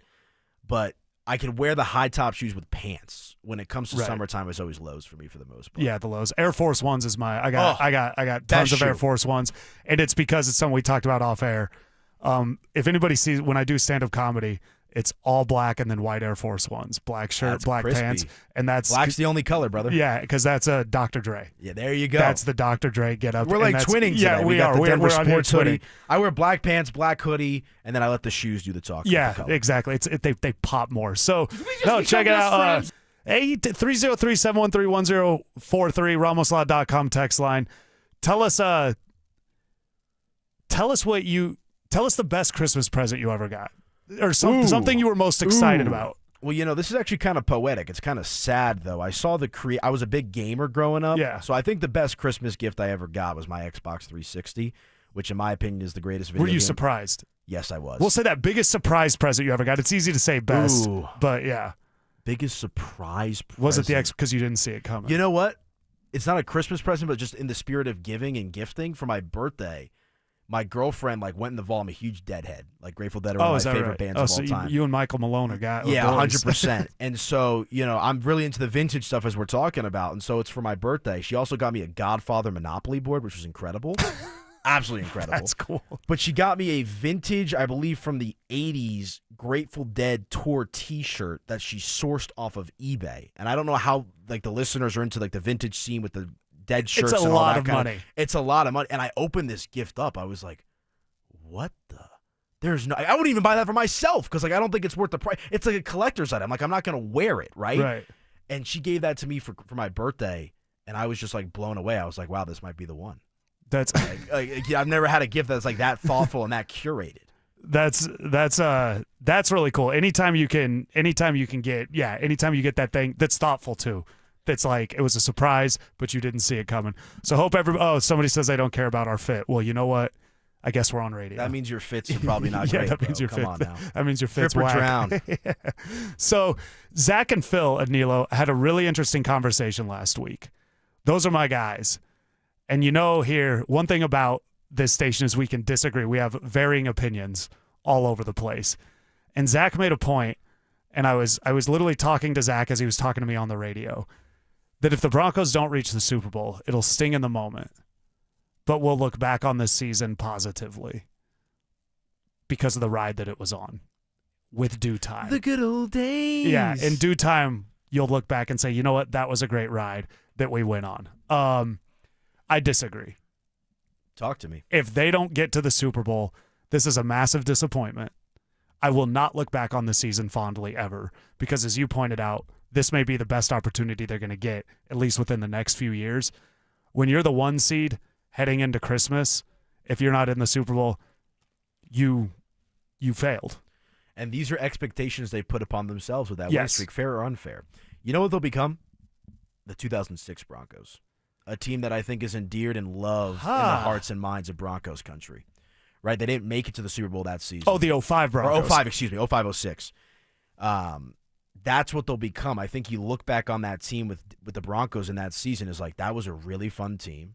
A lot of stuff that you liked, but you didn't get the job done. Like, you can't compare. If they don't win the Super Bowl this year, and this is not rocket science, like they're not 97, 98, 15, right? You'll even maybe look at them like you did with the Orange Crush in the 70s. And I know there's some nostalgia with that as well that factors into it. They'll be looked at as one of the great teams in Broncos history, but not on the Mount Rushmore of great teams. If they don't make the Super Bowl. Yes. Yeah. 05, I said it earlier this year with Chad Andrus. 05 kind of what felt like the most appropriate comparison, as much as people bring up 2015 and those. It's actually the 2005 team that this team reminds me of a lot. That's not a bad thing. No. That they were 13-3. They got absolutely waxed week 1, 31-10 at Miami, and then lost a close one against the Giants. Lost a close one at Kansas City. Beat Tom Brady in the playoffs. Beat Tom Brady twice that year. Managed the quarterback situation with Jake Plummer. Didn't rely on the quarterback. And let the defense do a lot of what they did. Now, they were more dynamic. 2005 was much more dynamic than this team is, but there is a lot of similarities kind of popped up. Over-exceeded, I think, what people's expectations were. People knew they would be good. But generally, that team, I don't think back to that season often because of how it ended. You don't remember the teams. Like, I think the only reason we think about, I shouldn't say that. Like, we don't think about the Ravens' first year of Manning team as much as we do the Super Bowl champion team for obvious reasons, right? Like, you think about them, but it's usually bad memories. It hurts. It's like if they flame out on a Riley Moss, blown play, which could very well be the case in the playoffs. Let's hope that's not the case, though. Like, that's what you're going to remember. You're not going to remember these 11-game win streak over against some FUBU teams. Yeah. Eagles win was great, right? But backed into a win against the Jets. You're going to remember the awesome comeback against the Giants. We're going to remember 18-15 against the Texans. No. You'll remember the Packer game. Yeah. But you also be like, Micah got hurt. Yeah. Right? And that's where it's like, we need to take it easy on casting judgment. Right. Because I don't know how this story's going to end yet. I'm not sitting here with this year's Denver Broncos team as I was in the Peyton Manning years and saying the expectation is a Super Bowl. I didn't feel that way before the season. Now I've come around to that. Let's see where the chips fall, though, John. That's exactly what it is. With more, Josh Dover brings it up all the time. With new information, we change what we think. Right. And the new information was this team was a lot better. I had them at 10-7 again. Twins. Yeah, I had them there. I thought they'd be better, but I had the record the same. Like, I thought the visual would be a lot better than it was last year. And the counter to that point is I didn't think Baltimore was going to be like this. Right. I didn't think Buffalo was going to be as sloppy as they were. I thought Kansas City was going to take a step back, but not crash and burn as they have. Right. So a lot of different things change. So go out there and get the job done. And that's what you do. And, somebody bring this up. 2 missed interceptions in 2005. AFC Championship game. The 2 missed interceptions and the Tatum Bell shoelace tackle by Troy Polamalu. That was everything in that game. Yeah, you're not going to, if we don't make the Super Bowl, I like what you said. I think that's funny. We're not going to be like, yeah, we didn't make the Super Bowl. Remember that Texans win? That game? We'll think back to the Giants because it was an all-timer. Yes. But it, like the 2012 team that lost to Baltimore, that Monday night win against the Chargers when you're down 24-0 and you roar all the way back and it kicks off yeah, that was great. I cringe every time people bring it up and celebrate it because ultimately it led to a massive disappointment, to a massive underachieving loss to the Baltimore Ravens. 2013, they should have won the Super Bowl. That's even hard. They at least got there. But yeah, if they're not in the Super Bowl this year, I will never look back on this season and think, well, it was fun. I'll think, man, we really blew it that year.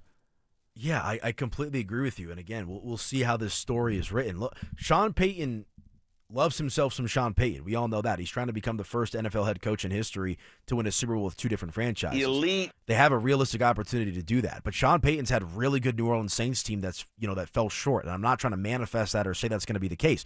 Again, I think the big point that I try to make to Broncos country and the listener base out there, and even those, the transplants that listen to the station that maybe aren't Broncos fans, I truly believe the Broncos will have better teams under Sean Payton and Bo Nix moving forward, but this might be their best opportunity to go out there and win the Super Bowl. So can they get the job done? That's why 2012 was disappointing because a lot of people argue that was, of the Manning years, that was the best team. That was the team that was offensive and defensive. 2012 was the best that they fielded out there. I kind of agree talent-wise. It was a gauntlet. Yeah, they overcame losing their center. They overcame losing a lot that year. Julius Thomas. Yeah, Julius. I always wonder if Brian Dawkins doesn't retire the year before. That's interesting. Champ Bailey was on that team too, right? That was before they cut him loose. Yeah. Yeah, Champ was there. That seems like a lifetime ago. Somebody brought this up. I've seen, by the way, people writing in their best Christmas presents, a lot of PS2s. I was there for that era. PS2 was goated. Oh, somebody got a baby daughter. That's great. That's probably the best one. There you go. Getting a lot of good stuff. Oh, you got a commuter scooter. Be safe on that thing. But I have crashed out on a couple of those. Yeah, before. and that was Bronco Blake from Aurora. Very cool. Thanks. Keep coming in. I've gotten a few texts on this, so I actually want to talk about this because I've seen this on social media a lot too. Brandon Jones is injured. A lot of people are saying the Broncos should sign Justin Simmons. It ain't happening. It's not happening. It's not happening. There's no bigger advocate for Justin Simmons in that building than Vance Joseph, you would imagine. He was his head coach for how many years? Right? So, and I understand, VJ doesn't run the show. It's Sean Payton. There's a reason why the Broncos got off of Justin Simmons, and it's not because of his talent. I think Sean was trying to get that old guard of the Broncos out of there. Now, look, could Justin Simmons come in here and make an impact? Sure. It ain't happening. Would I like to see Justin Simmons back with the Broncos? I wouldn't mind it. I really wouldn't. I just don't think it's happening. Yeah, I don't think it's happening. I do think it's weird he's not on a team. He was on Kay Adams a few weeks ago, basically openly campaining to play for the Houston Texans. So I don't know what's going on there. There's more than meets the eye. Yeah, there's something weird there. It's not happening. Sean got rid of McManus. He got rid of, we're starting new, whatever was here. Yeah. And that shows you how much he likes Courtland Sutton. Yeah. That shows you how much Sean Payton likes. That's a great point. That's how much he likes. You need somebody. He likes Courtland Sutton. So with that, I think that's interesting. It's not happening. One thing about the Broncos that I think with this new era is showing is Broncos too often were in love with their own history. That's been one thing about I know Broncos better than just about anybody. We love our own history, and even the team. To get over the hump with Peyton Manning, we go get Gary Kubiak. We bring back Gary Kubiak. Everybody wanted Kyle Shanahan for good reason. I mean, the guy's unbelievable. Yeah. But they wanted when the Penner Group took over. They wanted George Payton fired. Hire Peyton Manning. Right. It's Wade Phillips. Wade Phillips comes back. That's what's interesting is with 2015, you want that comparison. 2 former head coaches as defensive coordinators. That's kind of an interesting thing there. So it's a disappointment if they don't make the Super Bowl. I don't know how else you could say it. Yeah, at this point. If you've got this many wins, if the goal right now isn't the Super Bowl and it's not a disappointment, then what'd you win all these games for? Here's what I will say. it would be very disappointing. I don't want to say failure because that's a strong word, and it's hard to get to a Super Bowl. You have to get to a championship game. Anything less than a championship game, something went really wrong. And maybe they are the paper tiger that some people around the league and even in this market thought they have been all season. If you want to legitimize what you've done this year, obviously winning a Super Bowl is paramount. Getting to a Super Bowl would be incredible. But I think if you at least don't get to a championship game, then you kind of have to peel back the curtain and say, okay, like this 11-game win streak was fun, but maybe it wasn't all that it was hyped up to be. Yeah, you also want to peak at the right time, and you wonder who's peaking when. But the Broncos, their first Super Bowl in '97, I mean, they were a wild card team. They were 14-point underdogs in that game against Green Bay. Yeah, and that was so silly. 14-point underdogs. The betting line was based on the betting line in that game. Alive back then. Get the hammer out. All it was based on what had happened previously. The NFC had won 13 straight, and the John Elway was 0-3. And so that was it. And then when you looked at the roster, it's like, ooh, what are we doing? I've heard Mike Shanahan was basically telling the guys, we're gonna beat the brakes off these dudes. And there was a few times in Super Bowl 32 where the Broncos almost blew the game wide open. Tim McKyer recovers a fumble, and then Elway throws a pick on the next play. Yeah. But they went to the end zone on it. So Broncos, get to the Super Bowl. I'm going to be disappointed. Somebody asked an interesting question. If they don't get to the Super Bowl, is this as disappointing as the 2000s Avalanche teams? They won one in the 2000s. That's my thing. Is they won one. You kind of curb the disappointment. And to bring it back to the Peyton Manning era Broncos, like no one, like you look back as like we won one in that era. I understand that the 2013 playoff loss was brutal. It was terrible. The Super Bowl against Seattle was also terrible. But you still look back on that era with fond memories because you climbed the mountaintop. At the end of the day, even if they don't win it this year, if the Broncos get a Super Bowl with Bo Nix and Sean Payton, you're going to look back with a successful demeanor. Yeah, that will change how we look at this season. 96 and 2012 truthfully don't sting as bad because they got the championships. Yes. If you're the Detroit Lions right now, exactly, you're looking at that 49ers game a few years ago, NFC Championship, and you're going, that was You're looking as a 49ers fan if you don't get back there, right? Haven't been there twice and losing two. The Dallas Cowboys have had some really good teams, unable to get to the championship, or they haven't been to an NFC Championship in a long time. But there's a lot of instances of this as well. Yeah, and one thing I'll say too about the 2000 Avalanche team. I see what you're saying. Yeah, that's a good one. I think is that when they lost in the first round. I think that's a good one. This is different than the Manning and Elway Super Bowl teams, the John Elway back-to-back teams. Yes. And here's why. Their window was closing in both those situations. Late in Elway's career, late in Peyton Manning's career, you're like, we've got to win one now, or else Bo's not going anywhere anytime soon. Right. So there's a different urgency. There's a different level of how they're here. But Sean Payton, they've got to find a way. They've got to find a way to get to the Super Bowl. They've got to find a way to get back. They've got to find a way to learn from this. 1997, they got smacked Monday night in San Francisco. Just absolutely worked by the 49ers. They bounced back. They came back. With that, the Denver Nuggets and the Colorado Avalanche.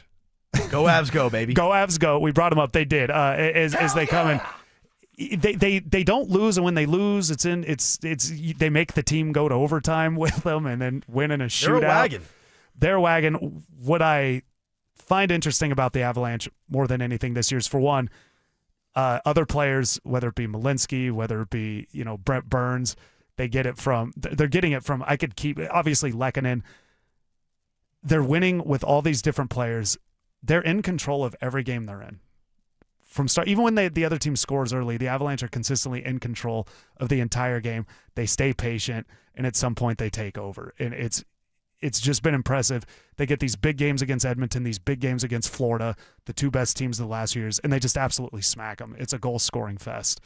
They can win just a variety of different ways. They go into Minnesota, who's making big moves, and they win. The Kraken, it's tied 3-3. They just take it over in the third period. Just generally speaking with the Avalanche, just pure dominance. I think you could argue they're the best team in all of sports right now. Yeah, at least in Denver sports and maybe all of sports in general. I mean, they are absolutely dominant. You got two of the top three players in the NHL right now in Nathan MacKinnon and Cale Makar, and just giddy up for this team. I mean, it's never been a question of talent with this Avalanche team. And you know what is interesting? They're sitting here at 26-2-7 with the 7 overtime losses this year. They have 59 points. 7 overtime losses. Yeah, it's ridiculous.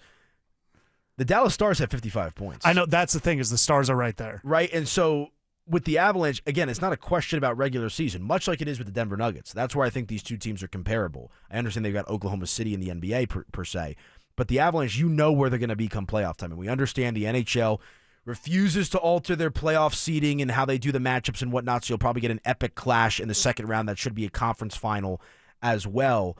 But the Avalanche right now, man, they're a very, very deep team on top of everything, too. You're obviously very top-heavy with Nathan McKinnon and Cale Makar, but you got the Brock Nelsons of the world, and there's just a lot of different guys that make a lot of different plays for this team, night in, night out. We've seen Parker Kelly do some good things. Ross Colton's made some impact as well.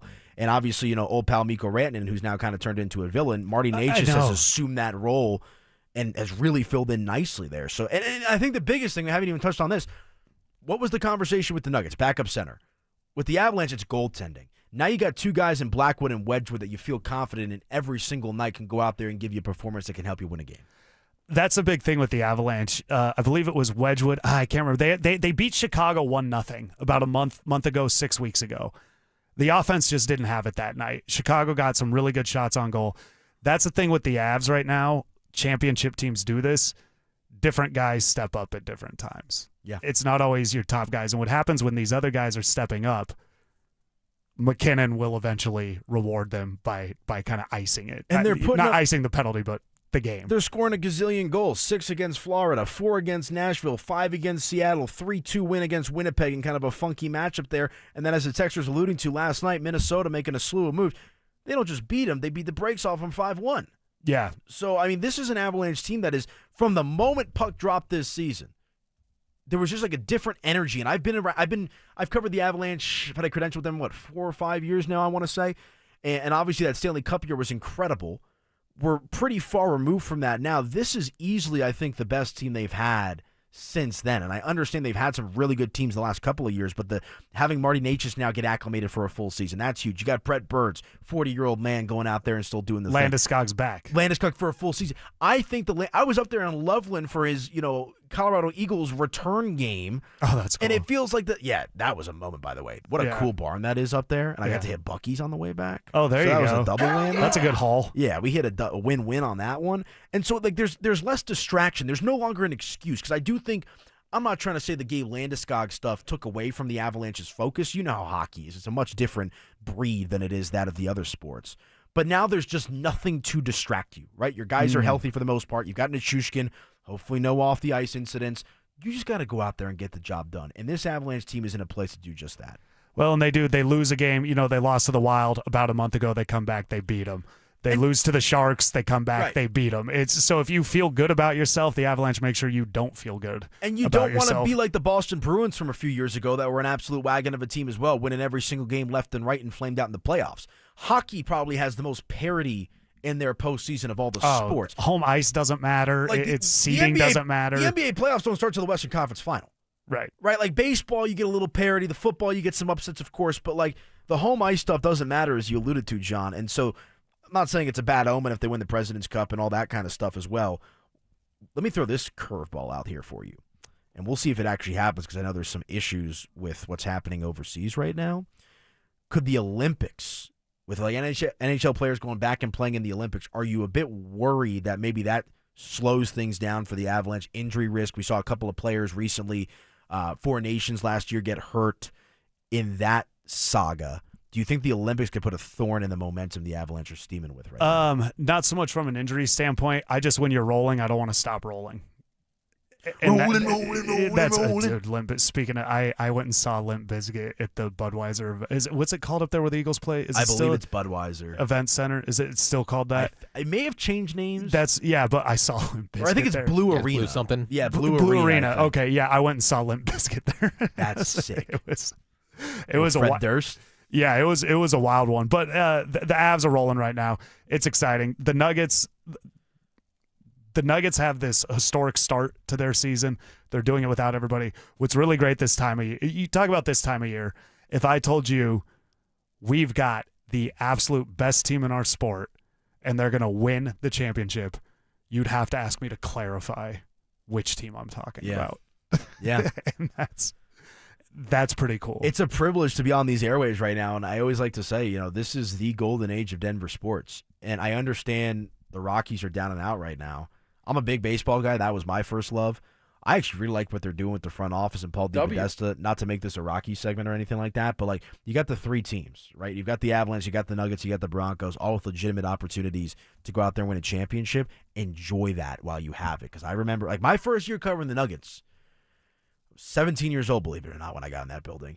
Nikola Jokic was the third string center behind Yusuf Nurkic, Joffrey Laverne, and then Joker. This was the Jameer Nelson, DJ Augustine, Will Barton, Gary Harris, Danilo Gallinari, my guy, led Denver Nuggets, and it's just crazy to see how far that they've come since then as well. When I won a contest to get on the air, and I had to audition. They didn't just pull my name out of the hat. But I had to do a segment with Zach Bye as the final thing. And the Nuggets had just signed Jokic's first extension and drafted Michael Porter Jr. that week. And Zach, my first time on the air, nobody's, Nuggets aren't that big of a discussion point. Yeah, Zach's a hoop head. Yeah, and we discussed, are they laying the foundation to win a championship? And ultimately they did. It's still the most improbable thing. Zach's time in Denver, him and I texted about it when it happened. He saw the Nuggets win a championship before he saw the Broncos play in the playoffs. Wow. Ooh, juicy. That's insane. Think about being told that at one point. Can I throw out some lore for the listeners that I don't think Of know course. this? You've seen the Taco Bell stuff with the quesarito. Yeah, they going did the out with shirts Nikola and they're Jokic. bringing it back. My claim to fame, it's my pinned tweet, @Media by AP on X, February 10th, 2017. I am the person that discovered the Nikola Jokic That was you? quesarito lore. I swear to God. And maybe someone else knew about it, but I was the first one that made it public. So that is my claim to fame. Anilo Piro on the airwaves right now. I am the one that publicized the Nikola Jokic quesarito lore. We need to get you and Jokic in a picture together. Dude, I'm DMing Taco Bell. With the quesarito. Hit me up, Taco Bell. They shared our stuff on Instagram and social media over the weekend, so obviously People they're know seeing me. the stuff, but I'm a huge Taco Bell fan. And, yeah, that was just a cool moment for me personally on Saturday to see the quesarito shirts and all that kind of stuff because, like I said, that is my it's my shining moment. That's I didn't know that was you. That's super cool. So College AP. Media by AP for the quesarito tweet. That's me. Sean Payton spoke about the Broncos defense. His answer had me a little concerning. Why is that? We'll get into that next. Will the Broncos take care of business in primetime and sweep the Chiefs? We'll break it all down in a special Christmas Day edition of the Fan Football Pregame Show, live on game day starting at 4 p.m. Denver Sports 104.3. The Fan. All right, guys, holidays right around the corner. There's a wonderful woman in your life. Maybe it's your mother, your wife, your daughter. Maybe it's a girlfriend, whatever the case may be. You want something special, something really nice, yet affordable. Mark Schlereth here with a terrific idea. How about a gift certificate for my guys, Visage Skincare and Spa? They specialize in wonderful services like European facials, soothing therapeutic massages, and a whole lot more. But you can get that anywhere, guys, right?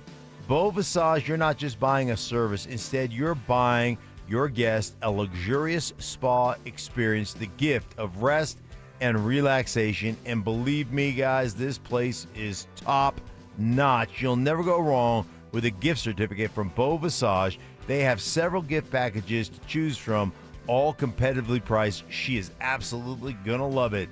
So, the shopping's so easy. All you have to do is call 303-779-5002, 303-779-5002, or at bvspa.com.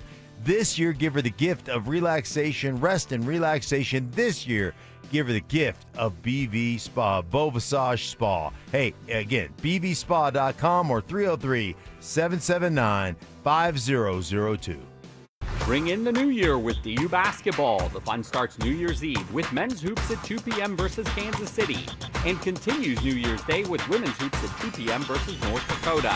Tickets only $10 and party favors will be provided. Fun for the entire family. Hey guys, it's Mark Schlereth. I just made one of the best decisions of my life. I got rid of my glasses. I went to Cutarelli Vision and had refractive lens exchange, RLE. I wore glasses for distance vision, but I got to that inevitable point in in life where I was always needing those reading glasses just to do about anything, and half the time I couldn't find them. Seeing menus, texting, reading my computer, or studying film, it was a struggle. But now I see the world perfectly, near and far, without any glasses, thanks to Cutarelli Vision RLE, the perfect permanent solution to spending your good active years not needing reading glasses. And here's the cherry on top. You'll never develop a cataract. Dr. Cutarelli is Colorado's most experienced with over 90,000 vision correction procedures. You can trust him to know if it's the right time for you and RLE. Schedule your free Zoom consultation at coloradorle.com. Cutarelli Vision RLE, no readers, glasses, or contacts, or cataracts. coloradorle.com. Men, it's the holidays, the season of all kinds of hustle and bustle. But if your energy is down, if you aren't sleeping well, if your sex drive is MIA, and you just don't feel like the guy you once were, maybe it's tough to get excited for all the holiday cheer. This is Jeff for the Rocky Mountain Men's Clinic, and if this sounds like you may have low testosterone. And if so, this is the season for you to get treated. At the Rocky Mountain Men's Clinic, we're experts in treating low T. If you're like most guys, you'll feel the change in just a few weeks. And truly, the results can be life-changing. You'll have improved mental clarity, your energy will kick up, your workouts will be better, your sleep patterns will improve, and your sex drive will likely heat up as well. So call us and don't go through another season with low T. Your initial visit is only $99 and includes blood work, a medical consult, and if you start on testosterone the day of your appointment, your visit is free. Call 720-440-7900 or go to RockyMountainMen'sClinic.com. That's RockyMountainMen'sClinic.com. We have 5 offices across the Front Range to serve you. The Ford end-of-the-year savings event is happening now at Silterar Motors. Get 0% financing for up to 60 months, 0 down payment, and no payments for 90 days on select models, including all remaining 2025 F-150s, America's and Denver's best-selling truck. Conveniently located at Highway 36 in Wadsworth, or shop their entire inventory with sale pricing at sthmotors.com. Happy holidays from Silterar Motors. Get everything you want out of a dealership. This segment on 104.3 The Fan is brought to you by ROX, Rocks Heating and Air. Relentless mind games. Are you trying to get me in an O'Reilly right now? Total accountability. You're always throwing your teammates under the bus. That's just what you do. And a sprinkle of advanced analytics. The Boo rating, BOO, which is balls over opponent. It's Stokley and Evans with Mark Schlereth on Denver Sports 104.3 The Fan.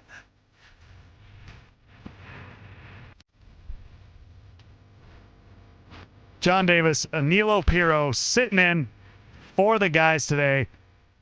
Anilo, you and I have been giving our opinions on the Broncos defense. We will continue to do so today. But Sean Payton was asked about the Broncos defense fading and if it concerns him, and here's what he had to say. I don't buy it. I mean, you can listen. Our defense played pretty well last week, so you look for those trends and I think our defense has been outstanding this year. They played a good offense yesterday, and look, they struggled. We didn't play well yesterday defensively, but certainly the week before against a good offense, we played well, had a big win. So I don't see it. Your reaction to Sean Payton kind of being testy with the notion that this Broncos defense is fading. He's not going to say anything different. It's coach speak. I'm sure internally, maybe there is no strife. Maybe there is no concern. But I think it's hard to see what happened last week against a playoff caliber team. And again, look, they held Green Bay to, 16 points in the first half.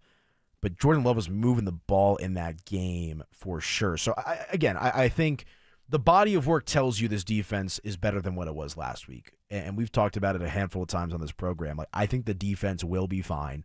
I think they will bounce back. I actually think this loss for the Broncos came at an appropriate time. I understand that people don't win every game, right? You should never want to lose. I'm not saying I wanted the Broncos to lose, but our guy Will Peterson wrote a fantastic column either last week or the week prior at DenverSports.com about how one loss actually wouldn't be the worst thing for the Denver Broncos. And we've got a couple of texts about this. 1997, 1998, 2015 squad. The common denominator between all three of those championship teams is they lost at least 2 games in the month of December. Now, this Broncos team cannot afford to lose 2 games in the month of December, but I think dropping a game, sometimes you got to get knocked down to get back up, a little gut punch, right? I think this Denver Broncos team might actually be better because of it. And that's a crazy thing to say. A lot of people disagree with that. But there's logic to it. It's better it happened now. This game happened to the 2012 Broncos. The problem is it happened in the playoffs against the Ravens. Right.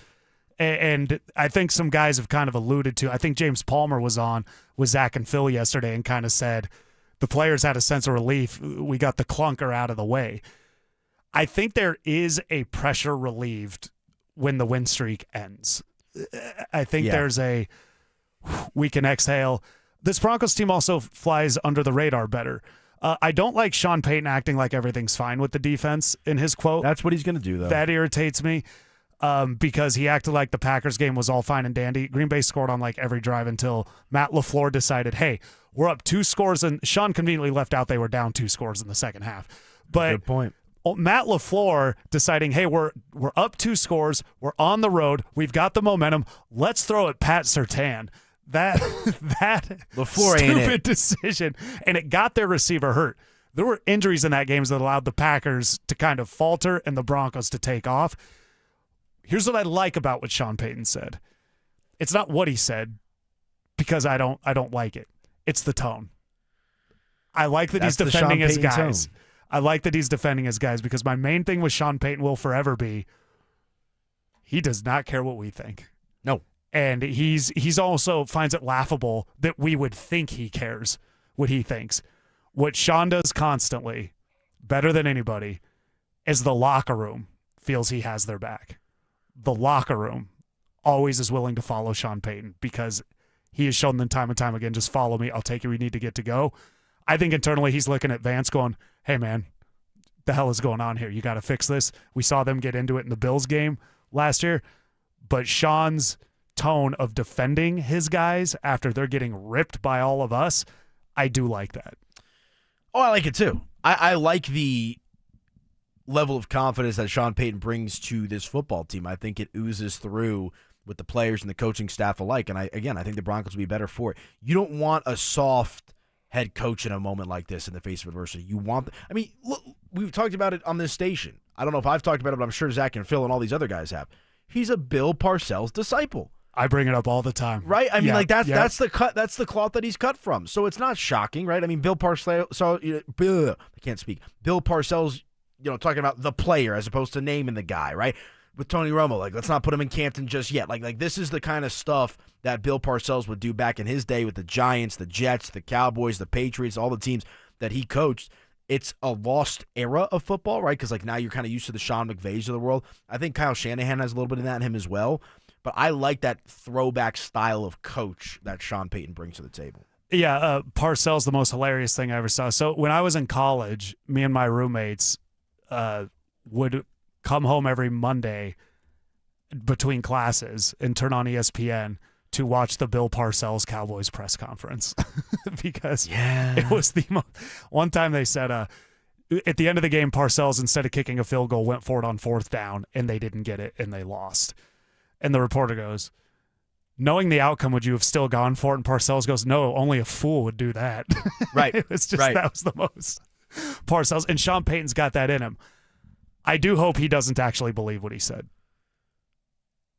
That he's not concerned, that he doesn't buy into the defense. Oh, I'm sure he's internally concerned. I'm sure there's got to be a little bit. That's just human nature. Yeah, he's seeing it. Right? I mean, you can't just look at that performance and be like, nah, we're straight. There's things that got to be cleaned up. I don't think it's is it DEFCON 1 or DEFCON 5 that's the most What's serious? the worst one? I think it's 1. I don't understand DEFCON 1. Yeah, I believe. I don't know the DEFCONs. So I don't think we're there. I don't think he's there or the Broncos themselves are there. There's a belief that they're going to get it figured out, and I subscribe to that belief as well. Right. I do. Here's what I'm hoping for. Well, obviously, I hope they win the Super Bowl. That's what I'm hoping for. You get through Kansas City. You get through Kansas City this week. You win it however you win it. I'd be stunned. I would be stunned too. The main thing is then you've got 10 days to look at the Jacksonville game. Then you've got 10 days. I don't think Sean right now has time to care what happened in Jacksonville. They have to play on Thursday. Yeah. So you get that time off. That's when you can reevaluate. Well, one of my favorite movie lines of all time from the original Fast and Furious, right? Dominic Toretto. Don't matter if you win by an inch or a mile, winning's winning. I actually think you could flip it over the same way with losing. It doesn't matter if you lose by 1 point or a gazillion points. A loss is a loss. That's what it is on your record. And so I think going back to what we've talked about as well, this is a team, offense, defense, coaching staff, that isn't feeling themselves all crazy, when they're winning these big games, they're on this win streak, and I don't think they're down in the dumps because of a loss. I think they're going to pull themselves up by their bootstraps and get right back to business. And again, I think this Broncos team is going to be fine. I hope they'll be fine. You said something interesting there, paraphrasing Dom Toretto. Family, about winning and losing. I don't know if I totally agree. I'm going to tell you why I don't agree, and we'll get into that next. Denver is headed to Arrowhead for a Christmas showdown with Kansas City. Get yourself ready for kickoff with Denver Game Day, powered by Common Spirit Health, official healthcare partner of the Denver Broncos. Live on Game Day starting at 2 p.m. Denver Sports 104.3. The Fan. Hey, Stoke here for my friends at Trajan Wealth. With these chilly winter temps setting in, don't leave your wealth management goals out in the cold. I thought I had things in good shape until Trajan Wealth gave my plan a second look. They uncovered opportunities I was missing, and now I got a clearer path to retirement and way more peace of mind. They're fiduciaries, which means they always put your needs first. I trust them with my future, and you should too. Call Trajan Wealth today. Make sure your financial plan is as ready for winter as you are. 720-204-8100. That's 720-204-8100. Or you can find them online at TrajanWealth.com. That's TRAJAN Wealth.com. They have offices located in Broomfield, Greenwood Village, and Loveland. Trajan Wealth. Plan smarter. Dream bigger. Advisory services through Trajan Wealth, LLC, SEC registered investment advisor, client, paid advertisement, additional disclosures at TrajanWealth.com. Hellsburg gifts checked off the list. Now, time for wrapping. Earrings for mom. A gold bracelet to match the rings Danielle wears every day. And for dad, a new watch, because we all know he needs one. All right, this is going to be a good one.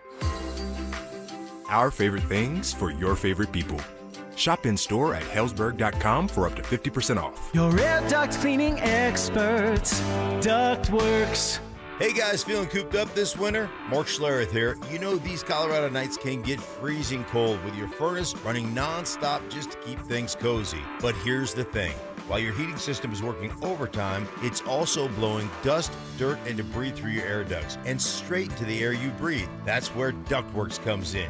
Your trusted air duct cleaning experts. Using a powerful combination of scraping and vacuuming technology, the Duct Works team clears out years of buildup, grime, and other gunk hiding in your ductwork. The results? Cleaner, fresher air, better energy efficiency, and a healthier home or office for you and your family. Don't wait until spring. Breathe easier now with top-rated service from Duct Works. Call them at 303-425-0985 or visit them online today at ductworks.com for a free residential or commercial estimate. 303-425-0985. So Pure Talk just had their best year ever and asked me if I'd like to thank their customers on their behalf for being so awesome.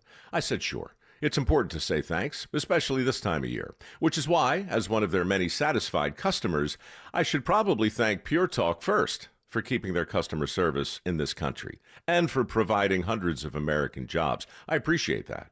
I also appreciate their Roundup program, which makes it easy to support America's Warrior Partnership and join the fight against veteran suicide. And I love that Pure Talk donated 1,000 hand-sewn Made in America flags to veterans around Independence Day. And of course, I really appreciate their generous support of my own foundation, MicroWorks, and their commitment to help us train the next generation of skilled workers. Having said all that, it's now my pleasure, on behalf of everyone at Pure Talk, to thank you sincerely for choosing to do business with an American wireless company that actually stands for something. And one more thing.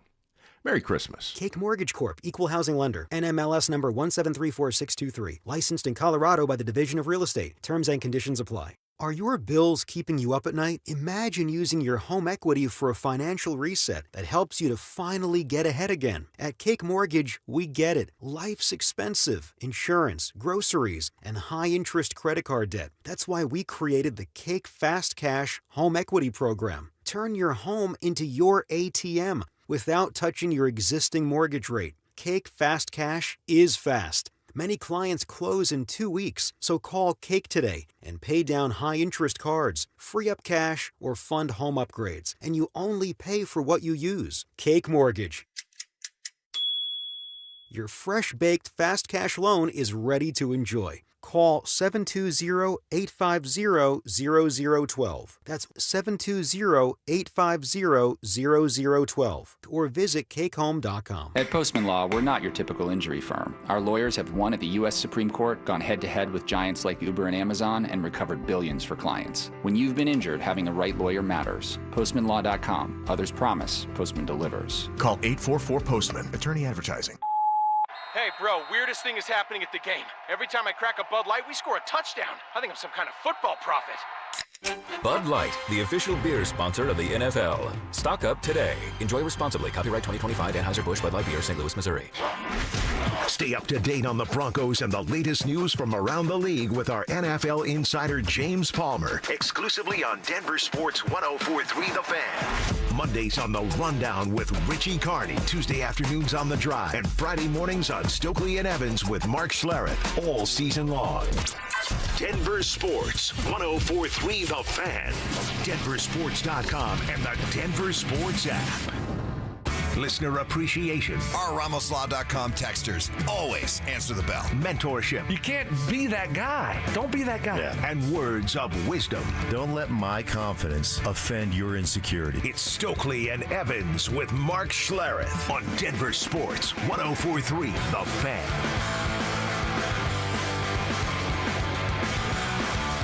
John Davis, Anilo Piro, sitting in for the fellas today.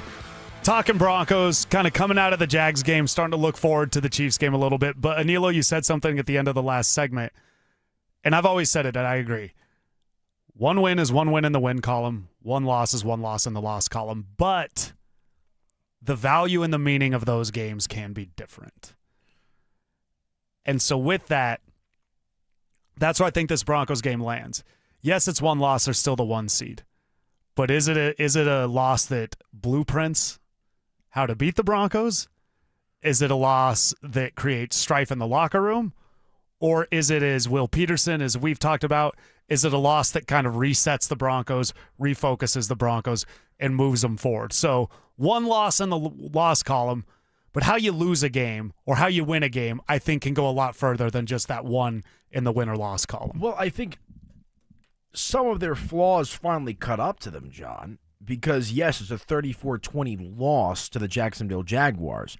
As you mentioned, Green Bay in that game was scoring on like every single drive to open up the game. I personally believe the Micah Parsons injury plays a factor in that win. The Christian Watson injury in particular plays a factor in that win. I still think Denver's going to win the game, but once those two guys go down, it just takes a little bit of air out of the bag for Green Bay there. So we saw Green Bay move the ball efficiently against Denver.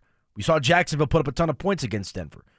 We saw the Washington Commanders with Marcus Mariota have a pretty good game. It came down to a Nick Bonito swat on a 2-point conversion that prevented them from losing that game. So it's not like they've been holding teams to 10, 13 points every single game. We've seen this Broncos defense at times in the last month or so be a little bit leaky. But I say that to say this.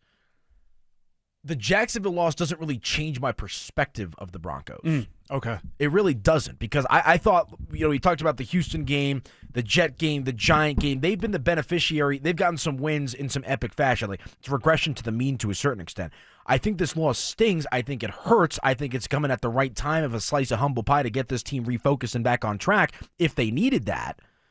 But I'm not, like, this loss does not make me think, oh my gosh, they went from Super Bowl contender to not. I still believe they're that team. That's good to hear. For everybody that called you negative earlier, that's good to hear. Just call like I see it, man. So why, when they can't get off the field defensively, and then in the second half, the offense starts to look like the offense that struggled earlier this year, the passes behind the line of scrimmage, is it just simply a game that got away from them? A little bit. I also just think, when you're giving up 34 points, your offense can only do so much. I know they were able to come back against the Giants and win that one 33-32, but the Giants and the Jags are not exactly created equal in the NFL this season. I do think the game got away from them a little bit, and I think the injuries caught up to them. I think not having Brandon Jones out there was huge. Justin Strnad dealing with his stuff. Riley Moss got picked on a lot in this game against And he was Jacksonville. bad. Yeah, he was not good in that game. It's his worst game he played, I think. And here's the other thing, man. You can't give up Parker Washington 150-plus yards and a touchdown or whatever he got. And you know what's interesting to me about this game as well, John? They were rocking and socking Trevor Lawrence around in that pocket in the first half. Trevor Lawrence did not look comfortable, and it was the counterpunch from Liam Cohen, who's a brilliant offensive mind. We saw what he did with Baker Mayfield, cut from the Sean McVay cloth in that coaching tree as well. It was Jacksonville's, love that line. It was their ability to counter what Denver was doing and Denver's inability to then counter that I think ultimately did them in this game, which speaks to and feeds into the conversation that we've been having all morning about Vance Joseph and kind of this one-trick pony dynamic with the defense. That's a great point. That's what's been lost. Trevor Lawrence was getting battered back there, and nobody was open either. Yeah. One of the reasons he was struggling, that Broncos defense, and Zach Bye caught heat because he tweeted about it when they were dominating, and then the game played out, and everybody's like, yo, what about now? Yeah. And it's like, no, that Broncos defense looked like they came to dominate that day.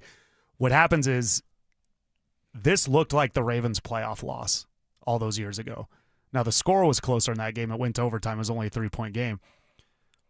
But the series of events that needed to happen for the game to go that way happened. Will Lutz doinks a field goal. Yeah. You get this very bizarre situation where the whistle isn't heard on a false start. That was very strange. And the quarterback gets nailed because the whistle's not heard on a safety blitz. So the play call, the whistle, whoever committed that false start might win the Jags that division because that play. Yeah, it's crazy. So whatever O-lineman did that, you get a phantom call on Riley Moss in the end zone. Yep. Now, he played bad outside of that. I'm not blaming the refs either. Sean Payton draws up this beautiful wide receiver pass, and Courtland Sutton just drops the ball. Underthrown. Let's but be fair. But it was in his hands. It was. Should have caught it. He high-pointed it. Wasn't a perfect pass. He should have caught it. Bo leads Courtland just a little bit too much in the back of the end zone in that game. There was a series of events like the Ravens game in 2012. There's a pick six where they don't call PI. Matt Prater kicks the ground. There's just this odd amount of things that seem to have had to have happened for the Broncos to have lost this game the way they did. That's why I'm not jumping out the window yet, because it just looked bizarre. And you can't win every game. Like There you those go. Patriots teams, I know that's a cliche saying, but you go back to those Patriots team against the Giants. Like, who thought they were losing that game? Who thought the Packers were losing to the Broncos in the Super Bowl in '97? 14-point underdogs, as we alluded to. To bring it back to Riley Moss for just a moment, this is a tweet from Luca Evans of the Denver Post, who I think is an incredible beat reporter covering the Denver Broncos. Evans. Pat Surtain in this game against the Jacksonville Jaguars. 68 snaps, 1 target, 1 reception, 9 yards allowed as the nearest defender. Riley Moss, 67 snaps, 13 targets, 9 receptions, 155 yards. That's bad. And I understand it's not fair to compare Riley Moss directly to Pat Surtain. You're talking about a defending player of the year, defensive player of the year in Pat Surtain, but the discrepancy, that is concerning. Read Riley Moss's stat line again. 67 snaps, 13 targets, 9 receptions, 155 yards. I can live with all but one of those stats. Is it the 155? It's or the 9? 155. Yeah. Because and that's if an anomaly. If they catch 9 for 60, that means you're tackling them right away. Exactly. And that means you're keeping them in front of them. It's between the 20s. Well, that 150 is the problem. I forget the one play. I forget who caught him. I don't think it was Jacoby Myers. It may have been ETN, where Riley was on him and whiffed, and then he ran for like 60 yards. So, that's like essentially half of these yards that he probably gave up on that one. So, again, these stats. Washington, it was Washington. Or Parker. I keep thinking PJ Washington, the basketball player. Parker Washington. But it is what it is. Again, this is just a one-game sample size, but just to speak to how things can go wrong if they continue to trend this way for the Broncos. I mean, the Broncos' offense, I think, is nice. I don't think it's like this elite, earth-shattering offense like you saw in New Orleans with Drew Brees or like you saw with Peyton Manning at the start of his Broncos tenure. I don't think the Broncos can be consistently winning shootouts. That's where I'm at. They have to be a balanced team. Can they get away with it? We saw them do it against the Giants, right? We saw them win a big game against the Green Bay Packers. I just don't know if that's the recipe for success for this Broncos team. Okay, so can the Broncos win shootouts? Anilo, that's really good. Can the Broncos win in a shootout based on what we've seen from the offense in the last 5 games? Anilo and I will keep this going. We'll do that next. did Nikola Jokic just set an NBA record that will never be broken? That is a record that he has got to put away, retire it, lock it away. Stoke, it's never going to be beaten. I am confident in saying that Nikola Jokic is going to put the all-time assist record by a center in a place where it will never be touched ever again. Denver Sports 104.3. The Fan. What is happening? Stoke here from my friends at Embers Golf, and we want to wish everyone happy holidays. Hopefully your holiday season is going to be great, and I know how you can make it even better. Go check out my friends at Embers Golf, your go-to spot for holiday shopping. Gear up, save big, and surprise that golf enthusiast in your life. And what I love about Embers Golf, it's family-owned and it's customer-focused, so you know you're getting the best service and the best deals. Don't wait. You can shop now at embersgolf.com. My man Mike Evans was talking about, he asked his wife for a gift card from Embers Golf. It's located right in Westminster, and it isn't your big box golf store. It's boutique style, family owned, and built for true golf enthusiasts. They're not just selling you clubs, they're crafting a full journey personalized to you and your game. They got 2 private hitting bays, all the major brands, and they specialize in custom upgraded shafts that take your game to the next level. Trust me, I know. I got a full bag fitting, driver, 3-wood, all my irons. Love my clubs. Go get fitted just like I did. You can check everything out at embersgolf.com. Embers Golf, where your golf journey begins. This message comes from Viking, committed to exploring the world in comfort. Journey through the heart of Europe on an elegant Viking longship with thoughtful service, destination-focused dining, and cultural enrichment on board and on shore. With small ships that bring travelers closer to the destination, there's more time to explore. And every Viking voyage is all-inclusive, with no children and no casinos. Discover more at Viking.com. CVS Health supports people in the moments that matter, from picking up a prescription to connecting care. With nearly 5 million daily interactions and serving 185 million consumers and 1.5 million healthcare professionals, CVS Health holds a trusted place in healthcare. By simplifying care and improving health, we're helping people get the care they need.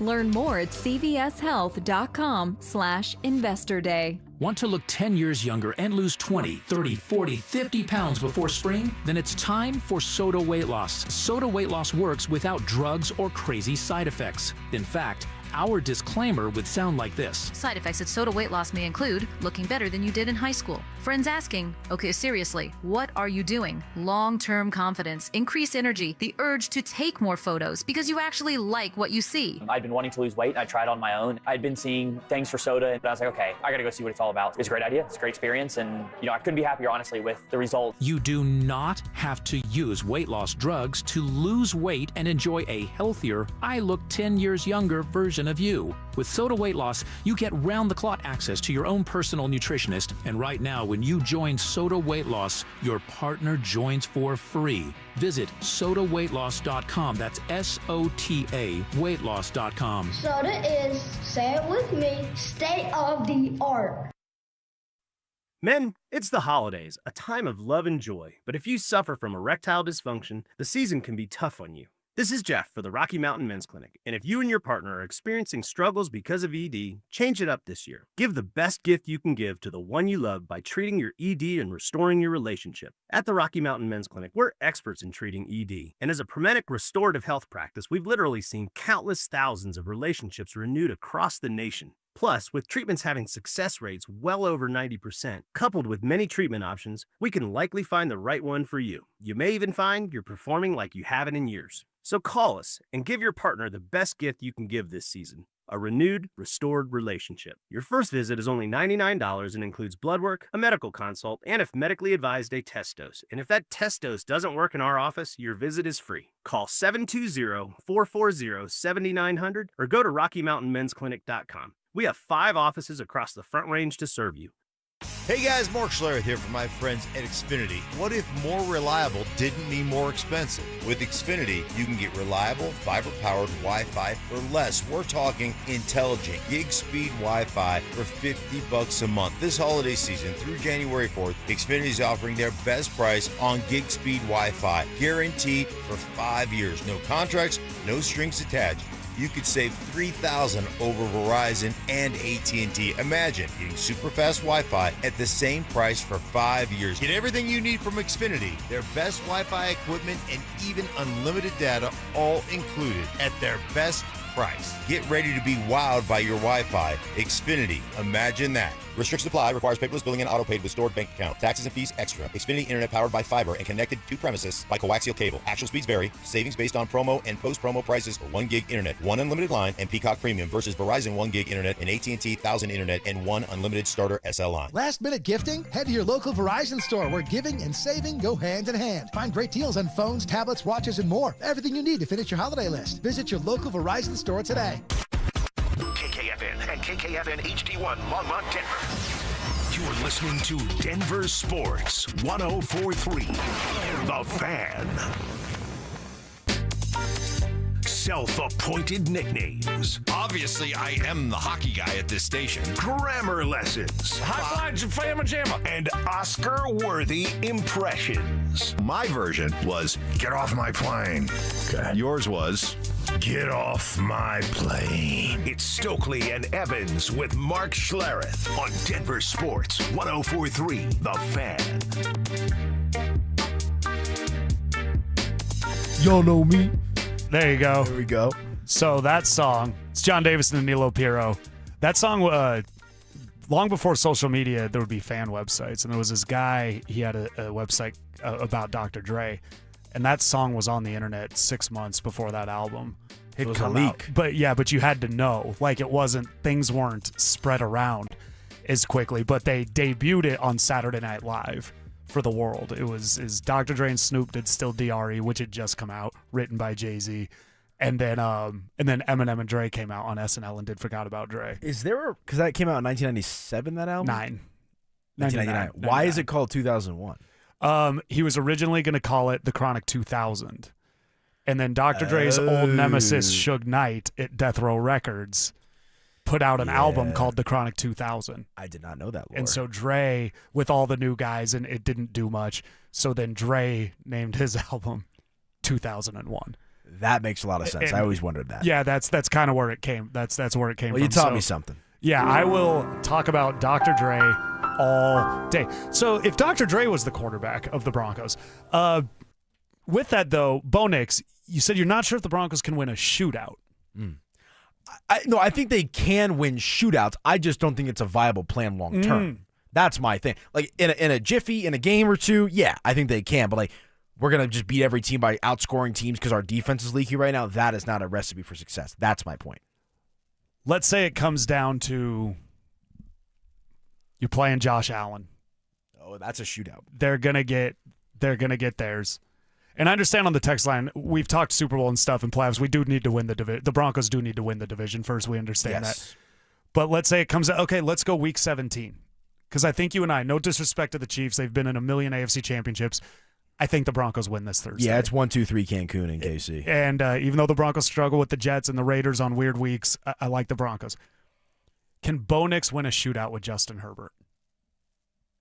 Can Justin Herbert win a shootout with Bo Nix? Because Justin Herbert is not the same quarterback. He's still as good as he was under the old regime, but the identity of that offense has changed for the Chargers. So I'd actually flip that around. I feel more confident in Bo Nix and the ability in the Broncos offense to outshoot that of the Los Angeles Chargers. Is that right? Okay. Because they're rolling. I mean, they've basically they're winning games, and they have like 5 backup tight ends as their offensive line right now. It's crazy that they're still winning games. Joe Alt, Slater down. I brought that point up yesterday in our staff meeting about like you can't really write off the Chargers, and the point that was pushed back at me is they've been winning games despite being down those 2 guys all year. All year. They keep, and they're quality wins. They're finding ways to. The ball is snapped, and Herbert's under pressure immediately. They've put up some big points this year. They put up 34 against Dallas, did the Chargers. They put up 37 against Minnesota, 29 against the Dolphins.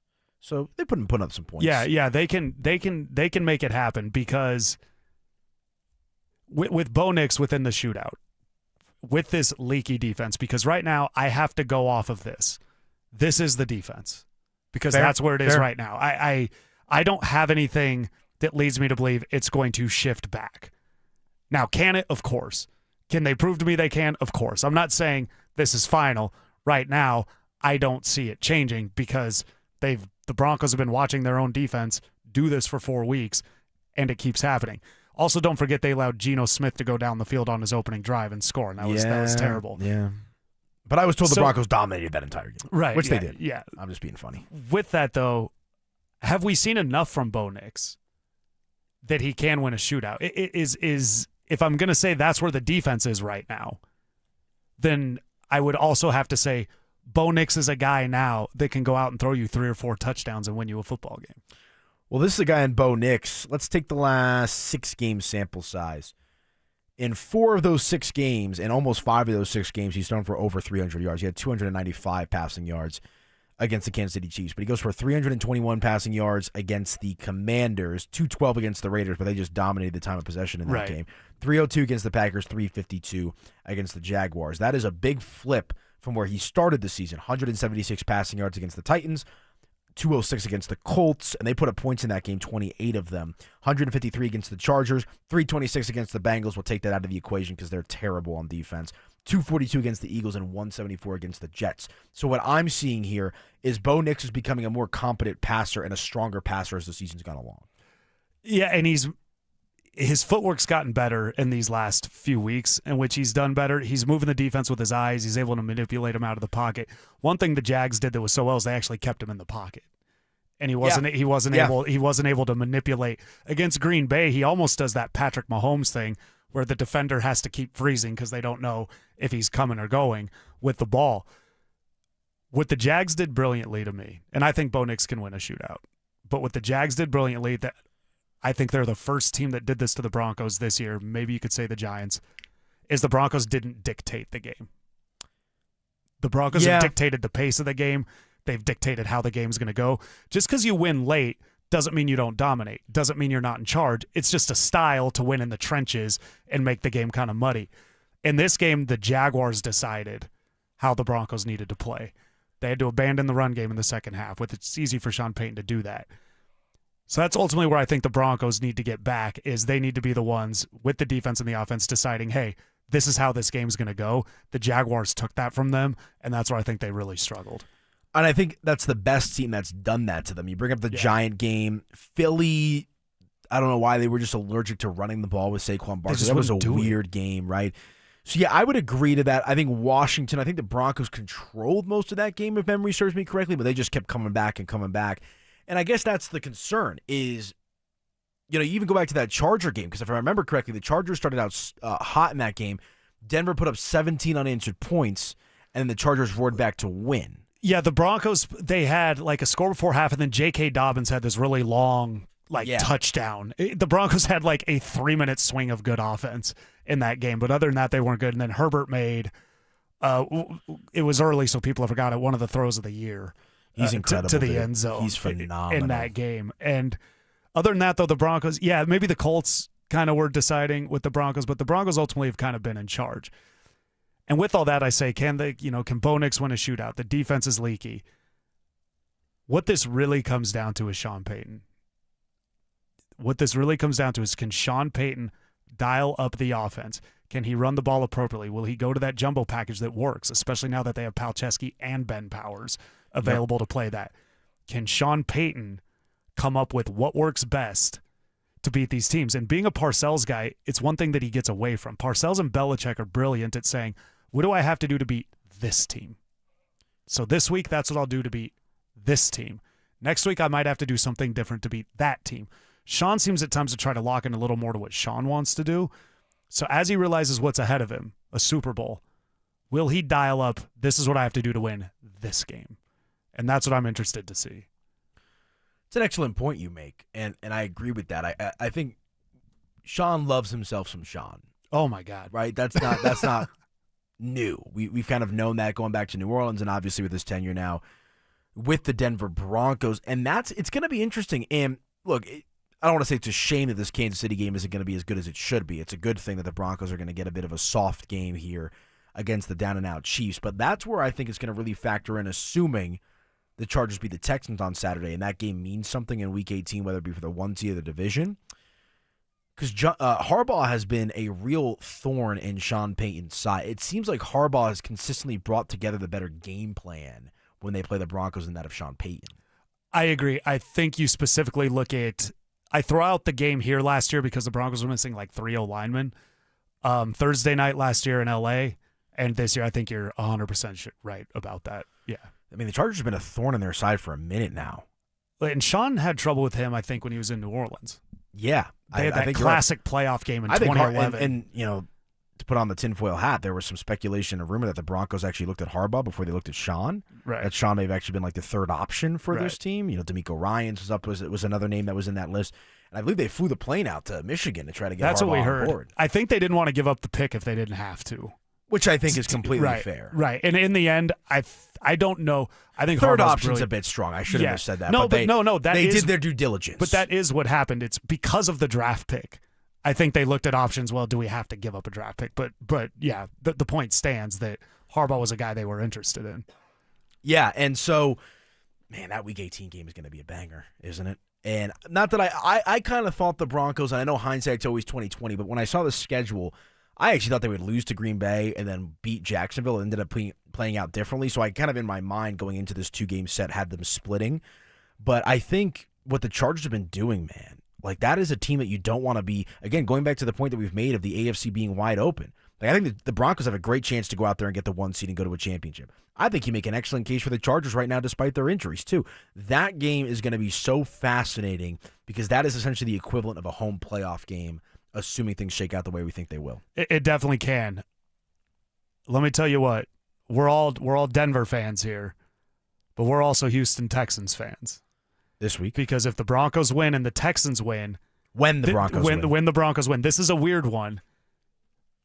The Chargers will be solidified in their playoff positioning, and they'll have nothing to play for Week 18. The Broncos will win the division.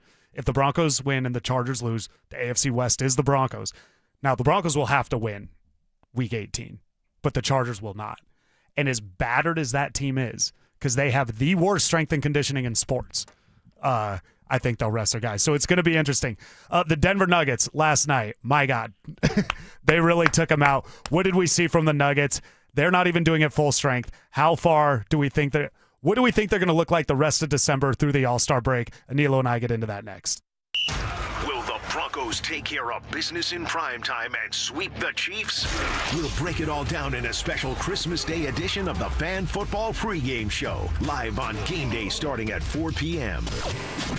Denver Sports 104.3. The Fan. Hey guys, you live with back pain, neck pain, worried about needing surgery. How about taking all those habit-forming medications? Well, my guys at Spine One specialize in treatments that offer alternatives to major surgery and long-term medication. And here's the best news. You can start your journey toward pain-free just like I did. Same-day appointments. They're a phone call away. 303-367-2225. 303-367-BACK. Spine One is a complete medical center for spine care. They've got exams, MRIs, physical therapy, treatment options, all in one facility. And their board-certified physicians going to educate you. Here's why you are in pain. Here's what we're going to do to get you out of pain. Whether it's nagging pain or debilitating pain, they got you covered. They changed my life. I suffered with excruciating pain for years and years and years. I tell you what, a few short visits to my guys at Spine One, I was doing things that I had checked out of, doing things I hadn't done in years. I was back in the gym, playing golf again. Most importantly, sleeping through the night. I used to wake up 7-8 times a night because my back hurt so bad. Not anymore. Thanks to my guys at Spine One. They can do it for you too. Check yourself back into life just like I did. Start your journey toward today with a same-day appointment. 303-367-2225, 303-367-BACK, or find them online at spineone.com.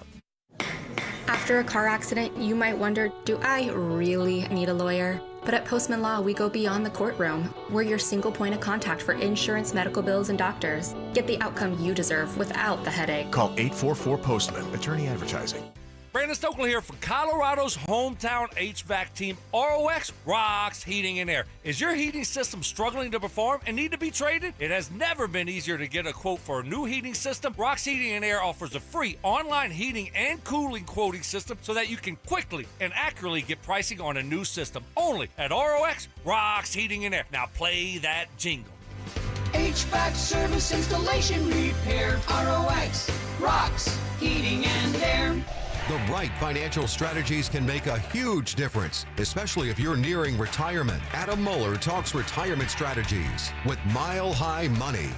Saturday mornings at 8 on Denver Sports 104.3 The Fan. This holiday, imagine the finest jewelry legends all in a store where they treat you like family. Decory, Hearts on Fire, Gabriel and Company, Lika Bahar, and dozens more, all in one store. Imagine a diamond bar with almost every size, shape, and price range GIA diamond. And all the top bridal designers, including A. Jaffe, Parade, and Decory. Add to that Tag Heuer watches and our curated pre-owned Rolex timepieces. And we've got something for everyone you love. I'm Michelle. And I'm Michelle's dad, Bruce Williams, inviting you to Williams Jewelers. We've built Denver's most trusted family-owned jeweler with one vision. To be your family's jeweler for life. For that perfect diamond engagement ring. The ultimate holiday gift. Or just because you deserve it. Williams Jewelers in beautiful Cherry Creek North. Now, imagine their face Christmas morning. This holiday, come to Williams Jewelers. Where Colorado shines.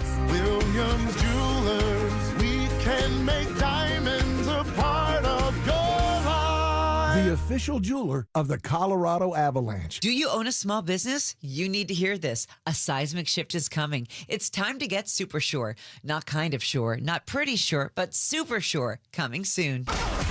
Tune into Stokley and Evans with Mark Schlereth, Wednesdays at 9:15 to hear ESPN NFL analyst Dan Orlovsky break down Bo Nix and the Broncos every week during football season. Denver Sports 104.3 The Fan, DenverSports.com, and the Denver Sports app. Music history. I've now baptized you in the glory of Led Zeppelin. Brutal honesty. Today's just been a bad day for you, Mike. I don't know how else to put it. And some questionable taste. I do not heat up leftovers. Oh, my I only eat God. leftovers cold. It's Stokley and Evans with Mark Schlereth on Denver Sports 104.3 The Fan. Sitting in for the guys today, Anilo. You were good for one. You've been good all show. You were good for all show. You do it. JD. Anilo Piro. Anilo Piro. I was combining them. I was almost saying Anira. I was. It's all right. I've been called like Emilio, Anello. Was the first day of school just when they call names, you're like, just waiting for it? Oh, I always know. You can just see know, them. like, they're like, my way that I did it when I first moved here to Colorado is because Danilo Gallinari was playing for the Nuggets. Oh. And so, like, it's like a long story. Like, when my grandfather came over from, when he was born here, but his family's all from Italy, he went by the Americanized name Daniel. And so, like, there's some commonality between the name Anilo, Daniel, and Danilo. So that was kind of my way to, like, introduce people how to say my name. You can call me AP, though. A lot of people call me AP. Is Gallo one of your all-time favorites because of that? Oh, yeah. I got to love my Azzurri brotherhood, dude. Shout out the Italians. Yeah, he one of my friends texted me the other day, and it's weird because I do this, but he's like, February 11th, get a Nuggets ticket. And I'm like, okay. And then he goes, I signed us up. We're getting a picture with Gallo. Oh, that's dope. I was like, okay. That's awesome. I was like, thank you. He's a good player, man. He's a rooster. They retire his number? No, I don't think so either. I heard some people float that. I was like, he was really good for a while, but there's two players that are going to get their number retired, 15 and 27 maybe. They're going to retire 27. I think they'll retire. 15 is a lock. But what do they do, not to open this can of worms, with Carmelo? The two 15s. Like, do you do... You do... I don't think you retire Melo's number. I think it's a soft take. He ditched you. He wanted to leave. Get me out. And for one, Jokic wasn't the first guy to wear 15 after Melo either. That's the weirdest thing to me. Yeah, you don't get to break up with somebody and then get mad when they go date somebody else. He wanted to be a Knick. Let him be a Knick with no winning associated with him except for that Olympic run. And he still does it with the Knicks. He's at the games. He didn't want to be here. We got rid of him. And get out of he here. played hard till the end, whatever. We just don't. It's weird to have a player the caliber of Carmelo Anthony and just never talk about him. Yeah, and I understand, like, the argument is like, you don't understand what he did for this city. It was incredible what he did. I agree with all that. And then he said, I'm out. Right. He's like the girlfriend that you date, that's like Jeff Bezos, and I don't know how that whole thing like shook out, right? But it's like you have this one girl that's with you through the struggle. You climb the mountaintop with her, and then you get to the mountaintop, and you've got all this money, you've got all this fame, and you're like, on to bigger and better things. I have no ill will against Carmelo Anthony, but he made his choice. Right. Lie in your bed. Yeah. You're a Knick. Yeah, I also do think if they win another champion, you're a Blazer, a Laker. Oh. If they win another championship, I think Gordon and Murray and Jokic go up in the rafters. Gordon, I didn't think of him off the rip. He is so beloved here, Aaron Gordon. He is. If they win another title, and he may even be there, he's legitimately one of the top 10 most popular athletes. He might go down as that in Colorado sports. I mean, it's top 10's a lot. You know who else is one of those people? Our guy Philip Lindsay. Dude, I had the opportunity, so I was checking out on the DenverSports social channels if you haven't seen it already. I kind of shadowed him on the day that he was the legend of the game against the Green Bay Packers, and like he plants the flag and all that kind of stuff. And like before he comes out, I'm like standing in the position so I can get the right angle for the video. And people are like, "Who's the legend today?" And I'm like, "Philip Lindsay." And they're like, jaw drops. And then he comes out and he's all pumped up. Like even before they put him on the screen, the fans in the South stands that are around him, that dude is beloved in this town. I love it's incredible. Guy. When we do remotes, if you want to Phil Lindsay autograph, like get there, give yourself time. Yeah, because people there's lines. Buffs and he earned it, and there's a reason, and his story is so cool, man. I had the opportunity with him. I think it was right before the Legend of the Game, or like the week after, and we kind of talked about his path and like just more off the cuff, casual conversation, dude. What a great guy, and he's turned into a phenomenal radio host for us here at the Fan. Oh yeah, I remember when the hire first came out, I'm like, okay, like this is awesome. And him and Zach have an incredible rapport. Their dynamic, their chemistry is incredible, and I think it's one of the best radio shows I've heard, man. I think Phil and Zach do a great job. Yeah, no, Sorry. they do a great job. Just my favorite part is when Phil brings up Josh Allen and you can see Zach. Oh yeah, you can see Zach get. My blood favorite start to part. boil. This is for Simmer and Ty back there. You guys throw some interesting questions in those trivias on Thursdays. I know there's some beef with that. I help them out sometimes with the trivia on Thursdays. You guys are a little snaky with that. Well, I did it for the first 4 months, and then Mike got upset because they kept doing well. So I just said, all right, you can do the questions for now on. So now it's all just Mike. Like the one with the Heisman Trophy winners that played in the USFL last week. Like, what kind of question is that? That's a good question. Is that you, Ty? That was an absurd question. Who knows this stuff? Is that a your question? That's a good one.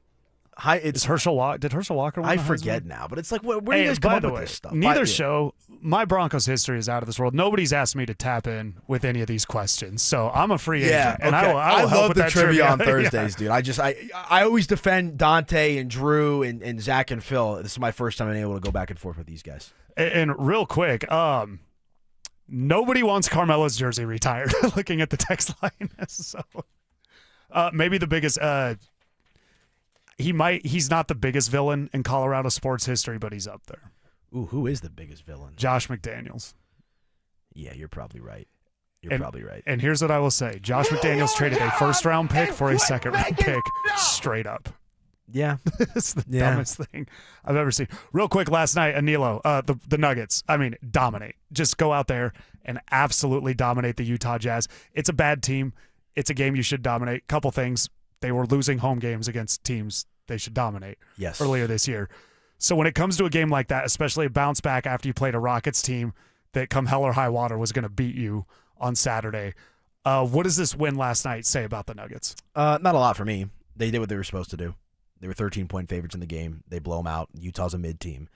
And I think right now, it's hard for me to Mid's being very generous. Yes, it's hard for me to cast judgment on the Nuggets because they're still down their two starters. But the fact that the offense is as good as it is, I've turned into such a Peyton Watson guy, and I've always liked his skill set and his makeup.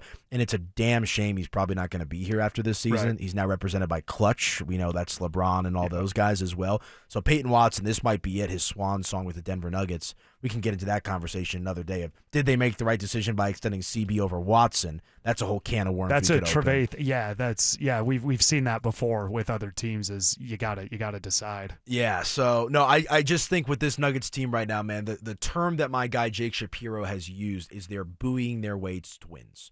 Right, they're down their two best defensive players, the two critical starters in Brown and Aaron Gordon, and they're just figuring out a way to win any means necessary. Obviously, it's because of Nikola Jokic doing Nikola Jokic things, but I think the level of focus from Jamal Murray has been incredible. And I don't know where it's come from, because it's not like he's in a contract year. Like, he just got paid. He's removed from the injury, knock on wood, he doesn't get hurt, right? So I don't know if it's just he's sick and tired of what happened with OKC last year. I don't know if it's he felt like he was underachieving as a player. I don't know what's different about Jamal Murray this year, but something is different, and that's benefited Denver tremendously. Jamal Murray's My guess would be they feel they let OKC off the hook. And when you contest that team, I do want to ask you, this is a more general question. You're around that team, you know it very well. It's not just Jamal. The energy and the vibe of the team is much different than last year. Yeah. It's just the dark clouds seem to just be there. It's refreshing. They go out every night like they're going to win. It's back to a team, kind of like we've said with the Broncos, to where nobody cares who gets the shine. They just care that they go out there and win. Is this Booth being gone? Is it Malone being gone? Is it all of it? Is it the new makeup of the roster? I miss my guy Mike Malone, my deadhead brother from New York. That is your guy. This is the team that Michael Malone dreamed of. This is what Michael Malone wanted. I'm not trying to come here and be a Michael Malone, defender. No, but he's probably watching right now going, oh, come. He had his why flaws. couldn't I get that? He had his flaws, but he was also not like the roster the last couple of years. It was basically just deteriorating from what they had in the championship season. Yeah. Now, look, I think David Adelman's done a nice job, but it's also like you're kind of set up not to fail when you have the best player in the world and the depth pieces that you've added. So I love where this Nuggets team is at right now, and I've said it once, I'll say it again. I truly believe the Nuggets are the only team capable of beating the Oklahoma City Thunder in a 7-game series. Real quick, you got to give me a yes or no. Do they need to make a move for a ball handler? I'll say no. Okay, I think it'd be nice, but I don't think they have to. Okay, that's good, because I think we're getting greedy if we want the Nuggets to keep making roster moves. One of the 7 deadly sins. Greed. The Denver Broncos are back to being a team that people admire, that people appreciate. The Pro Bowl selections were just announced.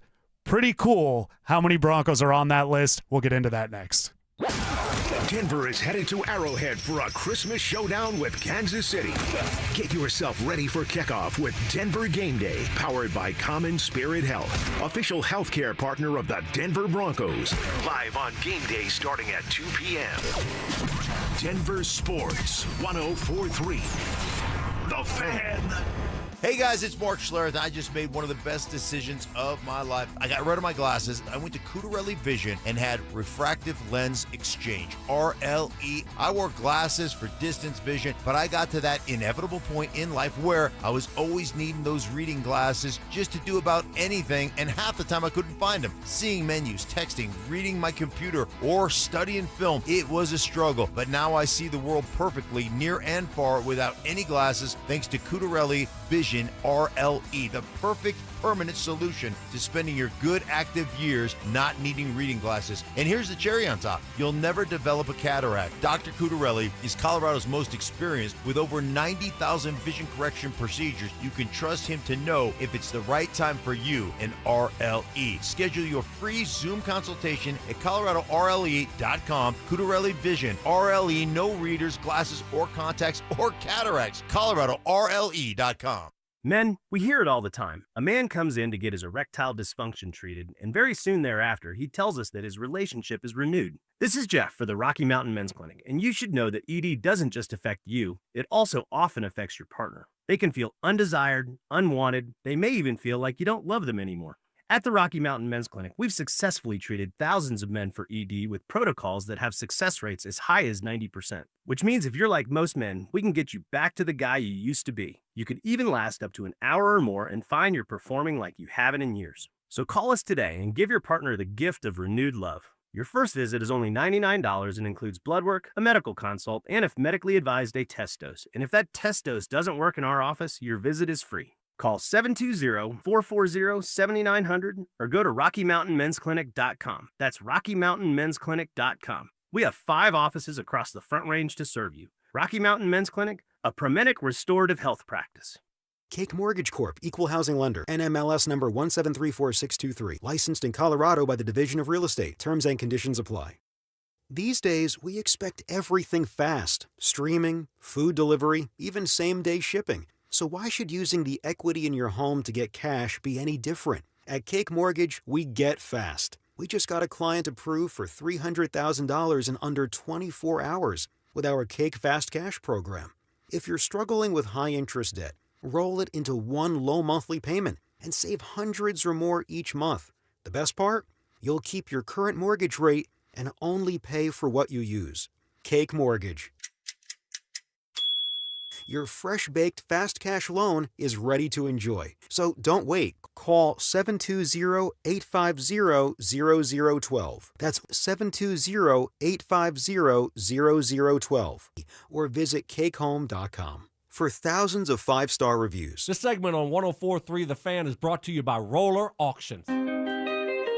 Utter nonsense. This thing has gone totally off the rails. Some Cajun seasoning. Gree-gree? Lanya. And the occasional anatomy lesson. Yeah, we're tight. Okay. We're like tired of mouse nuts. It's Stokley and Evans with Mark Schlereth on Denver Sports 104.3 The Fan.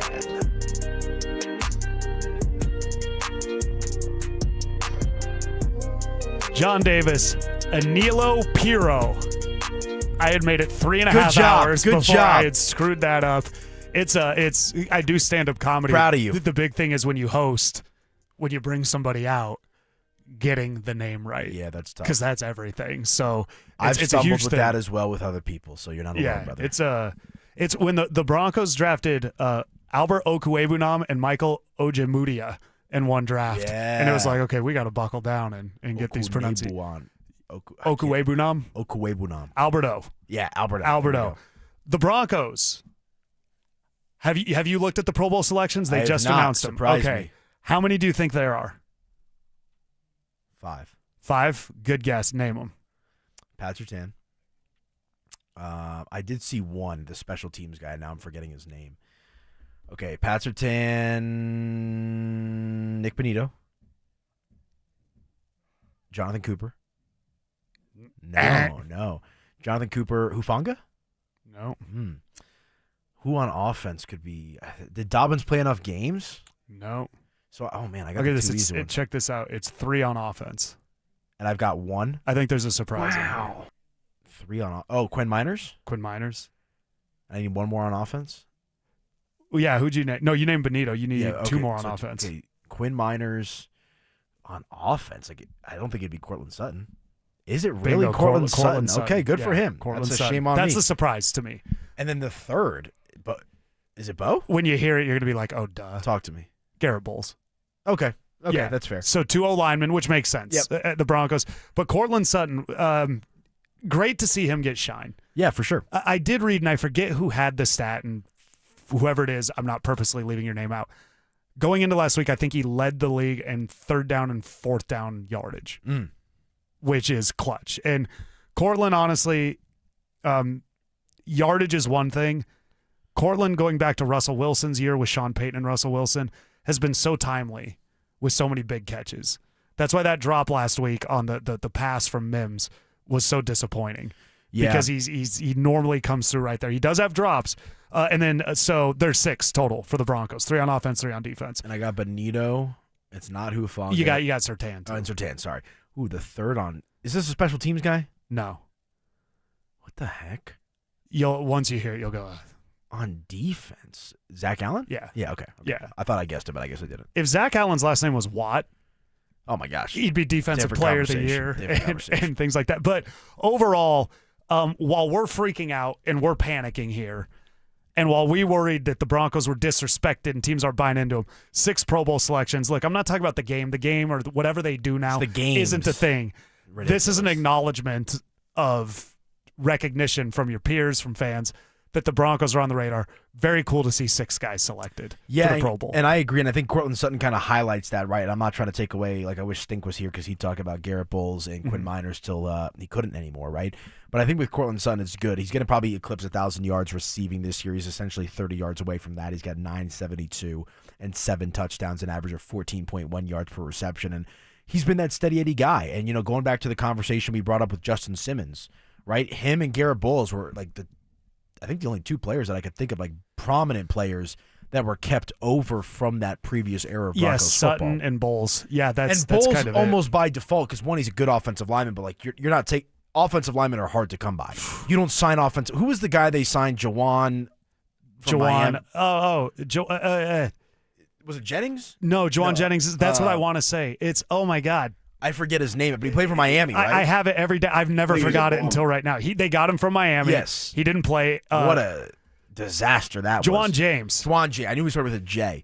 And so point being, like, the offensive lineman you get on the free agent market, usually there's a reason why they're free agents. Yeah. So. It wasn't working. Donald Stevenson.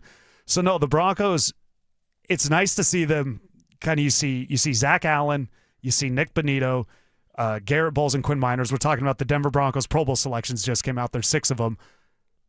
You see why the Broncos are successful. The trenches.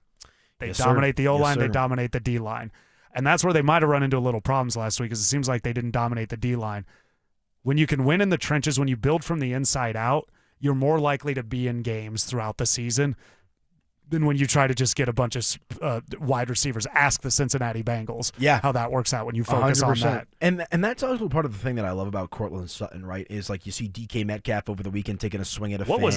That was crazy. You see a lot of these diva types, George Pickens pouting on the sideline, it appears at times, right? Like Courtland Sutton is the opposite of what the modern day NFL wide receiver is. Like he is the definition of like a blue collar wide receiver. Like that guy just brings his lunch pail to work and he helps out Bo Nix and makes big plays for this team. Yeah, somebody wrote, texted in, Surtain making the Pro Bowl after one interception is a joke. Well, to get interceptions, they have to throw to you.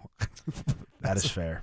He's such a stud. Dude. He's Where's the Sauce Gardner best quarterback in the league crowd at right now? Yeah, Pat Surtain, they don't want to throw to him. I mean, if you were designing the perfect cornerback, physically and mentally, he's as smart as he is physically gifted. He can read everything. Surtain is unbelievable with Von Miller and John Elway. And I understand John Elway was traded for. Those are the 3 guys as rookies that were just ready to be one of the top guys in the NFL the day they stepped onto the field because they were so ready. I understand John struggled early on, but it was very clear this is one of those guys. Surtain, Vaughn, and Elway just immediately were a dude when they got into the NFL. Yeah, it's special. And, Surtain's he's a great football player, but I'd say he's an even better man. Just having been able to interact with him off the field, doing some stuff as well. And that's just cool. The type of guy that you want on that defense. Like, you want to talk about cool, calm, and collected. I don't think there's anybody that embodies that more than Pat Surtain. I mean, and who was Justin Fields? Remember that debate? It was like, do you draft Surtain or Fields? Like, what are we even talking about? Well, you were a Justin Fields guy. I wanted a quarterback so bad, and I felt my argument at the time was the Texans took J.J. Watt.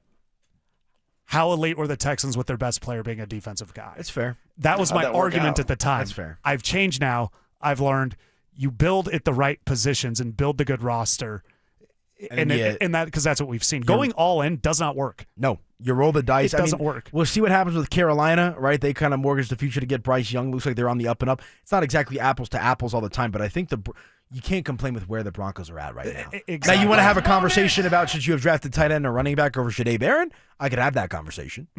But that's a good one.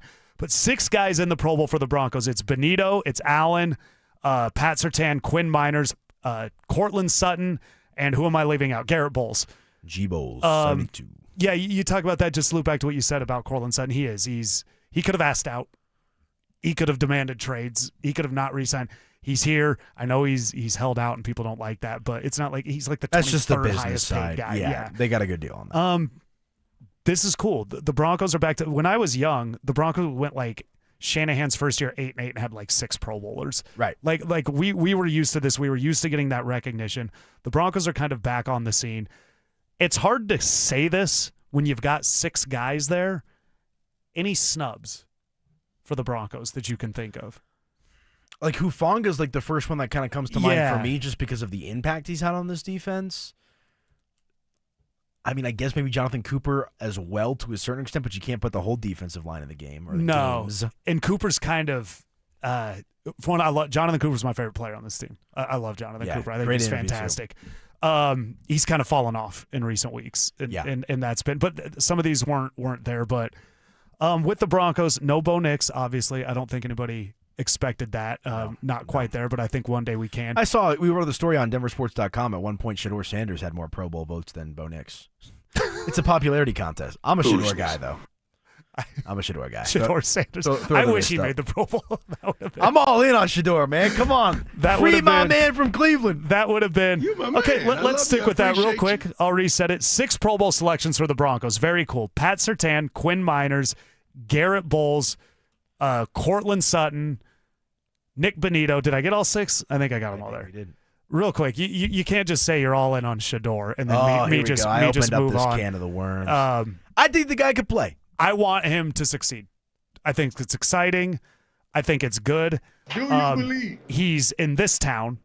He's Tebow in the sense that he's either all good or all bad. Man. No, in the way he's viewed. Fair. He's either being defended to no end or he's the worst thing that ever happened. I think it's somewhere in the middle. I felt he was the best quarterback on that roster from the beginning of the year. He's the best quarterback in his draft class. He's not better than Jackson Dart. All right, I forgot about Jackson Dart. Excuse me. You I mean think between with him and Cam Ward. Like Cam Ward hasn't really shown me much. Shador put up. Here's what. Let me tell you a quick Shador story, because I think that his personality gets painted the wrong way, and I know that there's listeners out there in the car right now that are vomiting. I can imagine because they don't like to talk about Shador. I had the opportunity to interview him one-on-one at one of his youth camps. And I think, when was this? Before his first season at CU. Okay. So this was like, post Jackson State coming into CU. And I just the way that he interacts with the community, he comes across brash at times on TV. He toes that line of cocky and confident, right? I think he's more confident than he is cocky. Obviously, those things are not exactly mutually exclusive, but I just came away from that interview with him of like, this guy's got a good head on his shoulders. He means well. I don't think he's like arrogant for the sake of being arrogant or anything like that. No. And I just think he's a good guy that gets a bad rep. I also think, and I understand this is not going to be the most satisfying thing for some people out there. The game has changed with respect to what an athlete can be on and off the field. And I think he just embodies that to the fullest. You're going to hate on the guy for going out there and making money. Like Deion Sanders was making music, when he was playing the NFL as well. Terrible. I mean, how many different players have these podcasts? You got Micah Parsons after playoff losses in Dallas going on podcasts, going wax poetic. This is the new era athlete. I just think Shador embodies that to the fullest, and he rubs people the wrong way. But Shador, the football player, I think the guy could play. I think he could play. I don't know if he can succeed in the NFL as a starter, but I'm willing to find out. I want to see it. I think he's good enough. It's what I said about Bo earlier this year. I'm willing to keep watching to see if it's there because I think we've seen enough to keep watching. He's the 4th-string quarterback on the most dismal quarterback franchise you could possibly play for in Cleveland. He's now the starter, and I think Kevin Stefanski's sabotaging him at points with his play call. I don't know. Some of the play calling is ridiculous, John. I think I don't think he's sabotaging. The guy has him, 4 touchdowns in the game against, I think, Tennessee it was, and you're going to yank him out for the 2-point conversion and run it in? I don't know. I let everybody up. We got 6 Broncos. We got 6 Broncos in the Pro Bowl. Shador's being sabotaged. Avalanche play tonight. Nuggets play tonight. We do all that next. Did Nikola Jokic just set an NBA record that will never be broken? That is a record that he is going to put away, retire it, lock it away. Stoke, it's never going to be beaten. I am confident in saying that Nikola Jokic is going to put the all-time assist record by a center in a place where it will never be touched ever again. Denver Sports 104.3. The Fan. Hey guys, your boy Stink here for my friend Troy Hansford. And if you've been thinking about selling your house, now might be the time to do it and still get top dollar. Prices have gone crazy. This market's been one of the hottest it's ever been, to prices declining here in the last year. So if you're thinking about selling your house, now might be the time to sell, still get top dollar. Believe it or not, Troy's still offering his $5,000 guarantee. What is it, you ask? Well, if he can't sell your house at your price on your timeline, he's going to cut you a check for $5,000. He's making that offer because he continues to spend a ton of money marketing his listings. Has about 100 families approved and ready to buy right now. If you have a house, Troy probably has that perfect buyer for you right now, waiting for you to pick up the phone and dial them up at 720-900-4433. And if for any reason you need to sell right away, Troy can buy your house all cash and he can close in as little as 7 days. Call Troy, get your home sold for the most money, 720-900-4433. That's 720-900-4433. Troy Hansford of RE/MAX Professionals, Colorado licensed broker. Some restrictions do apply. Want to sell your house? Then call my buddy Troy, 720-900-4433. 1877 Cars for Kids. KARS Cars for Kids. Hurry! It's our last chance to donate for 2025. Donate your car today. Call 1-877-CARS-FOR-KIDS to reach a friendly live agent. Donation's super easy, and your car can be picked up as soon as tomorrow. Call us now. 1-877-CARS-FOR-KIDS. Donate your car today. Hurry! It's our last chance to donate for 2025. This is Terrell Davis, two-time world champion and Hall of Famer. I learned early in my career that winning takes teamwork. And in banking, that means choosing a partner that has your back. That's why I trust Colorado Credit Union, a local financial institution that has spent more than 50 years investing in our community and helping families build a strong financial future. To learn more, visit ccu.org or stop by any branch. Colorado Credit Union. Love where you live, love where you bank. Federally insured by NCUA. Membership eligibility required. Equal housing opportunity. Your air duct cleaning experts, Duct Works. Hey guys, feeling cooped up this winter? Mark Schlereth here. You know these Colorado nights can get freezing cold with your furnace running non-stop just to keep things cozy. But here's the thing. While your heating system is working overtime, it's also blowing dust, dirt, and debris through your air ducts and straight into the air you breathe. That's where Duct Works comes in. Your trusted air duct cleaning experts. Using a powerful combination of scraping and vacuuming technology, the Duct Works team clears out years of buildup, grime, and other gunk hiding in your ductwork. The results? Cleaner, fresher air, better energy efficiency, and a healthier home or office for you and your family. Don't wait until spring. Breathe easier now with top-rated service from Duct Works. Call them at 303-425-0985 or visit them online today at ductworks.com for a free residential or commercial estimate. 303-425-0985. Last minute gifting? Head to your local Verizon store where giving and saving go hand in hand. Find great deals on phones, tablets, watches, and more. Everything you need to finish your holiday list. Visit your local Verizon store today. Get ready for every Broncos game with Super Bowl 50 champion Brandon Marshall as he joins the drive every Friday afternoon at 4:45 exclusively on Denver Sports 104.3 The Fan. Thanks to Corwin Toyota Boulder. Denver Sports 104.3 The Fan. DenverSports.com and the Denver Sports app. Self-defense lessons. I tased him. Taste them. Taser always works. That's right. Southern charm. Look at the boys. With some classic impressions. He put his pitchfork down, he grabbed his sledgehammer, and he said, "Hey, you want some of this?" It's Stokley and Evans with Mark Schlereth on Denver Sports 104.3 The Fan.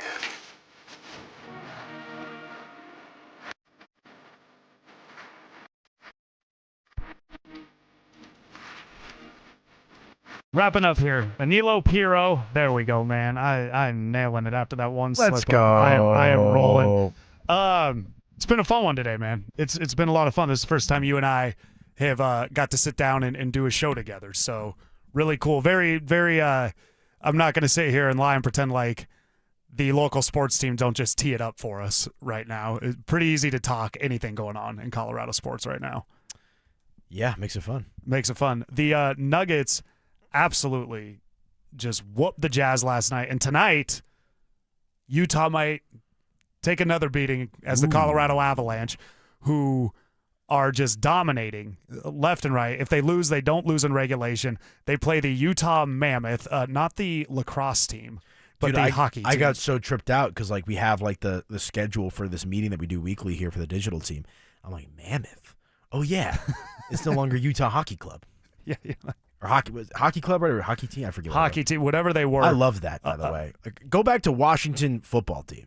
That was kind of I don't fun. like this Commanders thing. That was kind of fun. The WFT. The Utah Hockey Club. We'll just call them that from now on. But the Avalanche play them tonight. We talked about with the Nuggets. I would just if you pick the Avalanche to win every time they play, you're probably going to look like a genius. And people are going to be like, oh, you pick all these games right. When really the odds are the Avalanche are just going to win. It's crazy how much they're dominating. Are you surprised by how much they dominate, given how last year ended? No, not at all. They're built for this, and they got the goaltending situation figured out. They did. I think what happened at the end of last year is their playoff position was solidified, and they didn't play anybody the last 10 games, and I don't think they had any rhythm. But the Avs, Marty Netches, Brock Nelson's my guy. That's a guy I like watching the most for the Avs. He's been coming up big a lot lately, scoring a lot more. Yep. The Nuggets on a back-to-back. They play on Christmas Day against Minnesota. They played last night here, beat the Jazz, but they go to Dallas tonight against a team that came in here and had a big comeback and beat them a couple weeks ago. So the Nuggets should be looking for some get back against the Mavericks tonight. Yeah, that'll be a fun game. We mentioned it earlier. This is the brutal part of the schedule here with 3 games in 4 nights. I think everybody's excited for this game against Minnesota, but you can't overlook the Dallas Mavericks here this evening. I believe Dallas is also on the second night of a back-to-back, so hopefully that kind of neutralizes that dynamic of it. Real quick, I just want to bring this up. The Nuggets schedule after Christmas, they go on their season-long road trip, and it is a bit of a gauntlet is this of games. the early January? Yeah, let's see here. I got it pulled up. So they'll play Minnesota on Christmas night, and then I believe this is 1, 2, 3, 4, 5, a 7-game road trip, the season-long, at Orlando, at Miami, at Toronto, at Cleveland, at Brooklyn against old pal MPJ, at Philly. No one cares about that game anymore because Embiid's down and out, and then at Boston. So they're on the road tonight at Dallas, then home against Minnesota. So you won't see the Denver Nuggets back in town at Ball Arena until January the 9th against the Atlanta Hawks after Christmas. Bruce Brown bobblehead night. Ooh, that's a fun one. Yeah, so dude, the Aaron Gordon bobblehead. Yeah, I went and got it. Oh, did you really? Yeah, I got Lucky it. you. But I was telling everybody, I was texting my friends, when you opened it, because he detaches from the hoop, it's 2 pieces. It was flopping out on people. Ooh. And people, I know 2 people who it broke.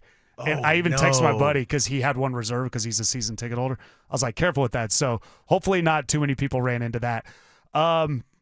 Anila, real quick, laziest take in sports right now. The Nuggets somehow got screwed in the MPJ trade, and they cast him aside, and it was so stupid of them to do that. Love seeing MPJ do well. I think the trade worked out for everybody, and it's what everybody wanted. Great young man. The Brooklyn Nets are 8-19. So MPJ is putting up these type of points on one of the worst teams in the Eastern Conference and in the NBA in general. Look, this was the expectation. I remember doing a show with Jake Shapiro on the Mile High Hoops pod where, like, MPJ is probably going to go out there and be, 25-plus point a game guy now because he's the first option on a not-so-good Brooklyn Nets team. Now, I will say, I think Cam Johnson's been fine. I'd like to see him do a little bit more. 6 of 6 last night from 3. Against Utah. What do you do against my Houston? thing with Cam is I like the defense. I like that when he's in the flow of the offense. One thing I want to see from Cam, because I'm a big fan of his, just when you get to the rim, finish. Yeah. It just hasn't looked as fluid as I thought it would. That's what it is. I was thinking we're getting plug and play, away we go. It hasn't been just that. It's been clunky, but the defense has been great, and he is starting to come alive. I think that shoulder was bothering him earlier this year. Broncos, 6 Pro Bowlers. Garrett Bowles, Quinn Miners, Courtland Sutton, Nick Benito, Zach Allen, Pat Surtain. We asked about any snubs. A lot of people are coming through on the text line with Hufanga. That's the only one that really comes to mind. I have a soft spot for JFM. I'm not saying he should have been Some a Pro people put him Bowler, in but there, too. I think that guy's a dog, man. Are we coming out of the sting of the Jaguars game? I am. Are you? Because like I told you, that game didn't really change much for me with the Broncos. I know this is such a crazy take. I've talked to some former Broncos players that think I'm crazy for this, but I was like, I just don't think a loss is the worst thing. I really don't. Like, I'm not saying you don't want to win every single game. Obviously, that is the goal. Mm-hmm. But I don't hate the idea of just coming back down. Humbling moments are good for everybody, right? Like, I'm sure you've learned from some of your humbling moments in life. I have. Yeah. Everybody has. Yeah. I think the Broncos will be better. Yeah, I look at it. I mean, even boy, somebody hates the NBA. My gosh, that's just a lazy take too. Oh my gosh, dude. The NBA is awesome right now. It's just not your cup of tea, right? If you don't like basketball, people age out of it. Like my dad used to be an NBA fanatic. Now I don't think he watches anything. Right? Yeah, like, it's something where I'm from. But a loss for the Broncos, and we'll start to look forward to the Chiefs. To me, if anything, it's the odds. You're just not gonna. Yeah. You're gonna lose, and they needed to lose. And this was like the Ravens game, and I've said it all show, toward just it was like a, not to sound mean, it was like a Three Stooges routine. Yeah, out there, just they're stepping on the rake and getting hit in the face, and they're just you're missing a field goal from one of the most reliable kickers in the NFL. This phantom, this whistle that's not heard on a false start because the crowd is loud, and PJ Locke just absolutely drills Trevor Lawrence. It was just this series of very bizarre events that set that game on a weird trajectory. Had a bad day, right? Yeah. Like that's kind of the vibe with this Denver Broncos team in that game against Jacksonville. Do you want to see the Jaguars again in the playoffs? I mean, you're probably going to run into him. Troy Franklin said as much after the game. I think there's other teams I'd rather face, Pittsburgh being one. Yeah, that'd be great. I think I'd rather face Jacksonville, though, than Houston. Yeah. Put it that way. Yeah. I think Buffalo's the team I want to see the least, though. And you're going to probably face it. Like, let me say this. Let's just take the Broncos out of the equation, go some general NFL for just a second. If it's not the Broncos that win the Super Bowl, or at least get there, if Buffalo doesn't get to the Super Bowl this year, what is going on over? They have literally zero excuse. Zero. They should be. They should be looking at this. That game is going. Let's assume it's Broncos-Bills AFC Championship game. Buffalo's favored by 3. Yeah. Denver will be dogs. Yep. And that'd be great. Yeah. Don't worry. That'd be, Overdogs. You want that, don't I you? want underdogs all the way for multiple reasons. They seem to do better like that. It's going to be interesting, though. Houston's really good. And I'm telling you, I know they're coming here in a few weeks. If you've got Harbaugh and you've got Herbert and the way they play defense, that's not a team you want to see. Yeah. That's bad. That's just, it's going to be fascinating, man. I cannot wait for the NFL seeding, playoffs. And we're not even talking about New England. I don't believe in New England. You don't believe in New England? I respect New England. I think Denver beats them. So do I. I think most teams beat New England, not named the Steelers. And I can even see Rodgers turning back the clock. Really? Steelers are beatable. Or Steelers are beatable, but the Patriots are beatable too. Yeah, I don't know. I think Drake May is for real. I think what we're seeing is real, but I'm not sure if he's seen a defense like Denver, Houston. Well, Houston, I don't know what the Broncos are that is now fair. On defense with that. But six guys, 6 Denver Broncos going to the Pro Bowl. Anilo, once again, man, it was so much fun. Have a Merry Christmas. I'll be back on with Chad, but really good stuff. Yeah, no, absolute pleasure. Shout out to all of our fan listeners. You guys are the absolute best. Make sure to check us out on social media, the YouTube channel. And Merry Christmas and Happy Holidays to you and yours out there, John. Pleasure working with you today, my man. Ty behind the glass, Johnson behind the glass. Thank you, guys. Cecil and Dover, the Tribe, is next. I love you guys. Will the Broncos take care of business in primetime and sweep the Chiefs? We'll break it all down in a special Christmas Day edition of the Fan Football Pregame Show, live on game day starting at 4 p.m. Denver Sports 104.3. The Fan.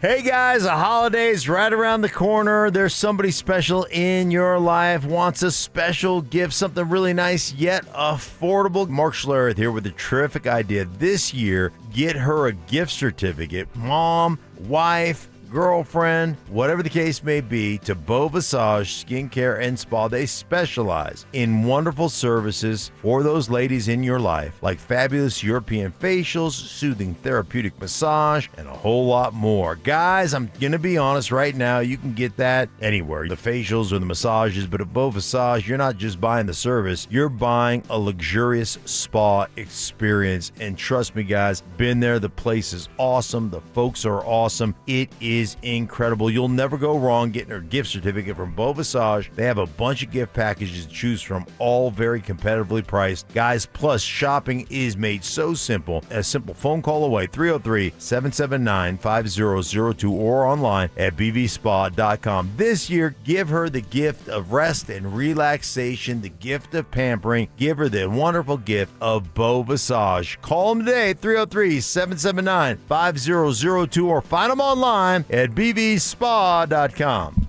I just want to entertain people and make a living. From Focus Features, they had a dream. I want to sing, I want to dance, I want to garden, I want a cat. All they needed was each other. We should call ourselves Lightning and Thunder, a Neil Diamond experience. This Christmas, based on a true story.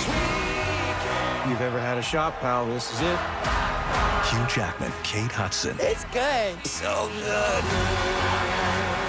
Song Sung Blue, rated PG-13. May be inappropriate for children under 13. Only in theaters this Thursday. Winter is officially here, Denver, and Hermes Row Wide is your ride to all action. Whether you're bundling up to cheer on the Broncos at Empower Field or heading downtown to catch an Avs or Nuggets game, make sure you get there on time and in style. This holiday season, let Hermes Row Wide handle your Christmas light tours, festive nights out, and stress-free airport transfers. Skip the traffic, snow, and parking hassles. Ride in warm, comfortable luxury with a professional driver who gets you there safely. Book now at 303-577-7600 or visit ridehermes.com/DenverSports.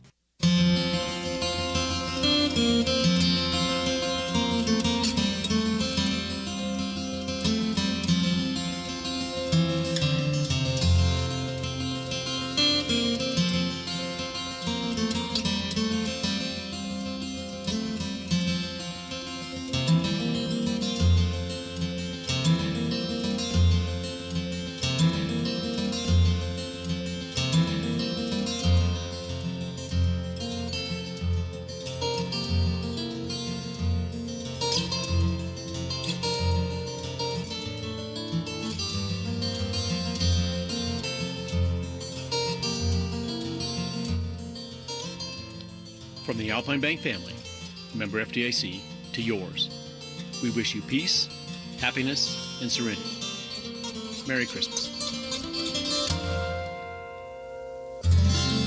Do you own a small business? You need to hear this. A seismic shift is coming. It's time to get super sure. Not kind